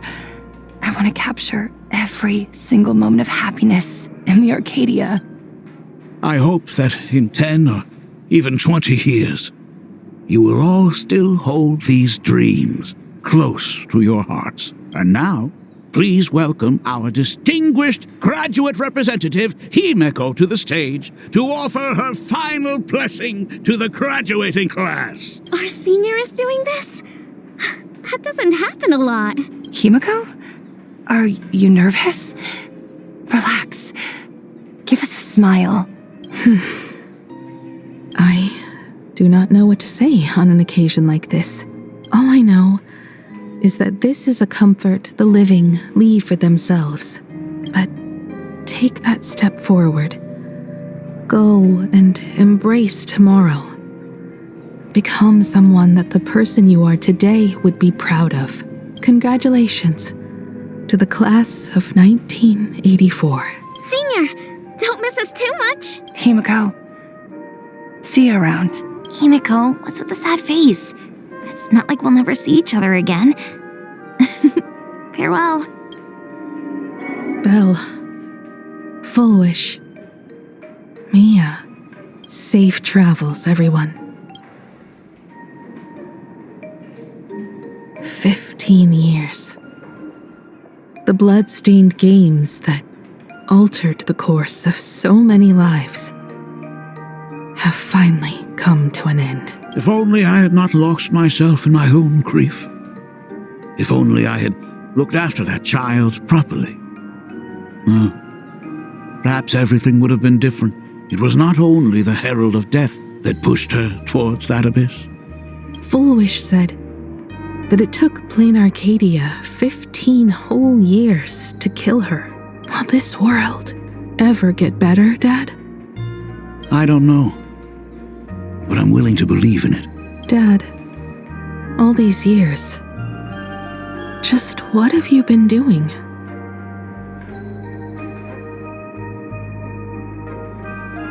Is that concern I hear in your voice? If you say so. After the blood-stained games, I traveled to many different worlds. Every time I set foot on a new planet, my thoughts always returned to you, until one day, I happened to see news about the Astral Express. The person on that screen was so different from the daughter in my memories. I was afraid, to be sure. I did not want to disturb the life you had found. As long as I never saw you in person, I could keep telling myself that lie. My daughter had fulfilled her dreams to soar among the stars. Von Walk? Owenly? New Londinium? Step by step, I made my way into the very bedtime stories you used to tell me. Were they beautiful? In this vast universe, nothing holds more beauty than the lands en route, yet to be reached.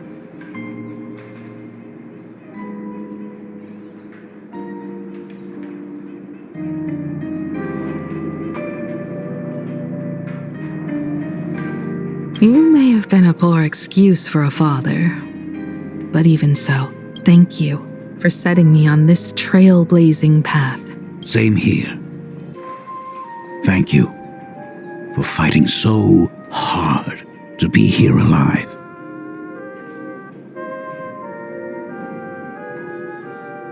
It's still early, huh? Let's have a walk around the campus. I have something very important to tell you. But it can wait. Something very important? No. Give me just a moment to gather my thoughts.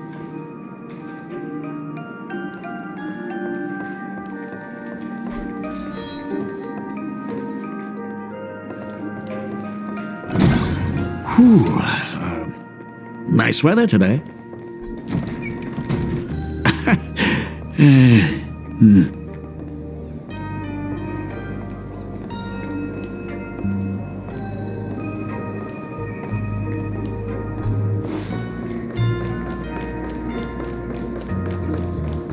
Let's go downstairs. Oh my god, it's her!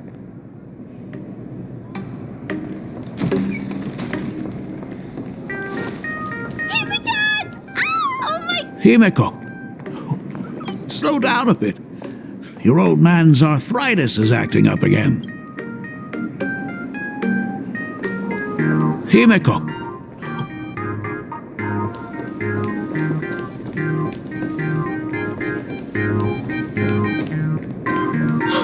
Senior Himeko! Oh wow! She actually looked at me! Her navigator aura is incredible!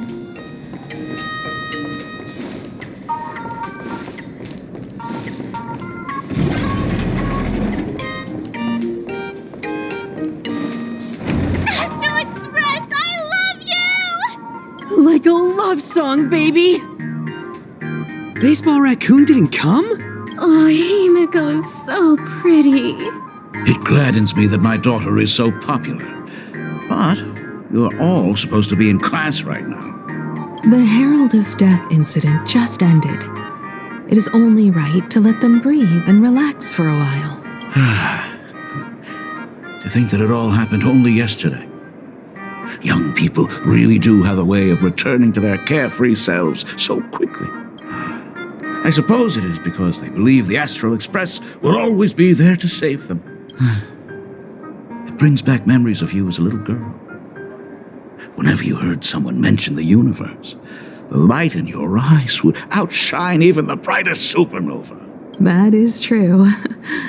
The very first Imagine I ever brought to life was modeled after the rocket atop the Phantom Moon's head. That little fellow had quite a temper. It was so determined to fly higher and higher. To this day, I still wonder if it ever truly reached the moon. Dad, do you still remember it? How could I ever forget? That thing came crashing down and poked a hole right through Miss Seadrake's tail. I had to take you to apologize in person. I ended up redrawing the tail myself to make it right. These days, I wouldn't be able to handle that kind of trouble anymore. My poor old back wouldn't allow it. Now that I am free from the weathering curse, you don't have to spend your life wandering the stars anymore. Why don't you just settle down here?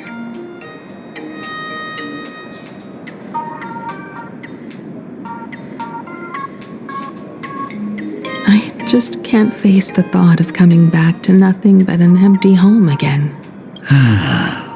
Don't worry. I'm not going anywhere.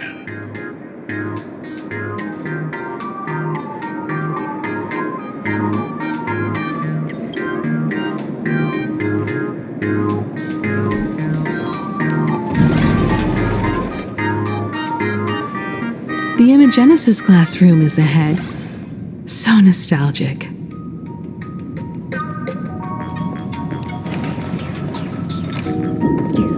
Ms. Dolly? She might have taken the day off.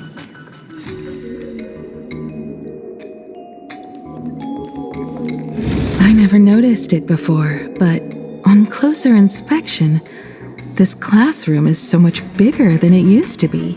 It must be because of that incident. As the culprit behind it all, you haven't forgotten, have you? Of course. Well, since I couldn't get you onto the real Astral Express back then, I figured drawing you a substitute instead would be easy enough. The principal himself imaginated an express and went tearing across the campus with his daughter in tow. It even made the front page of the Dual-Mention City News back then. Looking back, you were always such a bright and spirited girl, which is why I encouraged you to reach for the stars. When the weathering curse took hold, did that dream only end up weighing you down? If it weren't for those dreams you gave me, I wouldn't be the person I am today. I'll never forget.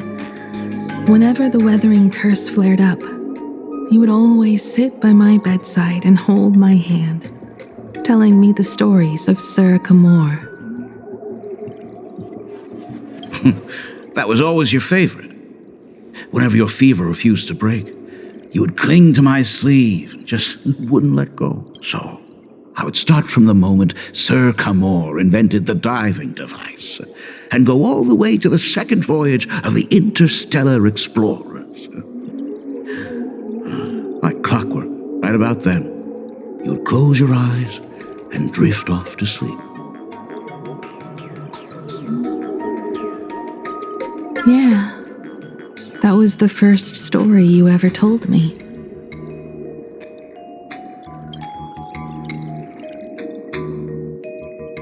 And the very story that helped me make up my mind, even if I could never leave this place.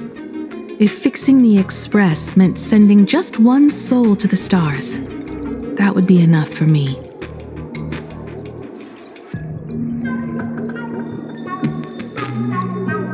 Yet before I knew it, I'd already traveled far beyond anything I ever imagined as a child.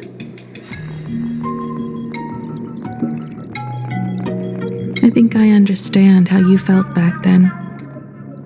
Perhaps one day, I'll set down my duties as the navigator and come back to this place too. What about the Astral Express? A crew of the most incredible nameless will keep the Express sailing on.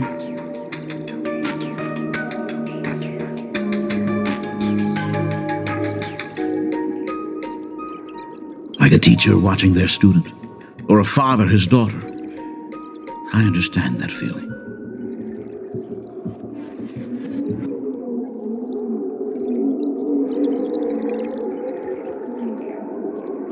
Then your dad will always be here at home waiting for you.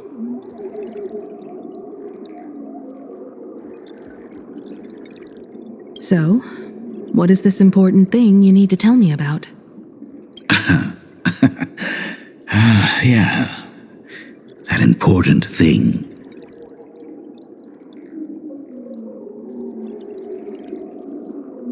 Dad, are you hiding something from me? I knew I couldn't hide it for long, Himiko. I am sick.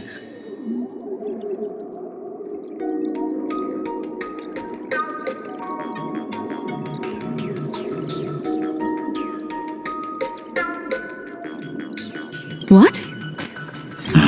This isn't the right place for this discussion. Let's go to my office.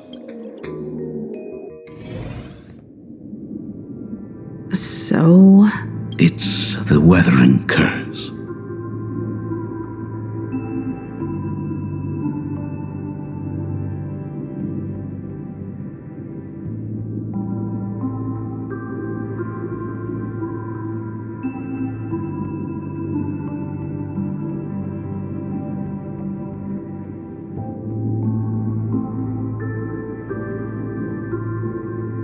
I know what you're about to ask. I do not share the Graphia lineage, which is why I believed I could find the demon from beyond and save you and your mother.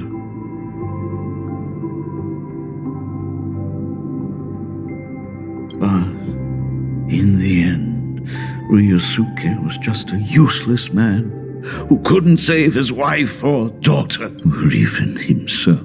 Tell me, what happened in the past 15 years? You've seen my portfolio, haven't you? Those worlds are just like plain Arcadia. Every single one of them has fallen victim to the demon from beyond. In those places, luck is a very real thing. And the demon from beyond can manipulate misfortune. What does that even mean? In ways beyond comprehension, you feel misfortune crashing down like a tidal wave. Solar storms, diamond rain, system failures, one disaster after another. If you make it out alive, bizarre strokes of luck come swarming back to you. And so the cycle repeats, washing over the world, tearing it apart.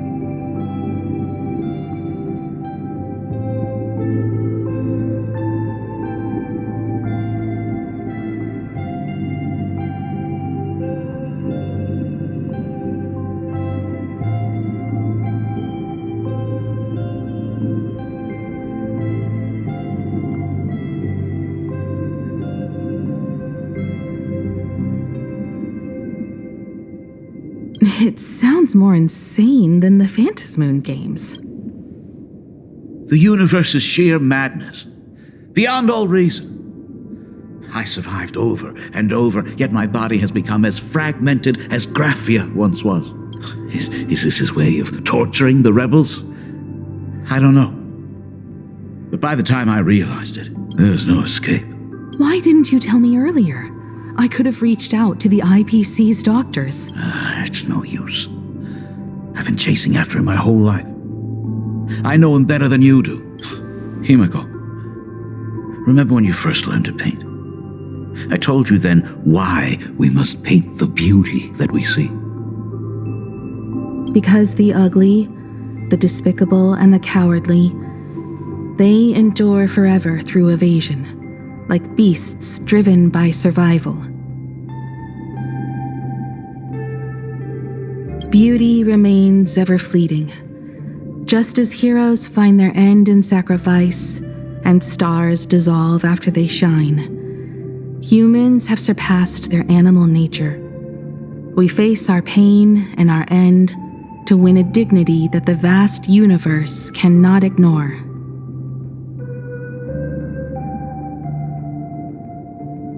So, we must capture what is noble and bright, to show that such things truly lived. As for the barbaric and the low, they will endure regardless, needing no witness to their existence. But Himeko, you are no longer the one who paints. You have become the very splendor that I strive to capture. Fate works in mysterious ways. I'm so glad to see you once more in my final moments, watching you fulfill your childhood dream. You are standing before me as the navigator of the Astral Express.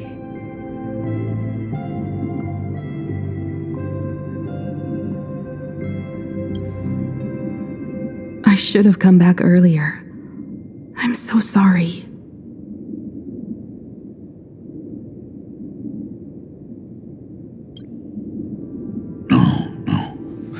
I am the one who came back too late. I've thought about it 1,000 times. On that final night of the Bloodstained Games, if only someone had been there to sit by your side.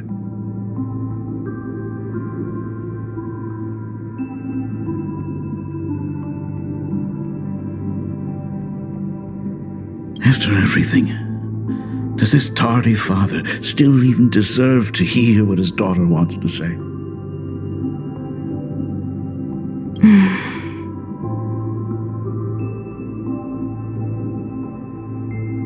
If you're willing.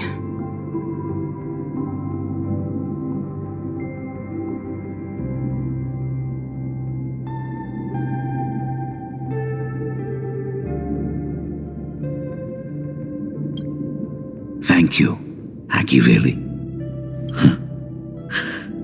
Thank you, Himeko. All of this happened after you went away. You were jumping from one job to the next, and for 4 long years, I had heard nothing from you.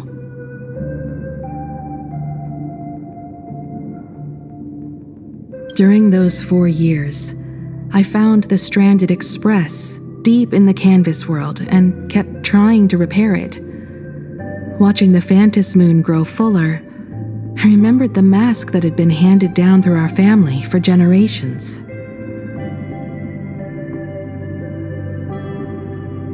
If I could claim victory in the Phantom Moon games, then perhaps by harnessing the divine authority of elation, it might just be possible to set the Express in motion once more.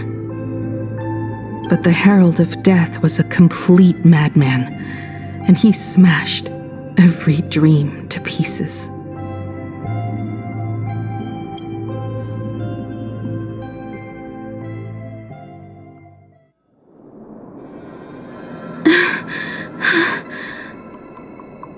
These bloodstains.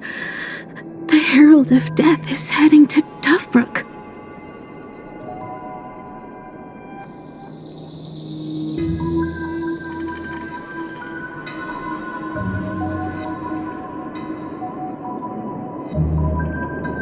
He's already killed so many people. When will it be enough?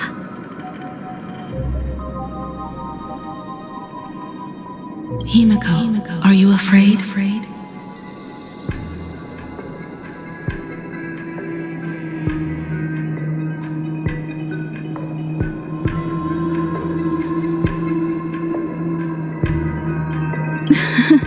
You're asking if I'm afraid? Of course I am. After seeing all that carnage along the way, Belle, Mia, everyone was splattered everywhere, like spray paint.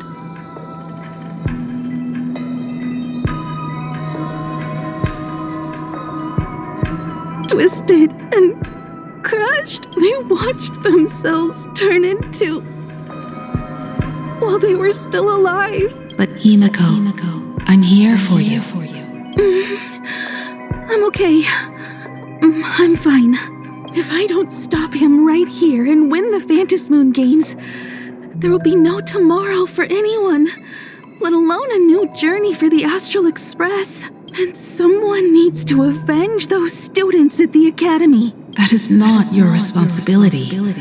If you are afraid, let me handle it.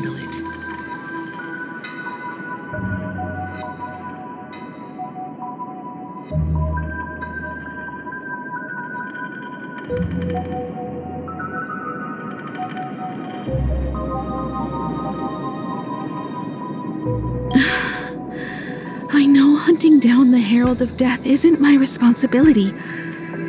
If I turn around and walk away, no one will blame me. But I am already here. I can't let him get away.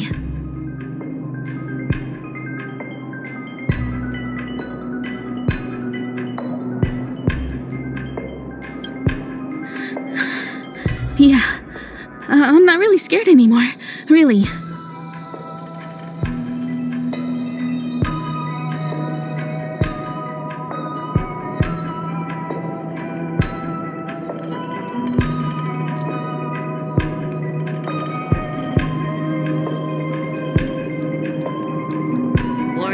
Warning. Rogue supplicant has entered Dovebrook District.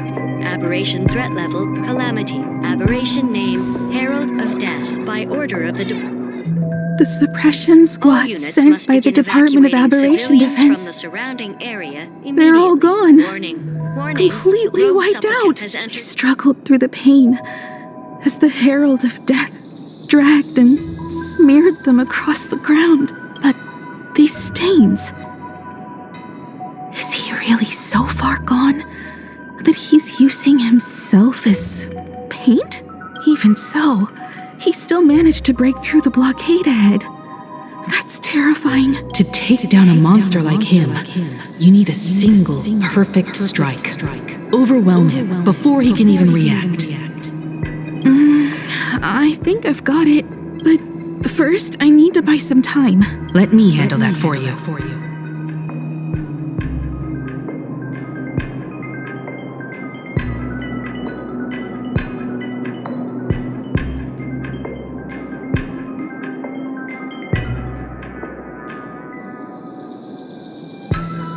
Alright, but buying time is easier said than done. It's too narrow here. We need more room.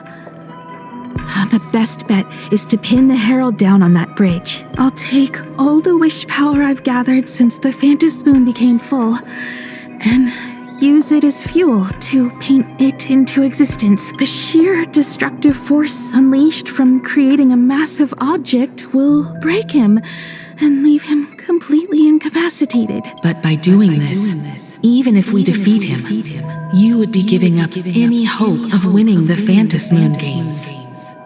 Yeah. By burning all the wish power, I will be forfeiting my victory. But even if I did win the games and restart the Express, what would happen to this city? To my friends, my teachers, and everyone else? Where would they have left to go to set the Express in motion with Aha's power, while standing by as innocent people are slaughtered by monsters? To soar into the stars while turning a deaf ear to the screams on the ground. Someone who does that has no right to call themselves a nameless. I knew I should have stuffed an orbital cannon or a molecular saw into the case, using that bigger on the inside Trailblaze tech, just like the Astral Express.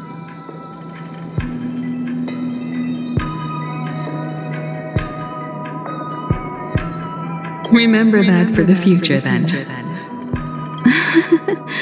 Right. When this is all over, I will have to give it a try. Another body.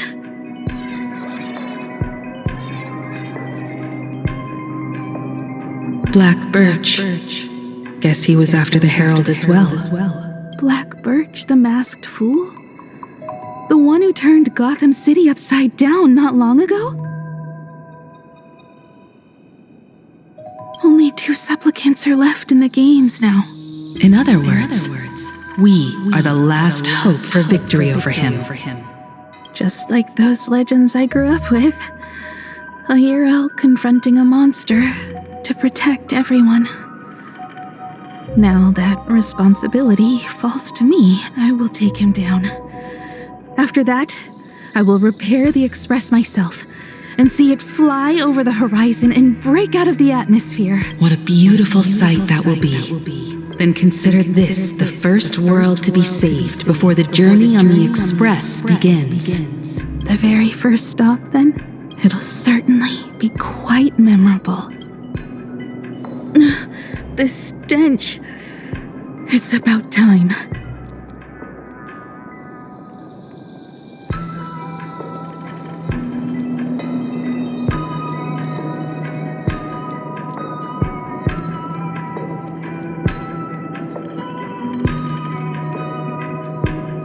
So exquisite! These flowers blooming in plain Arcadia! Ooh, I can hear them dancing at the tips of my nerves! What is that? You say this is not enough!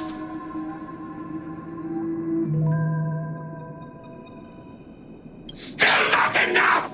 I need more pigment! I mix my colors with screams of terror and pray for the catecholamines to drown me!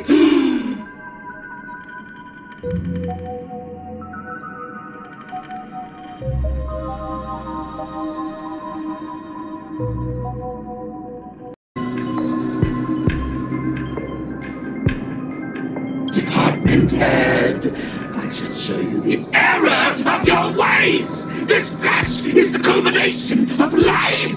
Its own kin is right here! The giant tree running through our heartopia!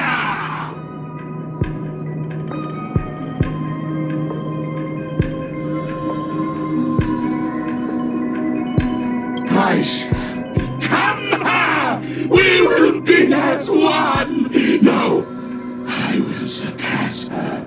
I will devour her and become the one and only existence. Another new shade. Dazzling, shattered crimson.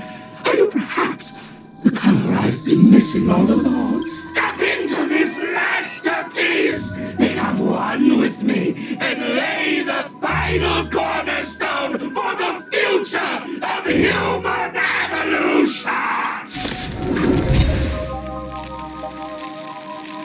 Stop right there. So, you actually conquered the Herald of Death and set the Astral Express in motion once more at the end of the blood-stained games. Here I go.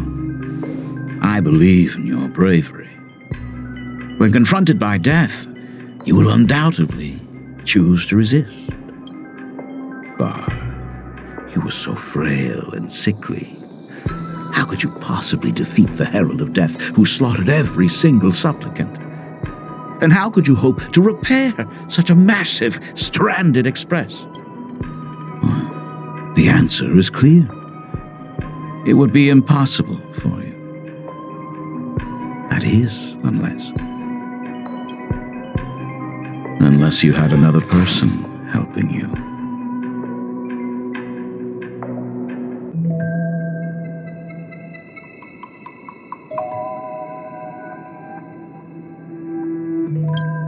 Don't deny it yet. I've been tested by you enough along the way. So now, give your father a little room to breathe. While I was gathering your belongings, I found some of the manuscripts you left behind. There were 2 distinct sets of handwriting upon those pages. Every trace in that house proves that 2 people once shared a life there. Legend says that during the Canvas Age, the grand artist Whitebow painted his late daughter onto a scroll and breathed life into her.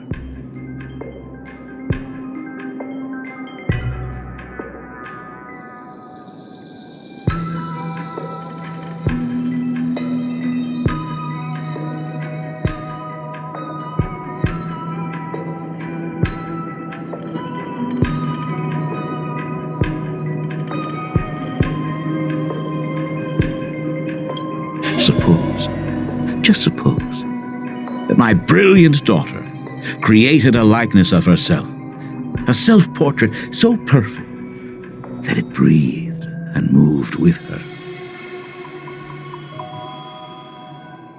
If that is the truth, then every mystery is explained. During that night of the blood-stained games, a girl at death's door and an imagination she created followed the trail of the Herald of Death all the way to Dovebrook as a monster bearing Shuhu's flesh and a supplicant lost to madness. Marcus Antali defeated the pair before him without lifting a finger. Driven by pure instinct, he slowly closed in on them. He intended to use their very lives as pigment to paint a new bloody bloom. Little did he know that he was walking straight into a trap of their design. The moment he drew near, a massive iron fist was imaginated from the sky above. It crashed down and crushed him to dust.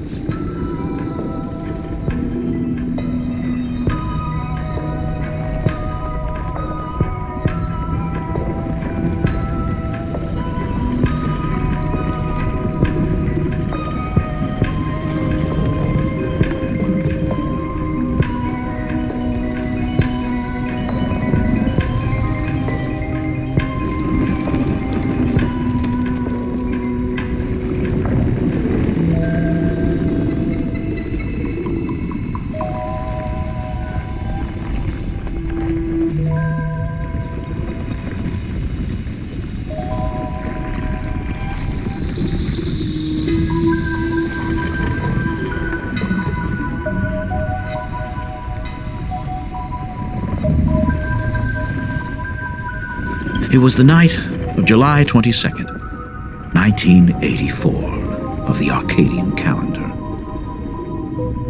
A colossal shockwave radiating from Dovebrook district shook the earth. As the dust settled, a strange urban legend found its way into every corner of the world. Over 10,000 sightings reported a giant arm descending from the sky that evening.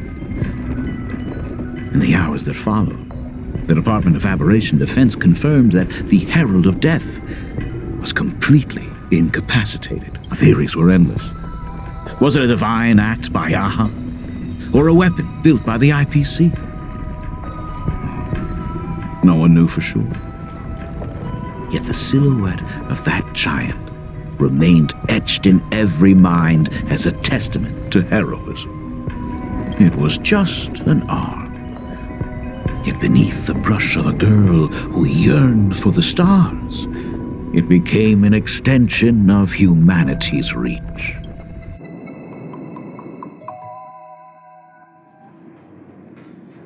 The girl achieved her dream, and the stars set sail once more.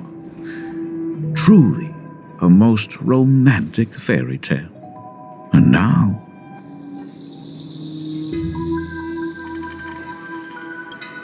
unfortunately, I have to destroy this fairy tale myself.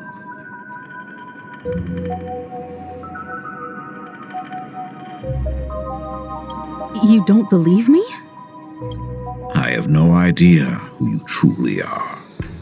But that little girl who longed for trailblazing, my frail and sickly daughter, from the very beginning, Himeko, never left plain Arcadia.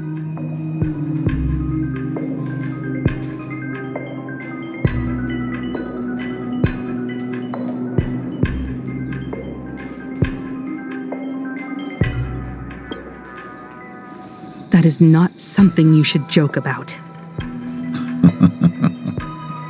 You know better than I do whether I'm joking or not. By the way, things outside aren't looking good. The Arcadia is drowning in problems. Is it really wise to stay here instead of helping the younger crew members?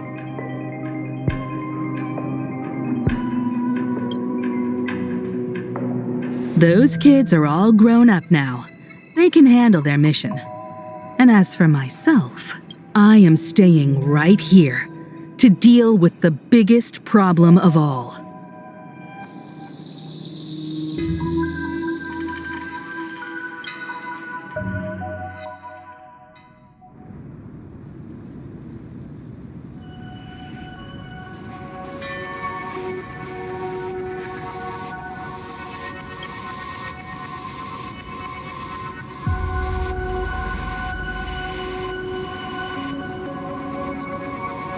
Are you intending to stay here until the outcome is revealed?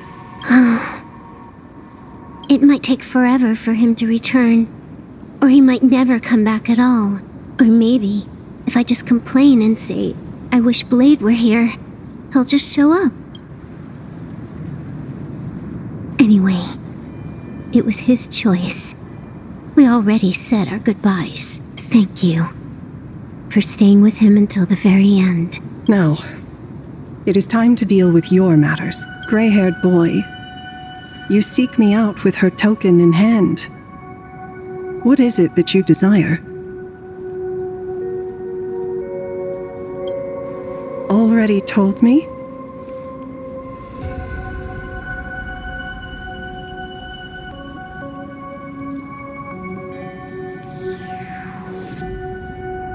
Our first meeting was just before we took the boat here. I only answered the call of wish power because of that mask. The one painted by Evanesia. Without it, I would not be here. So, who is this me you speak of? Me, of course.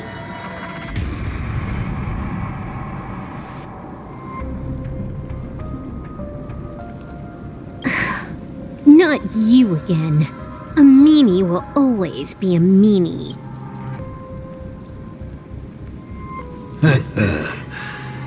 Misfortune and I share one thing in common. We both enjoy dropping in uninvited. A reunion after 1,000 years.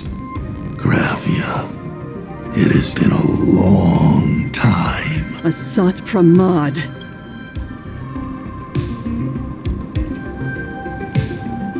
Back at Ingford Hermitage, what you heard was only half the story. 1,000 years ago, amidst the ruins of Ahatopia, I found a baby girl on the verge of death.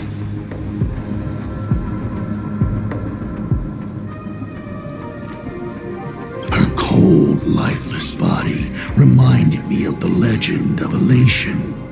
Aha heard an infant cry and burst into laughter. Too bad I never did get the joke. So I came up with a much better one.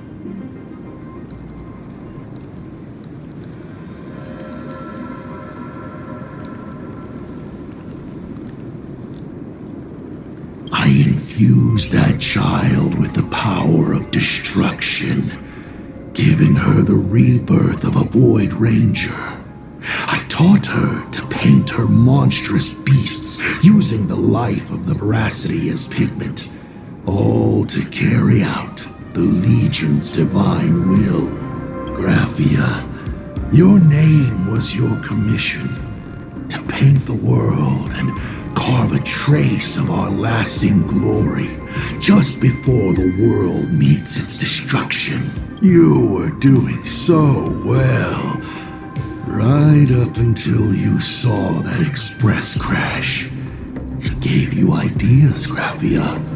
Unrealistic, foolish ideas. Since that day, I have had nothing to do with you or your destruction.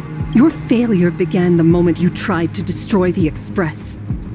All you did was turn the spirit of the Nameless into a rallying cry for rebellion. I took the power you forced upon me and used it to save the innocent. You commanded me to record the end of worlds, but instead, I created a sanctuary. So, you think putting on a human mask makes you one of the trailblazers? How amusing. Look at yourselves. That weathering curse is still eating away at you and your kin. It is the inescapable price for being a child of destruction who dares to betray her fate. World and canvas, a total disaster. Yet you still try to dress it up as a victory. Do you know why I haven't spared Ahatopia a single glance for an entire millennium? Because you bore me. But now, things have changed. Someone far more interesting than you has returned.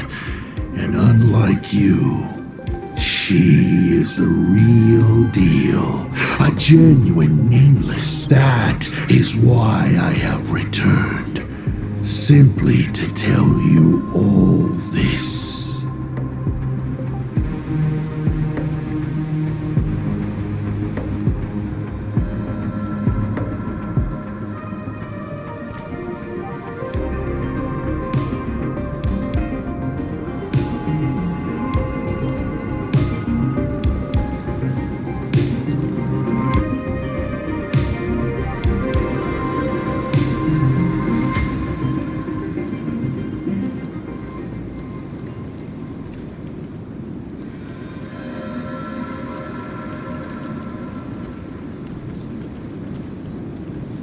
Himiko? I've had my fill of this drama. Now, I'm dying to see how your face handles my fist. For 1,000 years, I have painted them over and over again.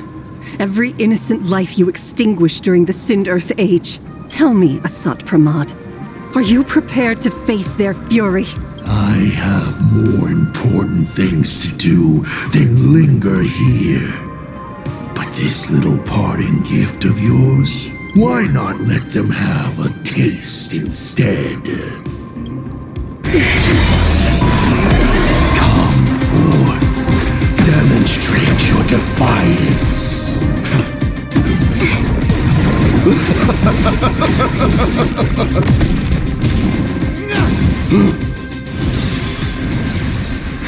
Is it over? Watch out! Pity. Such a clean strike. But the odds of success are 0.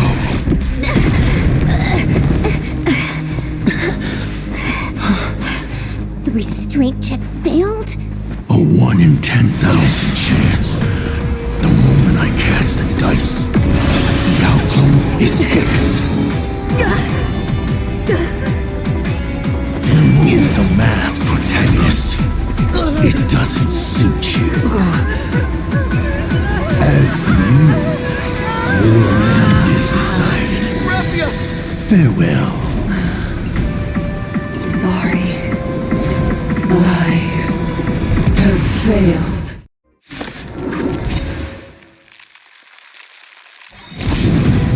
Minions of destruction! I will drive you all from this world! We must force her back to her senses.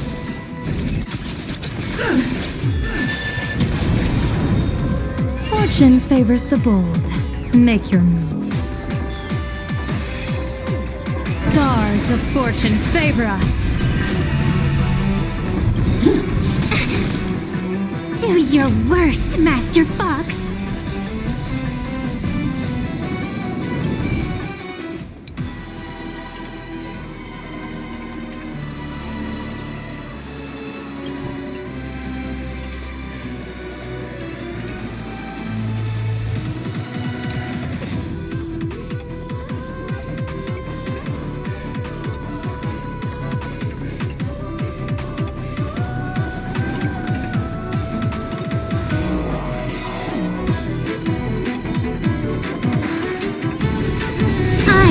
The rules of the game.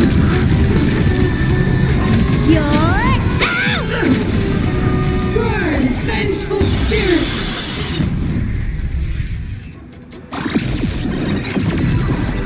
Do we have to go full force? Of course not. That is exactly what that Mimi wants. Give me strength! Whoa, thanks. Don't come any Now I can go another 500 amateurs! Fiends or devils! I'll crush them all! Do your worst, Master Fox. I decide the rules of the game.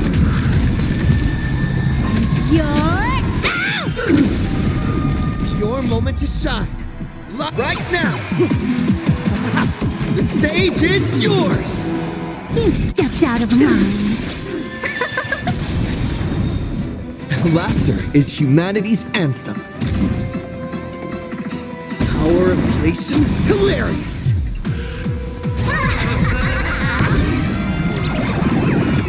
May you have the best of luck. To an explosive star! Absolutely cannot let you touch this place. Depart once more!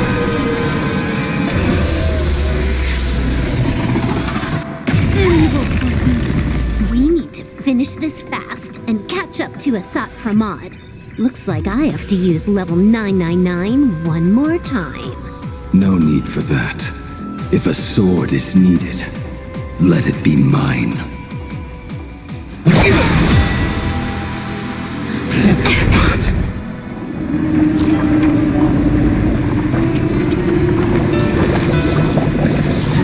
Have you thought it through? What defines a blade?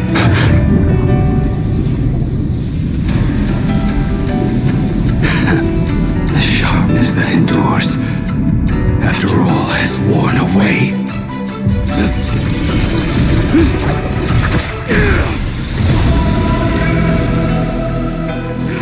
I shall take veracity as my forge, and abundance as my iron.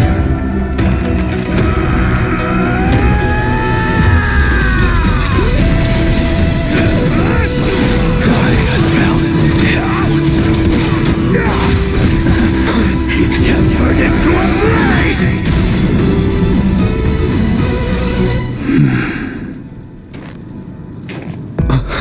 What? Not even a welcome back?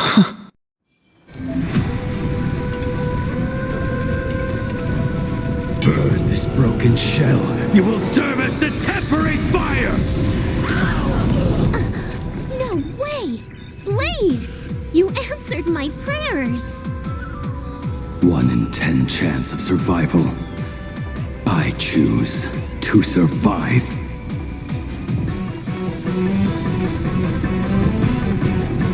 People always say that the will of heaven can't be overturned.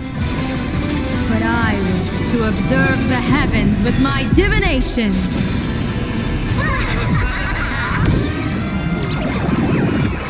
Here's a bad omen slip. No need to thank me. The game is fixed. I can endure more.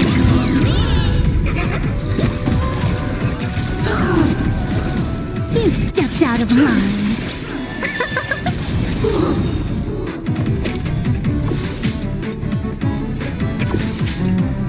By the Phantom Moon, I'll strike with you. Endure more. As easy as that.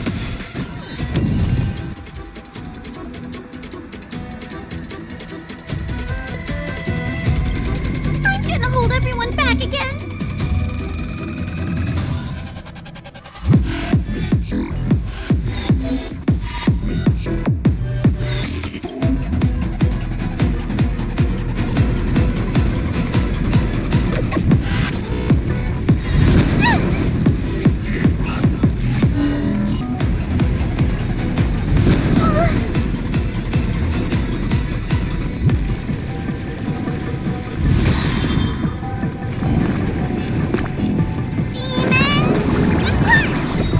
Thank you for your help. Laughter is humanity's anthem. Devour offspring! Fight for me! Blessing in disguise. Burn this broken shell. You will serve as the temporary fire! Do your worst, Master Fox. I decide the rules of the game.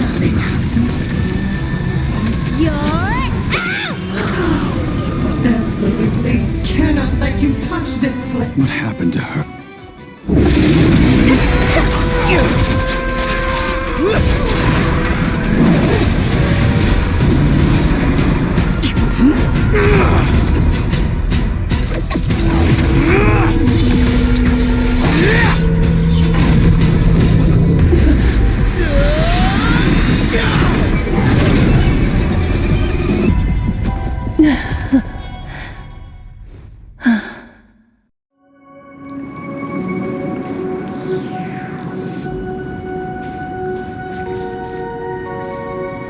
I hope I am not too late.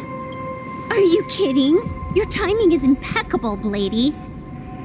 But isn't this a bit much?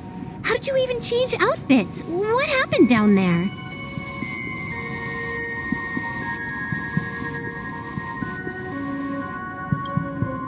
I used the Leviathan's maw to imprison Shuho. But that doesn't matter.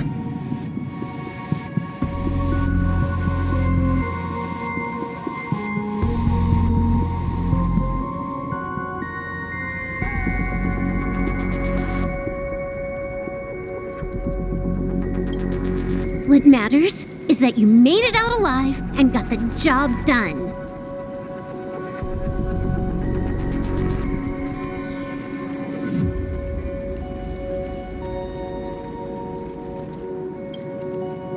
Not yet. I have made a decision.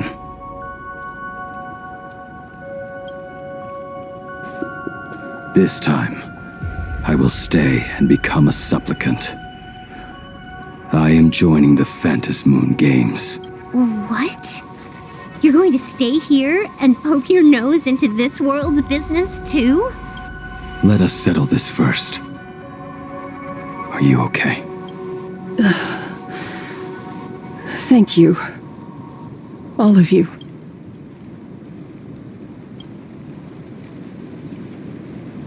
I will do everything I can to help you. As long as the canvas remains, Asat Pramod cannot kill me. You have fulfilled what Evanescia entrusted to you. It was all me. For 1,000 years, I was the one obsessed with bearing every responsibility alone. Asat Pramod was right after all. I have been a ghost of 1,000 years past, arrogant enough to think my seal over the world and canvas was unbreakable. I really believed that accumulated wish power would be enough to strike him down when he returned. We are up against the same nightmare that survived a whole Sindearth age. The same monster that an entire era could not even overcome. Just how did he even sneak into the world in canvas? The first time I stepped into Inkford Hermitage, a strange whisper tried to latch onto me, but it didn't succeed. Maybe that was the first step in Asat Pramod's plan to infiltrate this place. Then, he took on Graphia's form to tamper with my mask, and even taught me the way to summon the real Graphia. In the end, he got what he wanted. So, this guy has only been after one thing this whole time.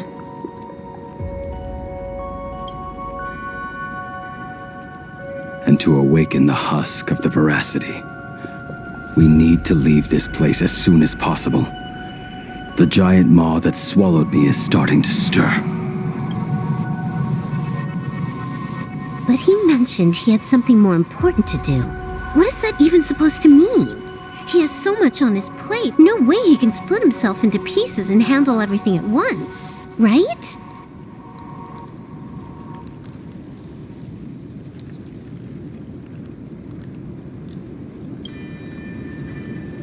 A 1,000 years ago, the demon lord from beyond invaded Ahatopia. The power he unleashed was beyond all comprehension. He could appear in places thousands of miles apart at the exact same time. as if he possessed countless incarnations. What? He said he was meeting a genuine nameless... Himiko! She's in trouble!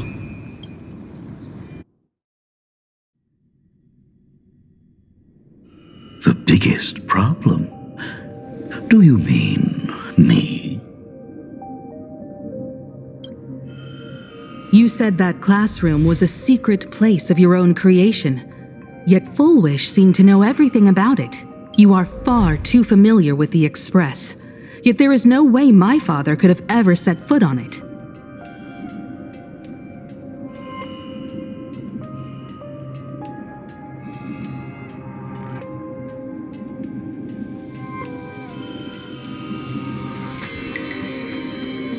And another thing.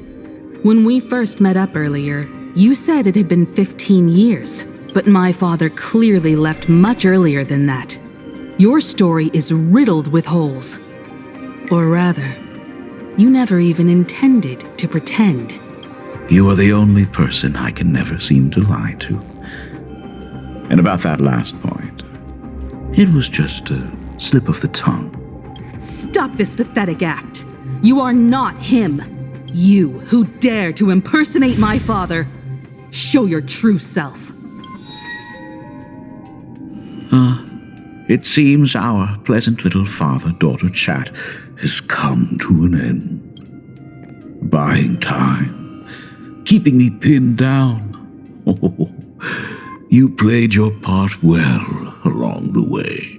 If I proved to be more dangerous than anticipated, you would be right there to shield your companions. But, Navigator, you still overlooked one possibility. The most fatal one of all. Why don't you try to guess at what exact point did I take Ryusuke's place?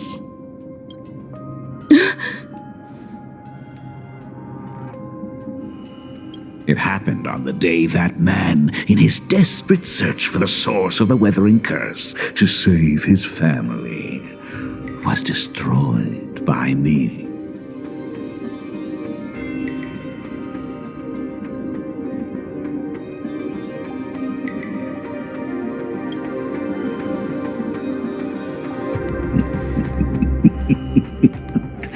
That year, Himeko was 6.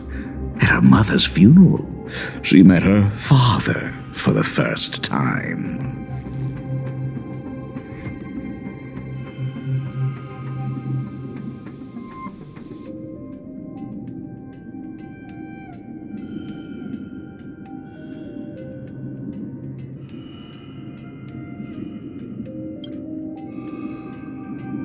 You are lying. I have told you only one lie in all these years, my dear daughter. Nice to meet you. I'm your father, Ryusuke. All that effort, all those years spent by my side. What are you really planning? Even I find it hard to tell what goes on in this head of mine sometimes. But now, as I look at your face, at that exquisite expression, it all makes sense. I had so much fun playing a father. And the best part, that was not even the most fun I have had today. Hey, can you hear me? Someone who looks like a Sapramod just showed up at the tavern. We are under attack by Asad Pramad. Dan Heng and I will do everything we can to cover Yao Guang. I've played along this far, so why not make it interesting? Let us add a dash of red to our little opening act. You have proven your theory by tearing off the mask of Ryusuke. As a courtesy, it's now time to strip away your disguise. The ugliest lie of the Trailblaze. The truth that has been hidden for 15 years. When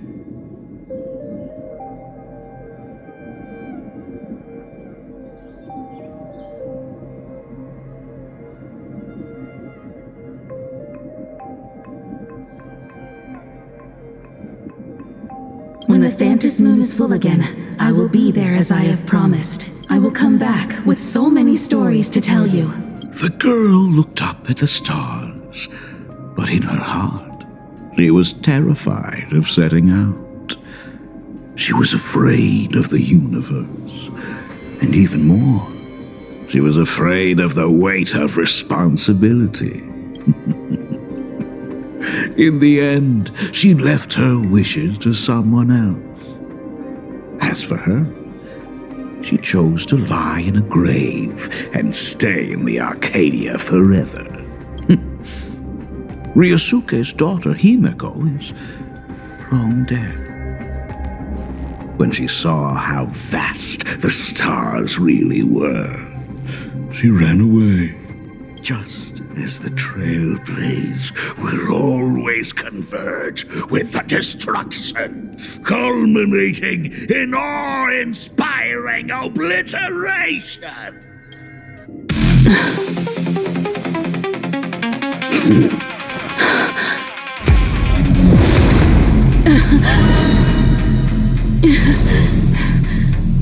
So, you really are a fake. Right back at you.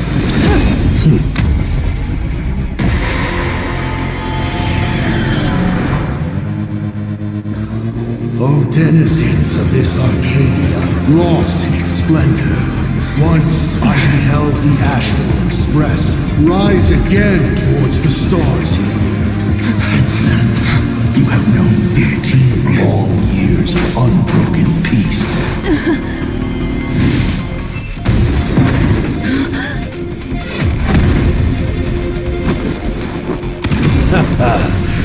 It's been a while, old friend.